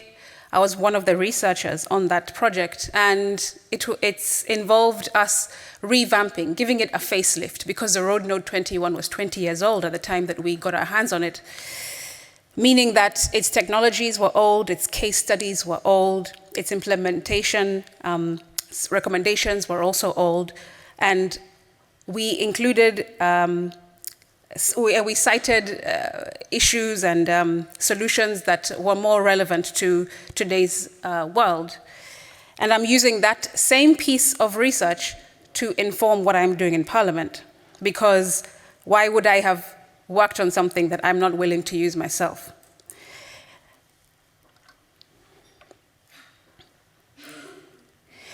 But accessibility is not a one and done. A climate change angle is also involved, absolutely. Though Africa includes only 4% of global greenhouse emissions, it is most vulnerable to climate change because we lack mitigation structures. Prioritizing accessibility also prioritizing climate action that is inclusive, or inclusive climate action. That means Africa needs sustainable and climate resilient materials as well. This will automatically prioritize our people, our access to walking, public transport, and lead to healthier cities and increased well-being for our people and overall a reduction of our emissions. However, when I have focus groups and I speak to people in my community, have this one complaint, this one point of view that I can never really answer or give a reason for, which is that it seems that the global north have been the ones to exacerbate climate change over the last several decades. And now they are looking at the global south to help them reduce and partake and participate in climate action.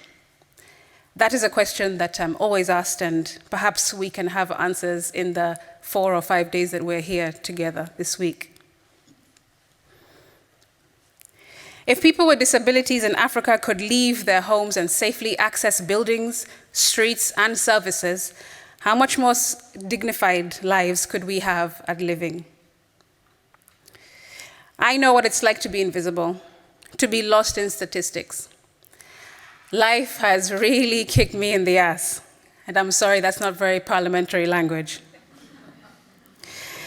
Half of it has been discriminatory society. Part of it has been a discouraged spirit on my part. And a lot of it has been because of folks who are responsible for designing, developing, and implementing our infrastructure. And that, I suppose, lies in the people in this room to reflect on. You are the one creating and designing the world that people like me live in. You are designing and creating the world that people like me look to have a career in. People like me look to start families in. People like me look to get an education, access healthcare, and just live an independent life as possible. That responsibility lies on practitioners like yourselves. I ask of you to consider a few options. How can we start training maybe even 10,000 government officials and practitioners and engineers in Africa on universal design and its importance? And I don't just mean training in a seminar, the regular traditional types of training. When I trained engineers and government officials in Kenya on the same several years back and in my work, I actually sat an engineer down in a wheelchair for the day. I tied up the legs of an urban planner and made him try to function for a day. I blindfolded people. I simulated people being deaf. All of them were people who helped to design our roads and our buildings. And that was the way that they could understand what people like myself go through on a day-to-day basis. Because it's not just about, a pavement that you're designing. It's not just about a drop curb. It's not just about traffic crossings. It's not just about that. It's about who is going to use this. How are they going to get to school? Will they get home from work safely? Will they be able to live dignified? Will they be scared of being attacked on the way to a meeting? Just the other day, last week actually in Kenya, there was a report in the news whereby an intellectually disabled PSV passenger was attacked in one of our public buses because they could not communicate about payment. And so the conductor of that bus and whoever it was that was responsible, because the report is not conclusive yet, attacked him just because there was a communication barrier due to his intellectual disability. And that is the transport systems that we are having to live in. The exposure that I talked about earlier, about going to the UK and living there, and being able to see things and experience things that I'd never ever thought that were possible for people like myself. Just the sheer freedom that I had. I didn't have to call anybody to take me out. I didn't have to ask anyone to walk me to the park. I didn't have to get anyone to help me in and out of a bus. Do you know how freeing that feels like for a person who is locked away in darkness every single day? Even right now as I stand in front of you, absolute darkness.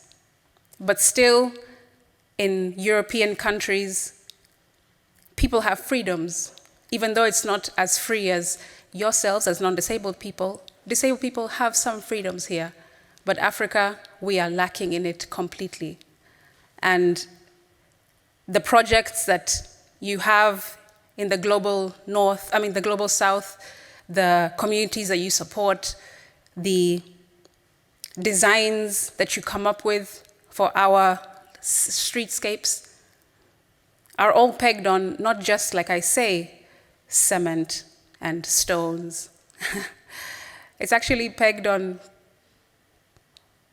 the people's ability to live a dignified and free life. We also need to incorporate these PWD users in our designs, in our development, and in the deliveries of all of our projects. How can we start doing that more often? Instead of sitting in this room with maybe only myself as a disabled person, how could we next year get more PWDs to sit in here and give their personal accounts? People with diverse disabilities, because when you've met one visually impaired person, you've only met one. My experiences are not the same as the next VIP that you will meet. How can we start getting those voices on the table, those voices in our projects, those voices on boards? I throw myself into this work because I'm crazy about everyone feeling seen and heard. And that's why I ask this of you. I don't think that, or I know that I didn't want to be here, but I needed to be here because my disability has turned into my ability to speak and to fight and to legislate for those who couldn't do it on their own. And unfortunately, in Senate, as a member of Parliament, I am the only young, black, female parliamentarian with a visual disability. I'm only one out of over 400. So when I say it's hard, I'm telling you it's hard. My voice isn't loud enough. It doesn't permeate far enough as one. That's why I appreciate forums like this where I'm able to speak and call on you all to support me with my bills, collaborate. How can we continue collaborating? How can the gender conversation also include not just women in transport, but women with or without disabilities in transport? Those two should be synonymous. There shouldn't be a session separate for gender and a session separate for disability. I don't see that as sustainable or effective as it could be. And also, how can we start talking about the importance of human resource when we are sitting and talking about building stations and transit hubs and so on and so forth? Can we start focusing on the importance of the staff who are trained to serve persons with disabilities? Because trust me, on my way here to Germany, to Leipzig, I had a heck of a time. I have not slept in what feels like days, because even though the infrastructure is much better than Africa, the service providers, the training of the staff, I feel isn't better. There's less compassion here. I felt that there was less understanding here, even though you have it all, in quotation. But in Africa, even though we don't have this infrastructure that you have, the abilities that you have to build and develop your infrastructure, your buildings and streets, we have people who have hearts, who will say, "Oh, Crystal, you need help? Come, let me help you." Today I was yelled at or looked at badly for not being able to walk as quickly as I could onto the long distance train here. People were annoyed at me for taking my time because they didn't understand. They didn't have the time to understand. So how can we start talking about that? The importance of people. It's not just the buildings and the streets that we should talk about and focus on. It's the people that are assisting vulnerable users who really probably count even more. These are some of my thoughts, and I don't want to take up all of too much more time, but I hope to hear more of sessions going on, and I think I'll be here for the rest of the week. If there's conversations that you would love to have with me, please come and see me, because I can't see you clearly. I won't be able to approach you, so please do approach me. I appreciate your time very much, and thank you again. Shukran.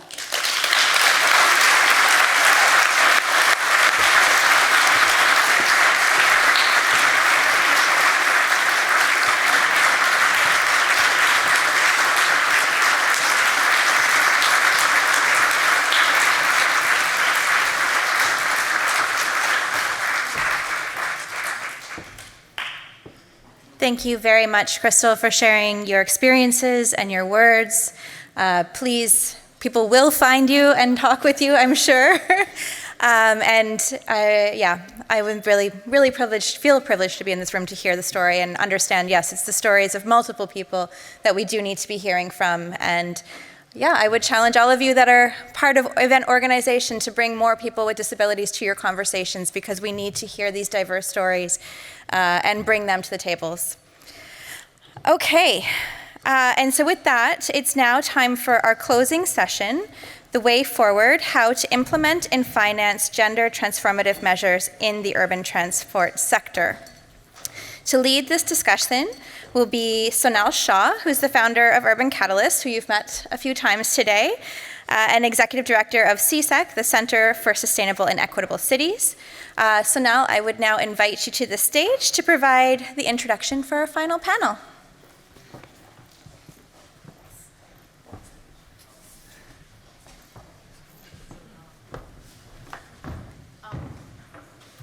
Hi, I think we have 6 speakers. And me, I can stand if there isn't another chair first. Yeah, I could. 6 chairs? Yeah. Oh, awesome. Okay.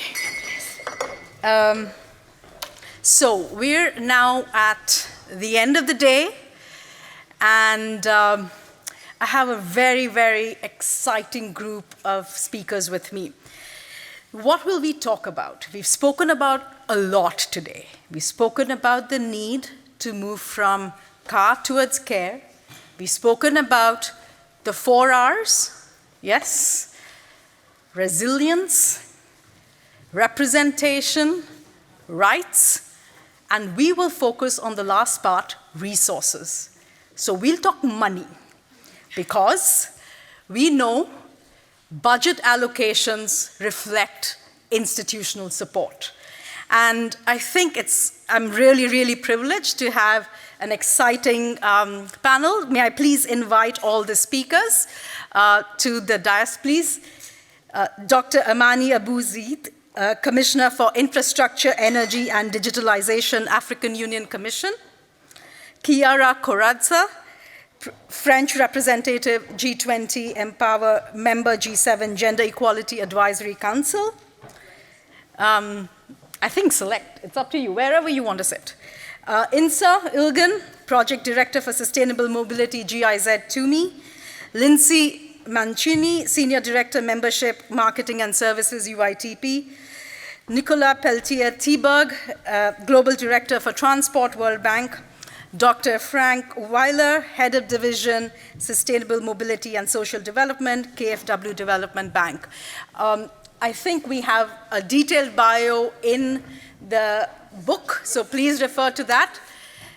And I'd like to kickstart. No, why don't you?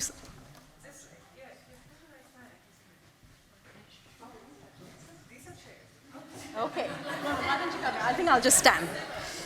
Okay. Awesome. So I think I'll jump right in. Are we all ready, my panelists? Are we ready? Awesome. Okay. So my first question, Amani. You are a champion of gender equity, and you've been voted as one of Africa's most influential women numerous times.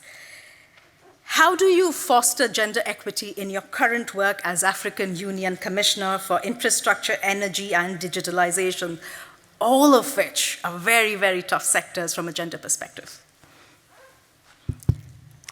Thank you very much for inviting me to TUMI event and for this session. May I just, before I start my intervention, say just one little thing to the Honorable Senator Crystal. Honorable Senator, I am Muslim, and in the Quran there's a saying that it's not the eyes that grow blind, it's the hearts in the chests.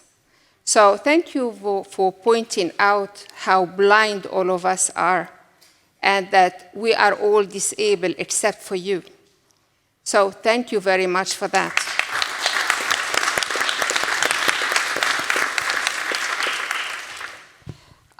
As for being gender champion, I think we are all gender champions. We are, those who in this room who are women and doing what women do, those who are men supporting what women do, so all of us are gender champions.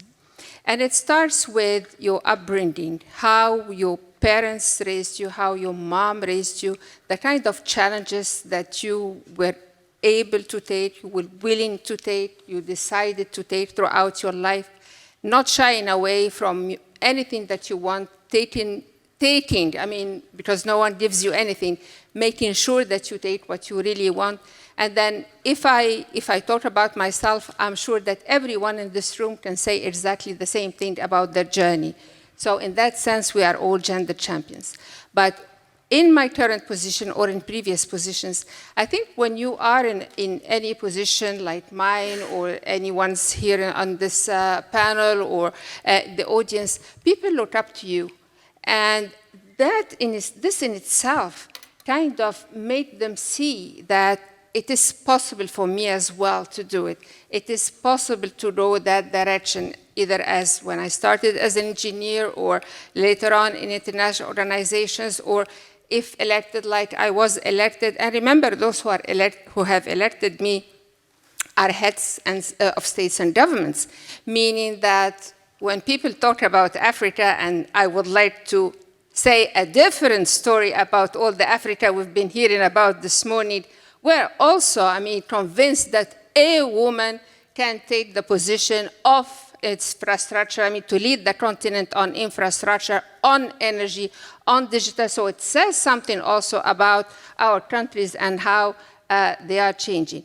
We have to also recognize that Africa has been changing drastically and to the better in so many ways over the several decades. There are problems, of course, but they are everywhere. And as I said earlier in a session where we were, let's not start or continue dividing the world into the global north and the global south as if the south is, sitting passively waiting for the north to show them the way. That's not true. First, because problems are everywhere, and that's because we should all be empowered and take, as I said, matters into our own hands. In the current work as well that we are doing at the African Union, how this transcends in what we do. First, we have our programs that we insist that they are gender sensitive. I also established the African Women in Infrastructure to make sure that looking into women across all the sectors that I cover, which are by definition worldwide are male dominated. We developed, toolkits on, strategy and policy level, to educate policymakers and strategists how to ensure that the gender lens, the gender sensitivity is provided in everything that we do. We promote women not as ones to be consulted, not as ones to be considered as beneficiaries, but women also as decision makers, women as owners of big transport, big energy firms, women as managers of railways. We want to see women in all infrastructure leading, taking decisions, not just be the groups that is being consulted. We want to change the narrative for all of us. And I'm not just talking about Africa. I think this can resonate all around the world. And this is really the change we all of us should be aiming to. Thank you. Thank you so much.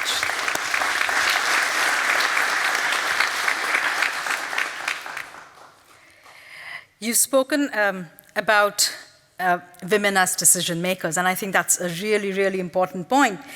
Coming to you, Nicola, the World Bank is one of the key funding agencies in the development sector.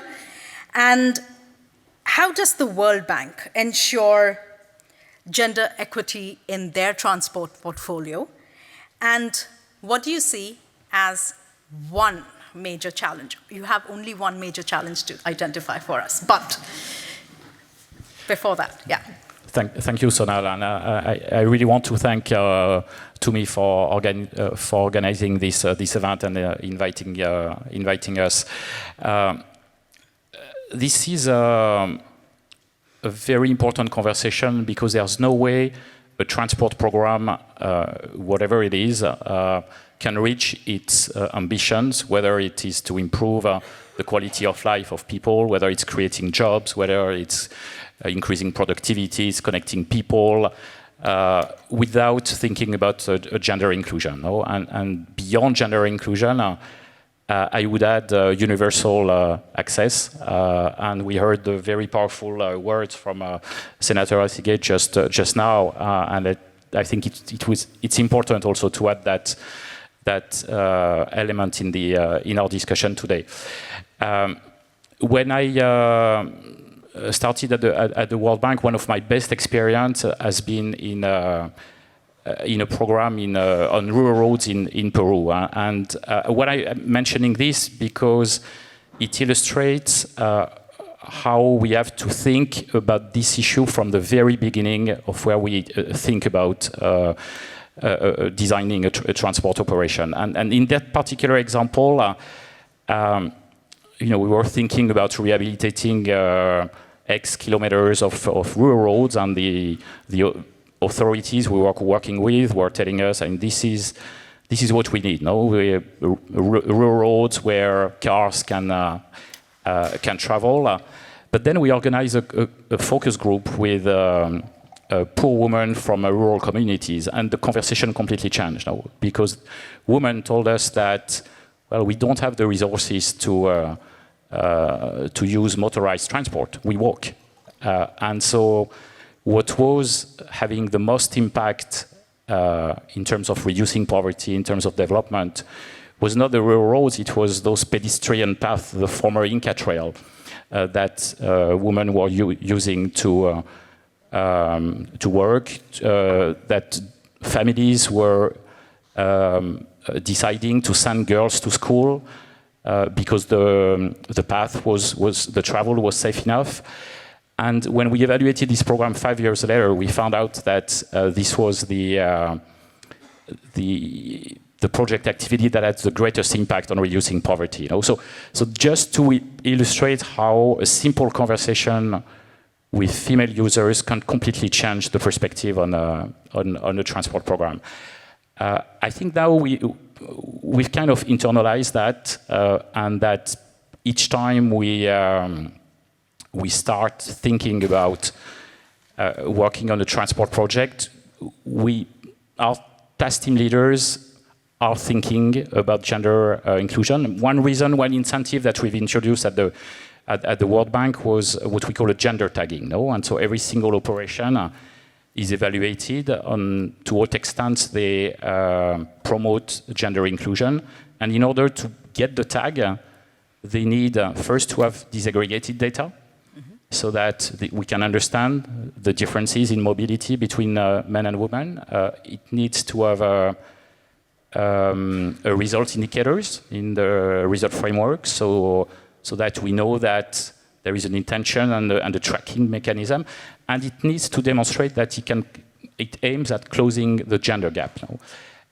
And this is a bit mechanical, but it really changed, it kind of built some incentives in the way we do our work. And I'm happy to report that, after 5 years, when we started to introduce this gender tagging, now we have 95% of all the transport projects that we finance that are tagged. And I was looking in the plane at the last quarterly report, and we even reached 100%. Now, so, this kind of built now into the DNA of the way we work. Now, I want to give you another example, and that brings me to the challenge, which is the challenge remains how you convince policymakers that gender inclusion is important. And for that, you need data.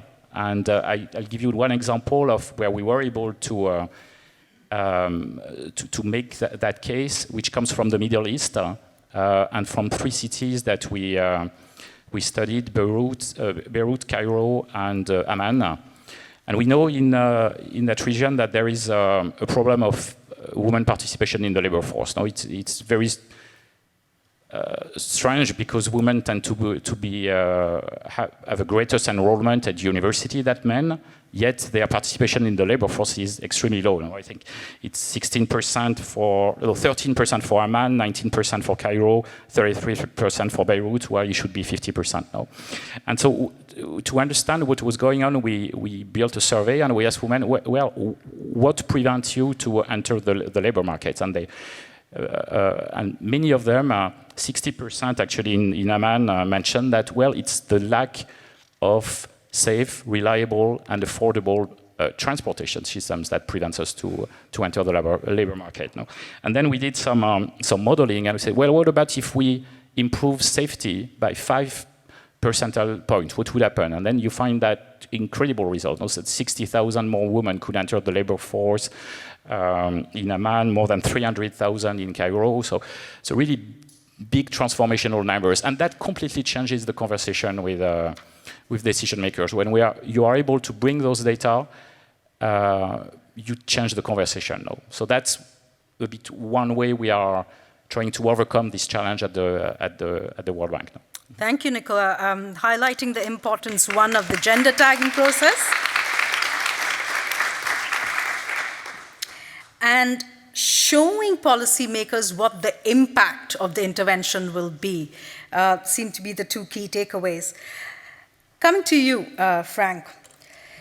KfW is Germany's development bank and has a long history in financing transport projects, both in Germany as well as partner countries of BMZ. How has the feminist development policy influenced your ambition in the transport sector? Thank you.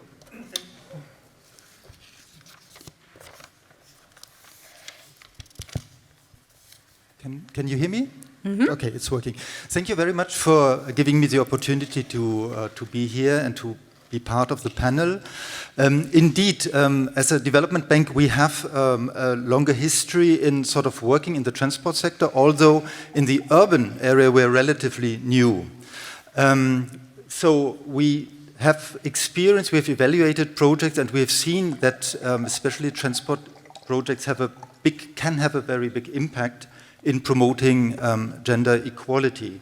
Some of our projects in rural areas, rural road projects, showed that, for instance, the access for girls to secondary schools was improved very much through rehabilitation of rural roads. So there is a big potential which is there. And the question of our development policy, which is more sort of feminist with our new government, gives us more incentives to improve on that. So we do have some experience, but we see a lot of challenges, and the challenge comes to really addressing all the projects that we are doing and to see what potential is in there. We have seen and we have heard today that there is no one-size-fits-all solution to transport projects. It depends very much on the context, what to do. To give you just one example, in segregated metro compartments for women. In some contexts, it may work. So we have been told, for instance, in Sao Paulo, Brazil, that it's been taken up as an improvement for women. Whereas in other contexts, for instance, Argentina, we heard that this is sort of more creating problems and so having a segregation, which is seen as a negative thing. So we have to be aware that we do not try to find very simple solutions that work in all the contexts, and we have to evaluate each context very specifically. And as a development bank, we don't do this by our own, but we rely on consultants. So one of the challenges really is to identify the correct measures and also to identify good sort of partners and good of consultancies that can help us improve this. So coming to the ambition, I would define it as follows. I would say our ambition is really to analyze more systematically than in the past the opportunities that are there, not to overlook any opportunity that is there, and then also to monitor the effects and the impacts to see whether it has worked or has not worked. So how do we do this as a development bank? Of course, we always need sort of internal guidelines. So one step was to improve what we had already, to have internal trainings, to raise awareness among our colleagues on the topics, and also to find, as I said, good partners and good consultants, consultancies that help us improve on our projects. So I think this conference is a very good opportunity to do this, to get some ideas and to make some contacts, and that's why I'm very glad to be here. Thank you. Okay.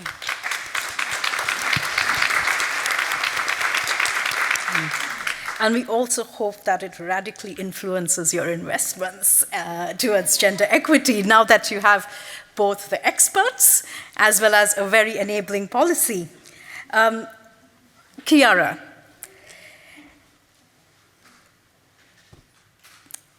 a gender-responsive procurement process can be very useful to facilitate women's access to capital and to foster their entrepreneurship. What are the opportunities for this? Thank you so much.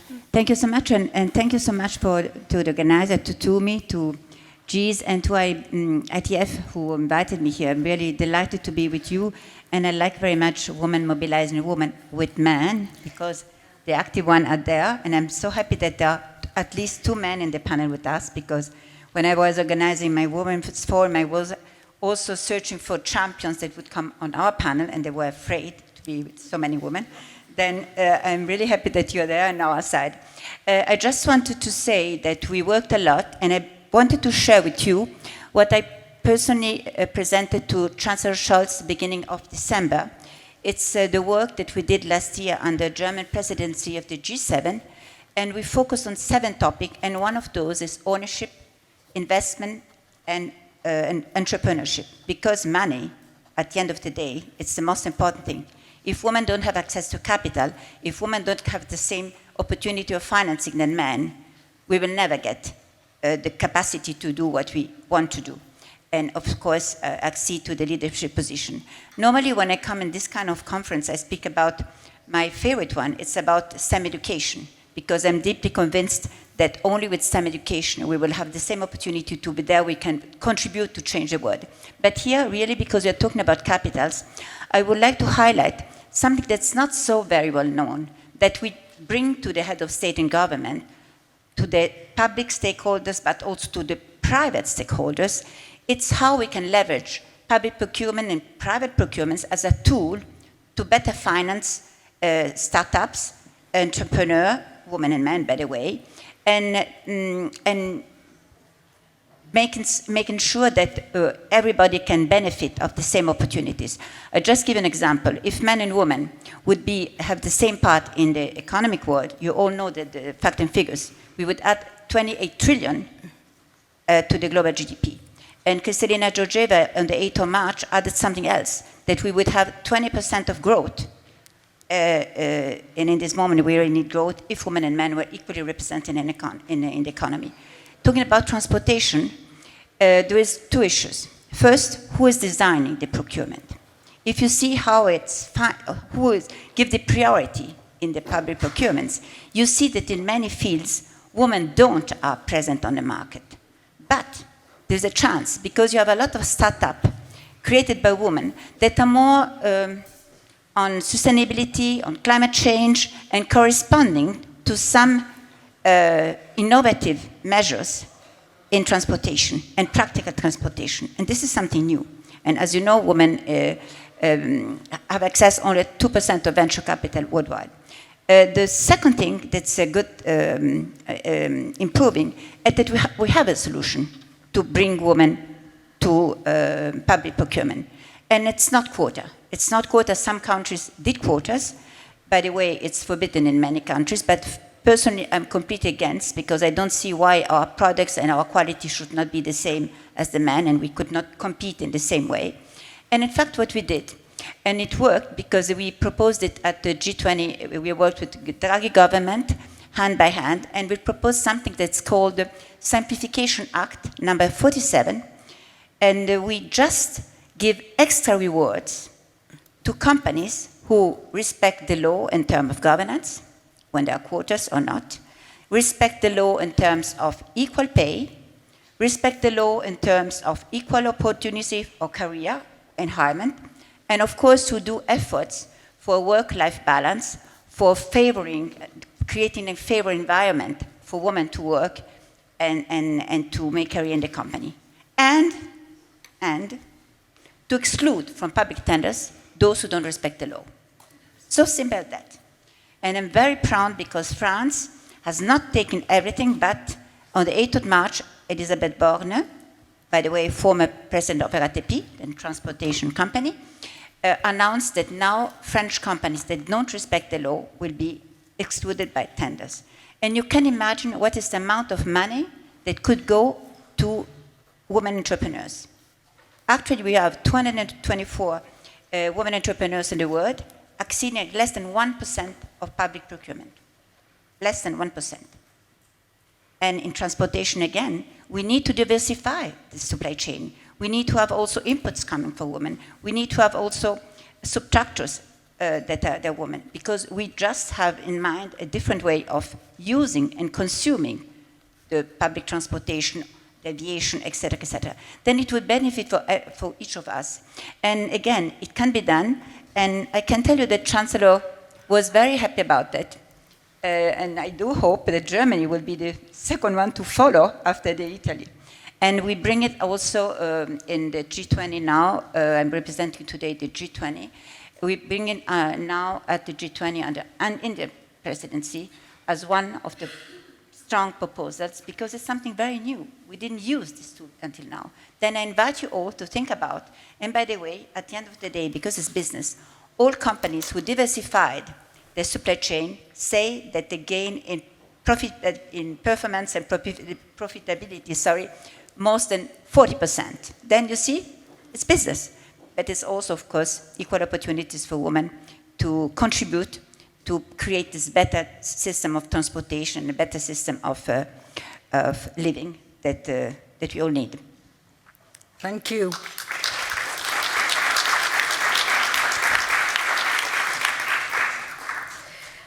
Public procurement, and I think that has a very, very important role to play, which gets me to you, Lindsay, as UITP and as an organization with public transport authorities to a large extent.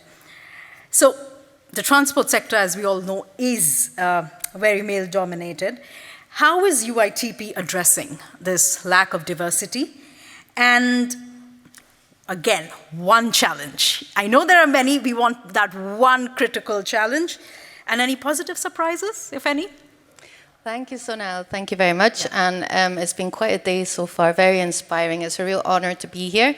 Yes, UITP is the Association of Public Transport, so mainly the operators and the authorities that are delivering public transport in our cities around the world.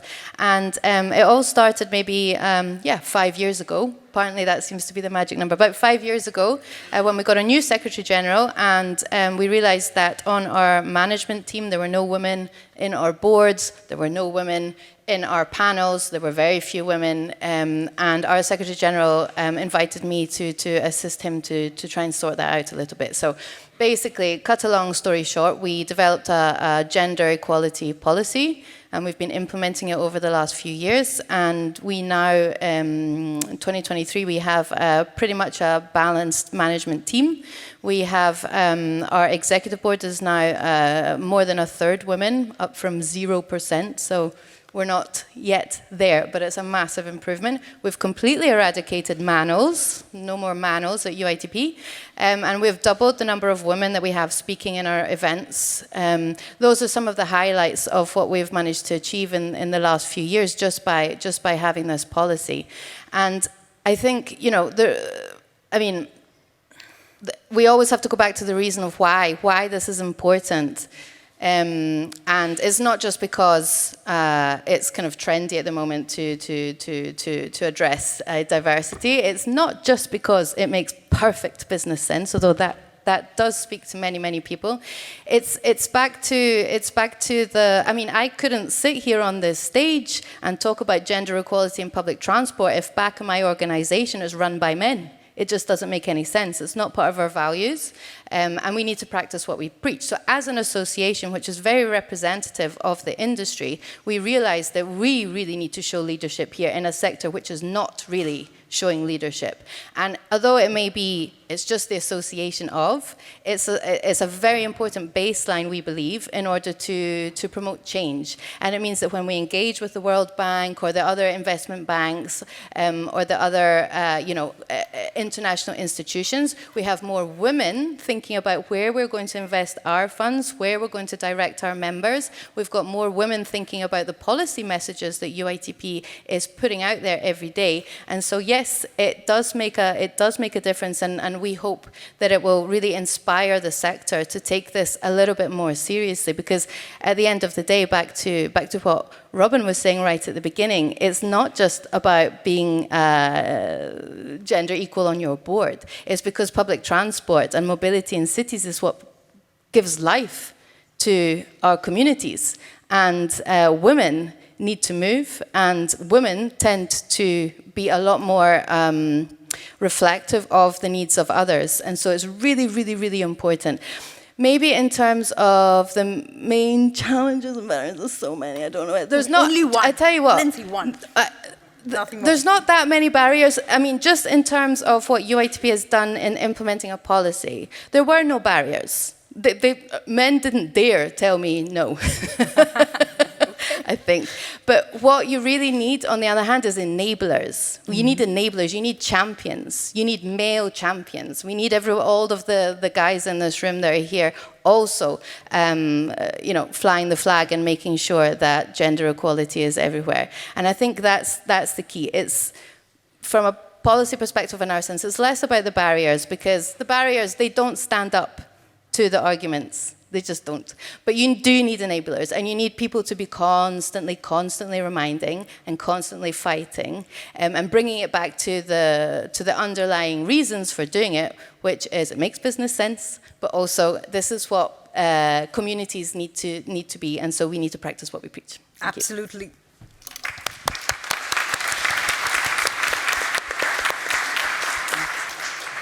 And hopefully some of the lessons around public procurement may also come to some of the UITP members as well. Right? Insa, over to you. GIZ is an implementing agency. And as an implementing agency, are gender mainstreaming approaches sufficient, or do they sometimes even hinder gender transformative approaches? I think that's the key question probably of the day. And it's not an easy one. And I was just reading the title of this session. And to be quite honest, I think we all have no idea. Because we are very good in gender sensitive and maybe even gender responsive actions. But when it comes to core gender transformative measures, I believe that we have no idea. when it comes to good data, I would challenge that we have good data. Because all the data that we gather is not including the data of the trips that are not being done by females and marginalized groups because they feel not safe. All how people behave is often not tracked. In how we gather gender data, it doesn't reflect why someone is, for instance, not sharing that they were harassed and that they didn't feel safe. I just shared this yesterday, that we had in our gender data analysis, like one case where there's in our ride-alongs with the women.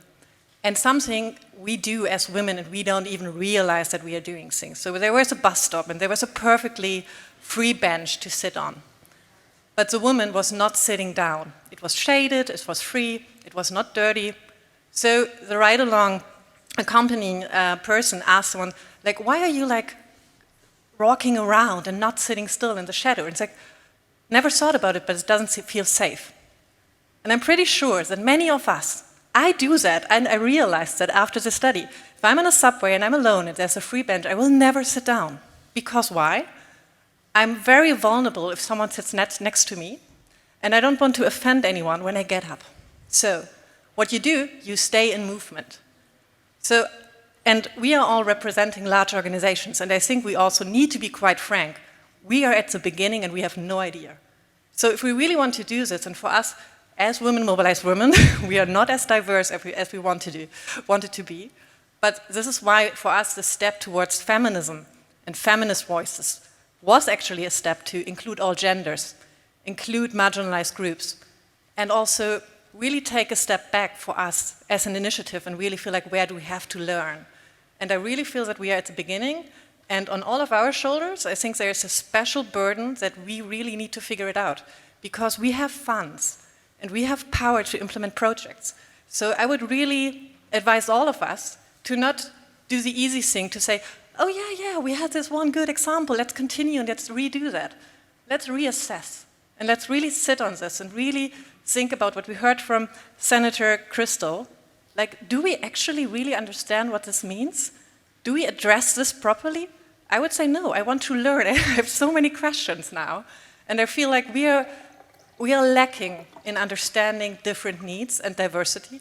And I really think that this is something that we should not brush off easily. So gender mainstreaming doesn't solve anything. I think gender transformative does. I'm so happy about the feminist development policy, but there's so much work behind it. And I think we need to be open that there is a lot to do. Okay.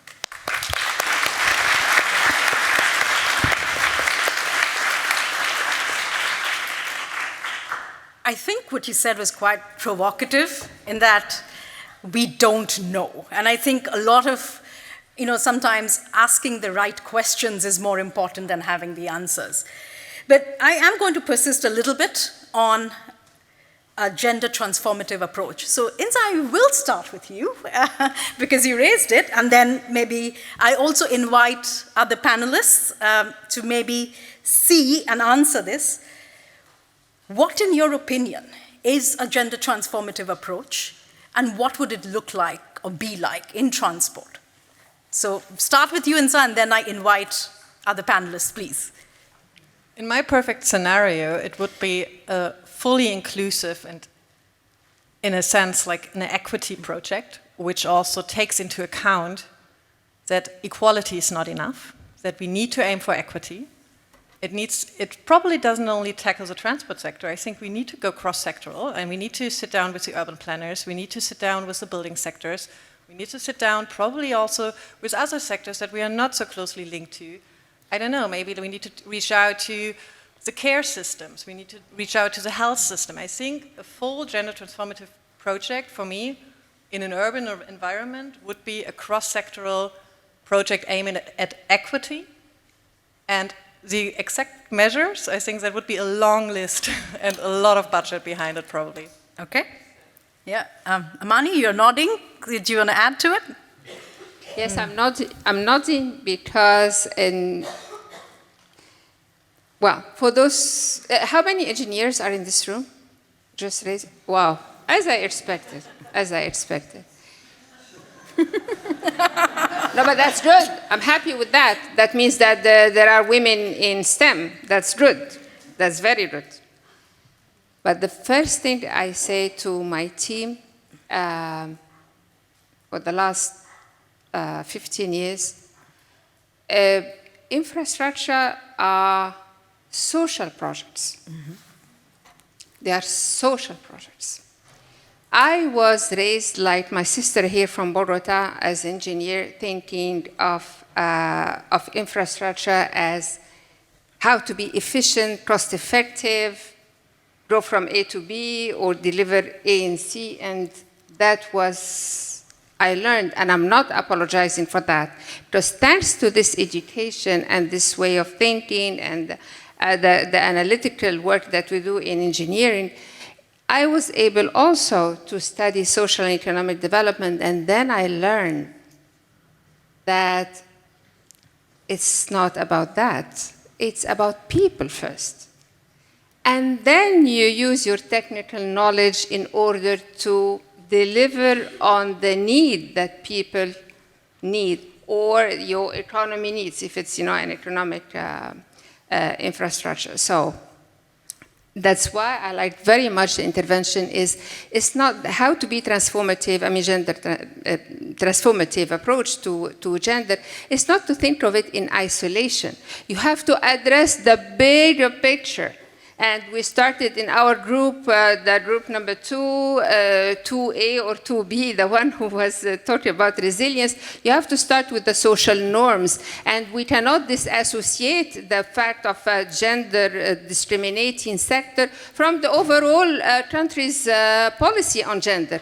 So if you have a leadership in your country or in your organization, and I had the privilege of having this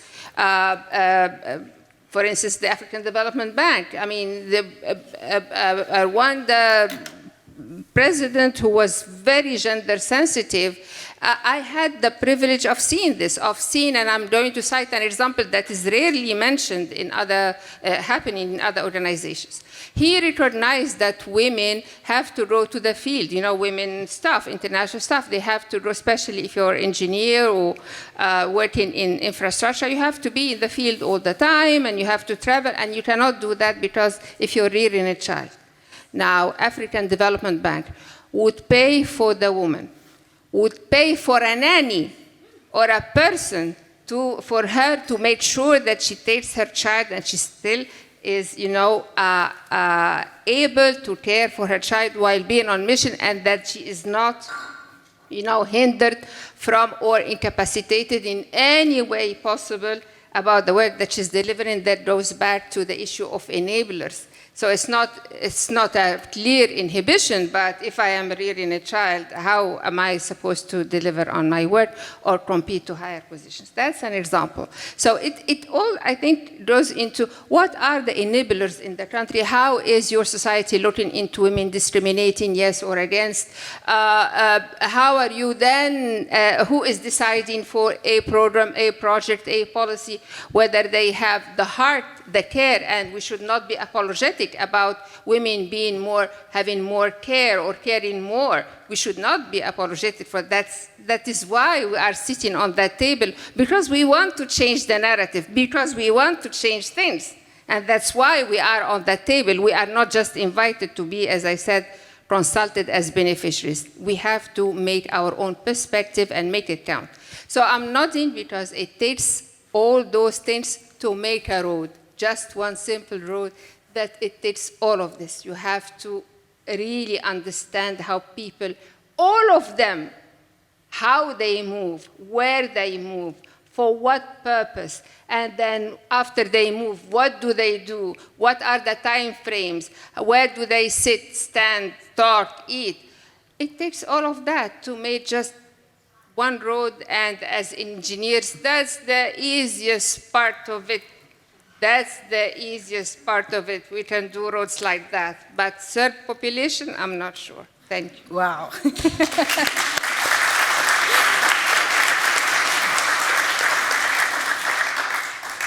I do want to pick up on this, right? Because I do understand if we are talking about transforming gender relationships, it's about addressing norms.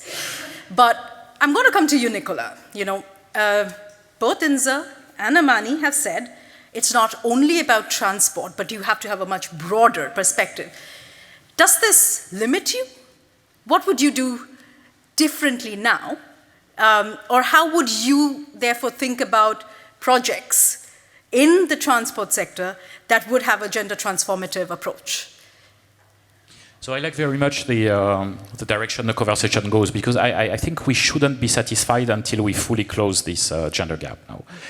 So we have to continue to push, we have to continue to be demanding, we have to continue to learn. We have to think gender from the beginning until the end of the transport programs that we design and implement. And there are many ways we have to explore all venues, whether it's procurement, whether it's involving women in design, whether it's empowering women in the operation of transport programs. I think I see the needle changing. It's not changing fast enough. And so we have to continue to be demanding. But 20 years ago, when we were discussing with some countries about, why don't we involve women in the maintenance of roads? I mean, that was totally bizarre. This is a man's work. But things are changed today, and more and more transport stakeholders are now saying, well, why don't we put a target of 50%? I know some civil works contractors who took the decision to train all the operators of their civil works equipment as women, just because it was very pragmatic. Women are more careful usually than men, and so it was a wise business decision, no? So you have these kind of changes that are occurring. We should look for them, we should encourage them, we should evaluate at the time. When we close a transport program, we should ask ourselves, what have we achieved, and how can we do more the next time? No? Okay. Over to you, Frank. What do you think? What would a gender transformative approach in KFW's portfolio look like? Well, I agree to what has been said in terms of the objective. The objective has to be sort of gender equality, and in order to achieve that, a lot of things have to be done. So that is very clear. As to the question what a transformative project is, I would be more modest actually, because I think a project cannot achieve all of that. A project can contribute to this, and therefore I think the most important thing, and for me a transformative project is a project that really changes a little bit the power structure, the representation in the decision making. If a project can do that and leave an impact in that respect, and that could be through the partner organization that there women get a stronger role in there. That could be through a project that increases participation of civil society with women organizations becoming stronger. That, for me, would be a transformative project. Otherwise, I think we are not really realistic, because with a project, we cannot change the world. With a lot of projects that do steps, we can do. Sure, and then Chiara? Yeah, very quickly, because this is a bank, and I was in a bank before, and you also asked a bank. Procurement is a very powerful tool, especially if you're in this field. And I'm really happy, again, I'm citing some examples.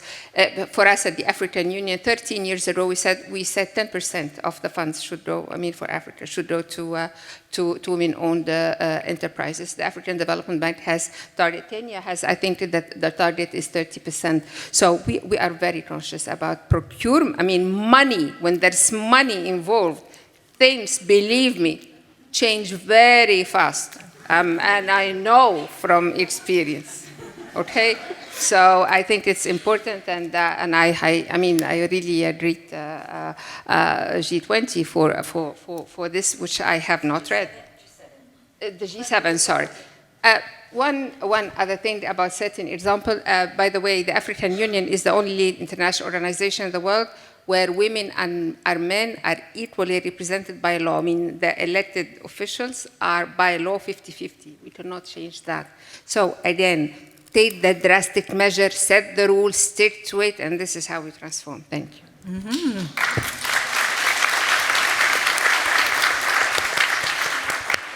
All right, over to you, Chiara.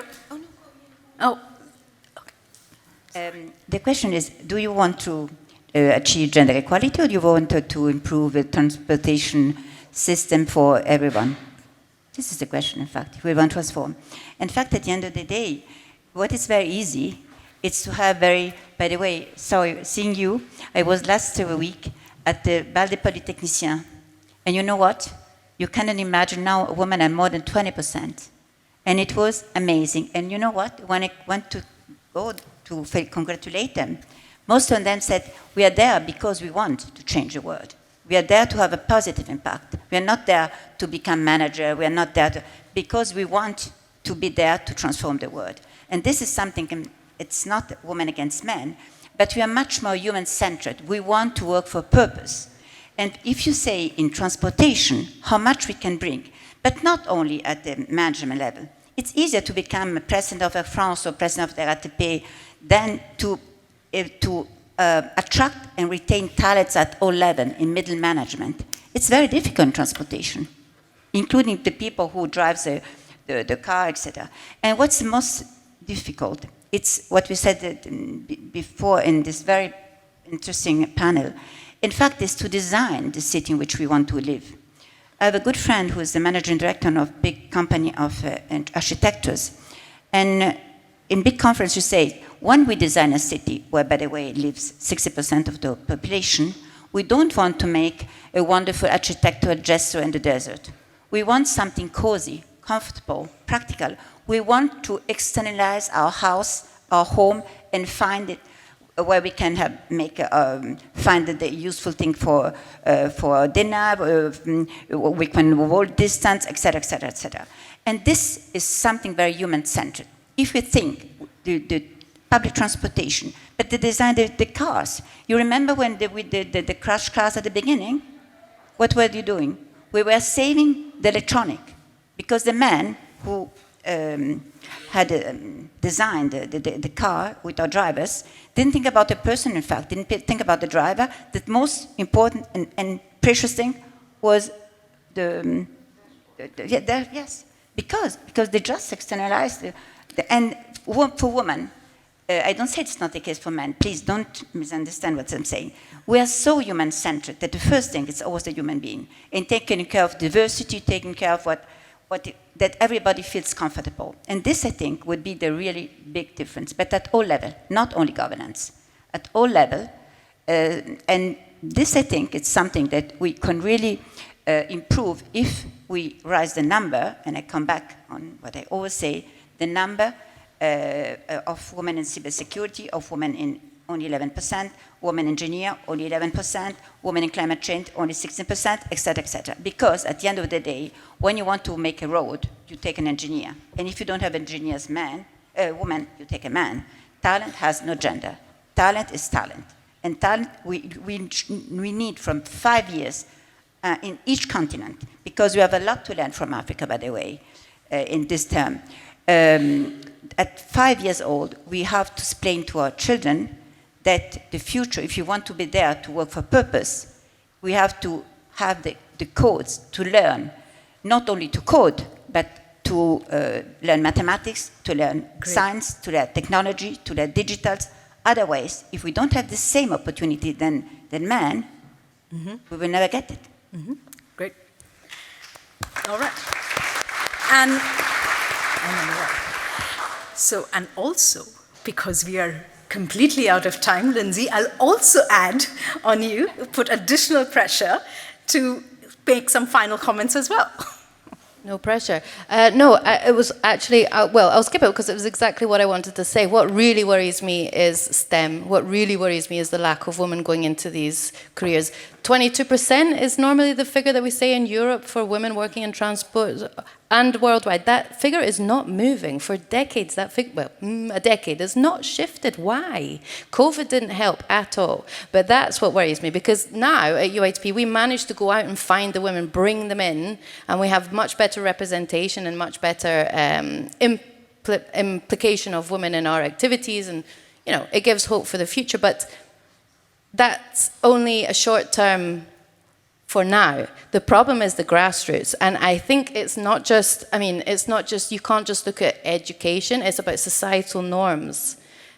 Like has already been said, societal norms about why is it normal that a man can go on a business trip and just drop the pen, and a woman doesn't want to? They have care responsibilities, they feel guilty, they need a nanny. It's brilliant, your example, but that should be the norm. That should be the norm, that everyone should have their own responsibilities. Caring is a good thing. Being part of society is a good thing. That should be what's normalized. And that's what worries me a little bit, is that there is change and there is movement towards better gender equality and awareness and all of that. But we're not really going to the heart. And until we get to really the heart of societal change, then transformation is going to be quite superficial, unfortunately. But I don't want to end, you said wrap up, I don't want to end on a negative note, because I mean, the whole day has been full of inspiration. I think we all know what needs to happen. It's the devil is in the details now of how we really make it happen. Yep, and I think I'm just going to build on what you're saying, is the devil is in the details, but we need the resources. And I think ensuring that, again, budgets help us address infrastructure as social projects, and they accept gender transformation as our end goal, I think can really then help us move towards it. So with this, I'm going to close this panel, and thanks to all of you for being such a great thank you.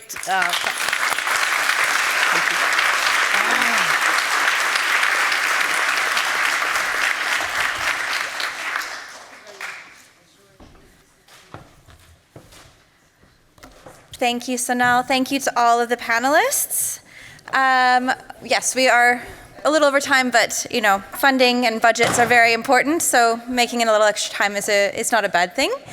At this point, just to finish up almost my portion, and then we'll move to drinks and such, I'm going to invite Mary Cross to the stage to join me to provide some final summary and reflections.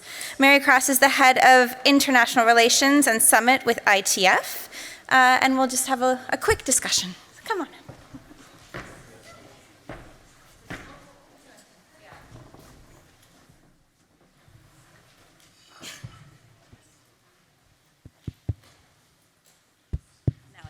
Okay. So thanks, Mary, for joining me on the stage. This is now my second TUMI conference. I was happy to come last year. And what I think is really nice about having this day where it is right before the ITF summit, is to find those links between transformative urban mobility and global transport, and to really link those conversations we have today into the rest of the week. And so for me, I find it really insightful, particularly with this conference today, to really have a lot of conversations focused on feminist transport issues, many of the challenges and some of the solutions which we've identified. We maybe don't know what those solutions are yet, but hopefully we can start advocating and working towards that. So I wanted to ask you, just sort of, thinking about the day today, how important do you think the events like this and very gender-focused conference events or gatherings are in terms of moving this conversation forward? Thanks very much, Melissa, and hello, everybody.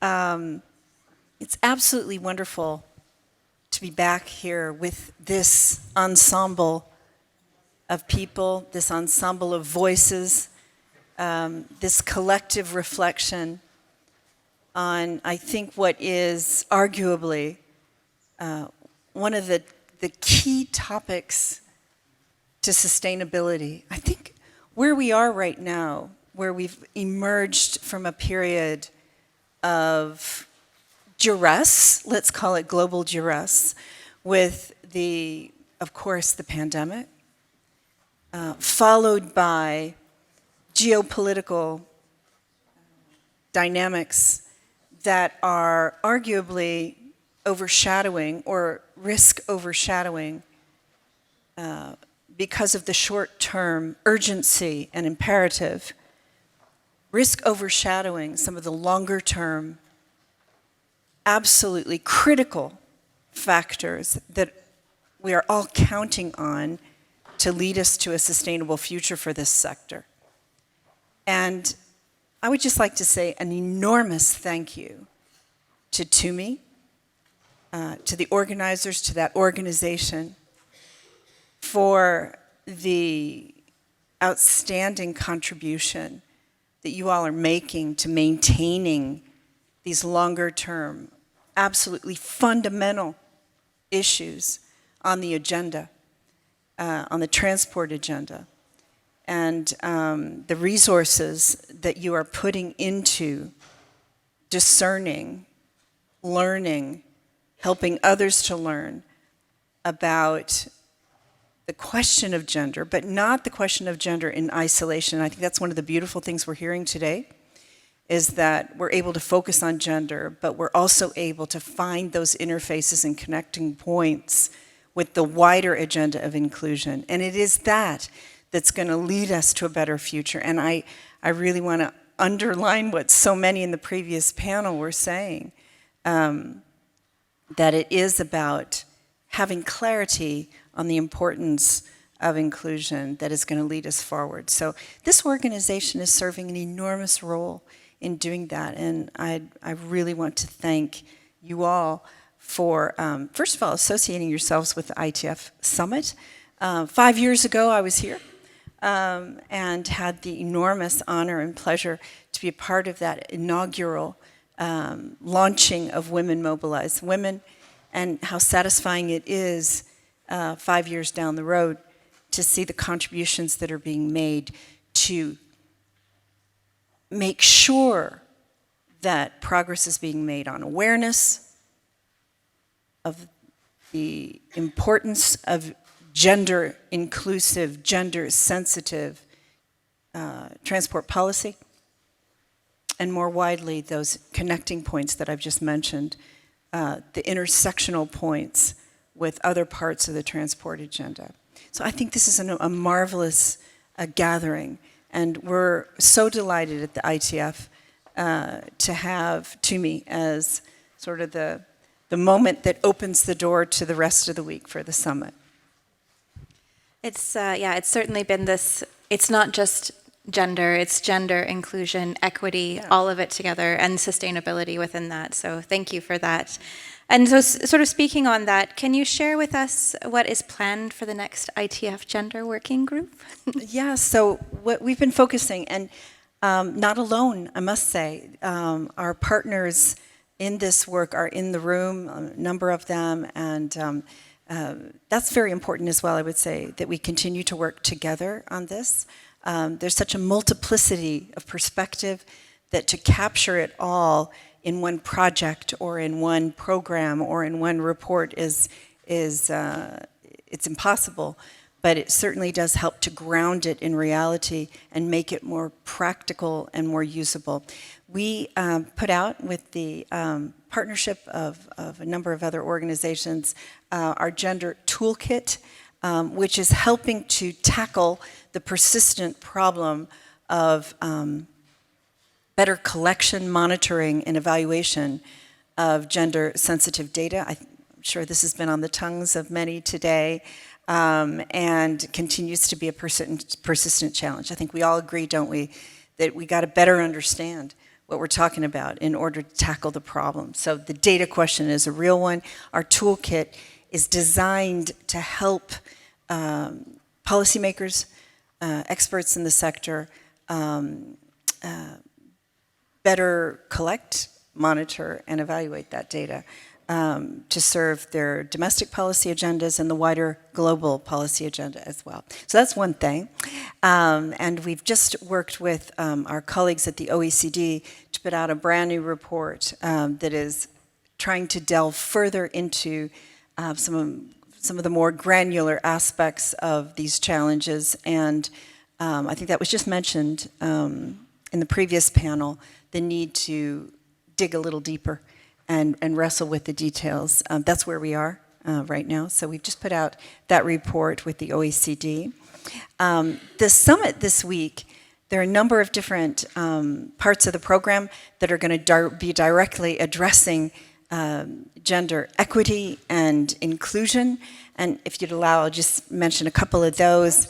One, tomorrow morning at 9, for those of you who are going to be here, and I hope a lot of you will be, there's a networking breakfast that is going to be picking up the questions related to entrepreneurship. We've explored this previously, and we're continuing to explore it because I think, as also the previous panel is pointing out, making sure women are integral to the economy and have access to that economic opportunity is really important. And financing is a huge aspect of that, and we know that is critical for entrepreneurship. So that's going to be tomorrow morning, 9 o'clock. Hope to see you all there. We're also looking at how transport and mobility can help to address poverty and promote economic inclusion. And we've got a plenary panel on Thursday that's going to be exploring that aspect. And we're really trying very hard at the ITF to weave gender and to weave inclusive access and to weave inclusive social equity into all of our topics, to mainstream it, to get it out of the corner, get it out of isolation. I heard that a little bit ago as well, to cease to look at it as its own particularity and really try to make the connections and connect the dots, as they would say. So we're trying to do that in our summit program this year, and we really hope that you all will be able to join us throughout the week. And also, when you don't hear it, to bring it up and make sure that it permeates the conversations that we're having. So you kind of, my third question was to ask what sorry. was, but that's okay, because I have another question now. Okay. So just, last sort of thoughts is, one of the things last year that I kept hearing throughout the conference was how wonderful it was to have the Women Mobilize Women network breakfast in the morning, followed by the launch of the conference with an all-woman panel. Right. And then some mixture and diversity throughout the rest of the day. One of the things today has been, with the exception of some wonderful male colleagues that joined the stage, all of the panels have been women, and women moderators, women panelists. And we heard a couple people joking sometimes that ITF has been quite male. And so what is your hope going forward now that we've had today, knowing this gender focus for the conference or the summit going forward? Going forward, do you think that this will become less of a nice to have and more of a normal in these types of forums, or what do you think we need to do to make that more normal? We know that criticism. We've heard it, and we are trying very, very hard to make sure that we don't just have parity, but that we go beyond parity in our panels. I think we're making progress. If you look at this year's panels, I think it's looking better. We don't look at it as a nice to have, I can tell you that. We do look at it as an imperative. I think we are making progress. We do find it difficult. But we are pursuing the challenge. We don't always succeed, I must say. But it is top of the agenda. I think TUMI is a real example for that. And so we look to this organization also for inspiration and also for ideas and also for suggestions as to how we can continue to make sure that representation of women in all of our work, and in particularly as relates to the summit in the panels, progresses. But I can only say that we haven't always succeeded there. And I might say one thing that we are challenged with is that often we do have women that agree to be on the panels and engage, and that actually decline before the end of the period. This is something that we are challenged by, that we do have confirmations that don't always go to the end, and many of those are women. So we are challenged by it, and all I can say is that we're committed to making progress there. Yeah, and sorry to put you on the spot like No, that. no, but that's okay. No, it is a real issue that we are very, very conscious of. Yeah.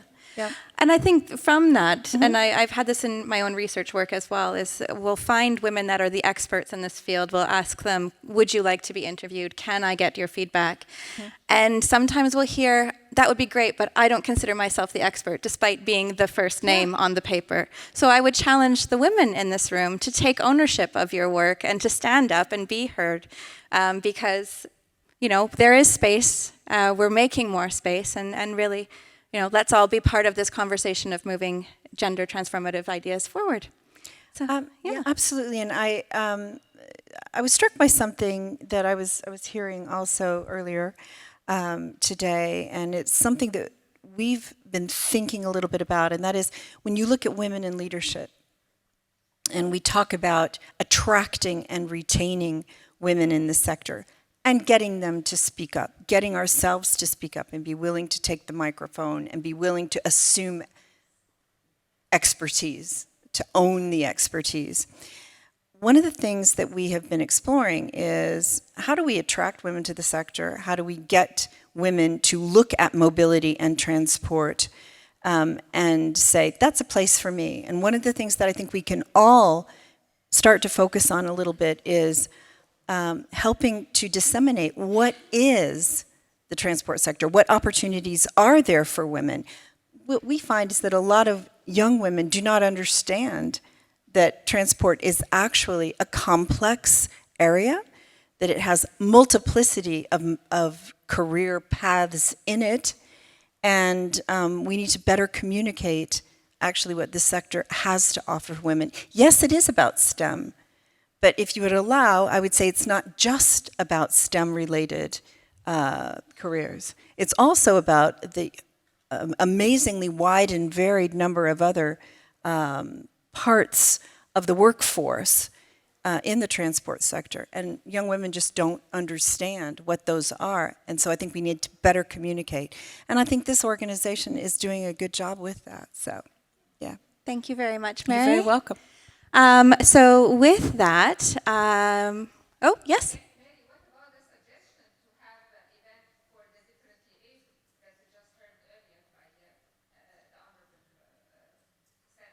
I'm sorry, Amani, what? I think the question is, yeah, what about? Oh, yes.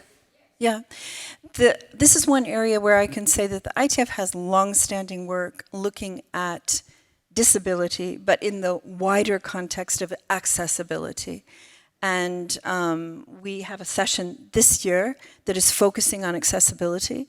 We have launched with the FIA a disabled driving website so that disabled drivers around the globe can better access information related to legislation and regulation for disabled driving. And so we're very committed to that. And usually at the summit we do have at least one panel looking at accessibility. Okay, thank you. You're very welcome. I'm aware that everyone's probably ready for some networking. So feel free to sit with me. You don't have to get up and walk away. Okay. So just a reminder that we do have a reception immediately following this. The drinks will be outside of this room. That's an important note. Food is where lunch was. Music, for those who want to get to dancing, where are you? There she is. We'll be in the Telemann Hall. And the terrace will be open if you need to get outside and have some fresh air. But for my part, I'm all done for today, and I'm happy to give the stage back to Insa and to Jens to give some final words. And yeah, it's been my pleasure to speak with you, Mary, and to be your host today, and to learn alongside you. So thank you very much. Thank you.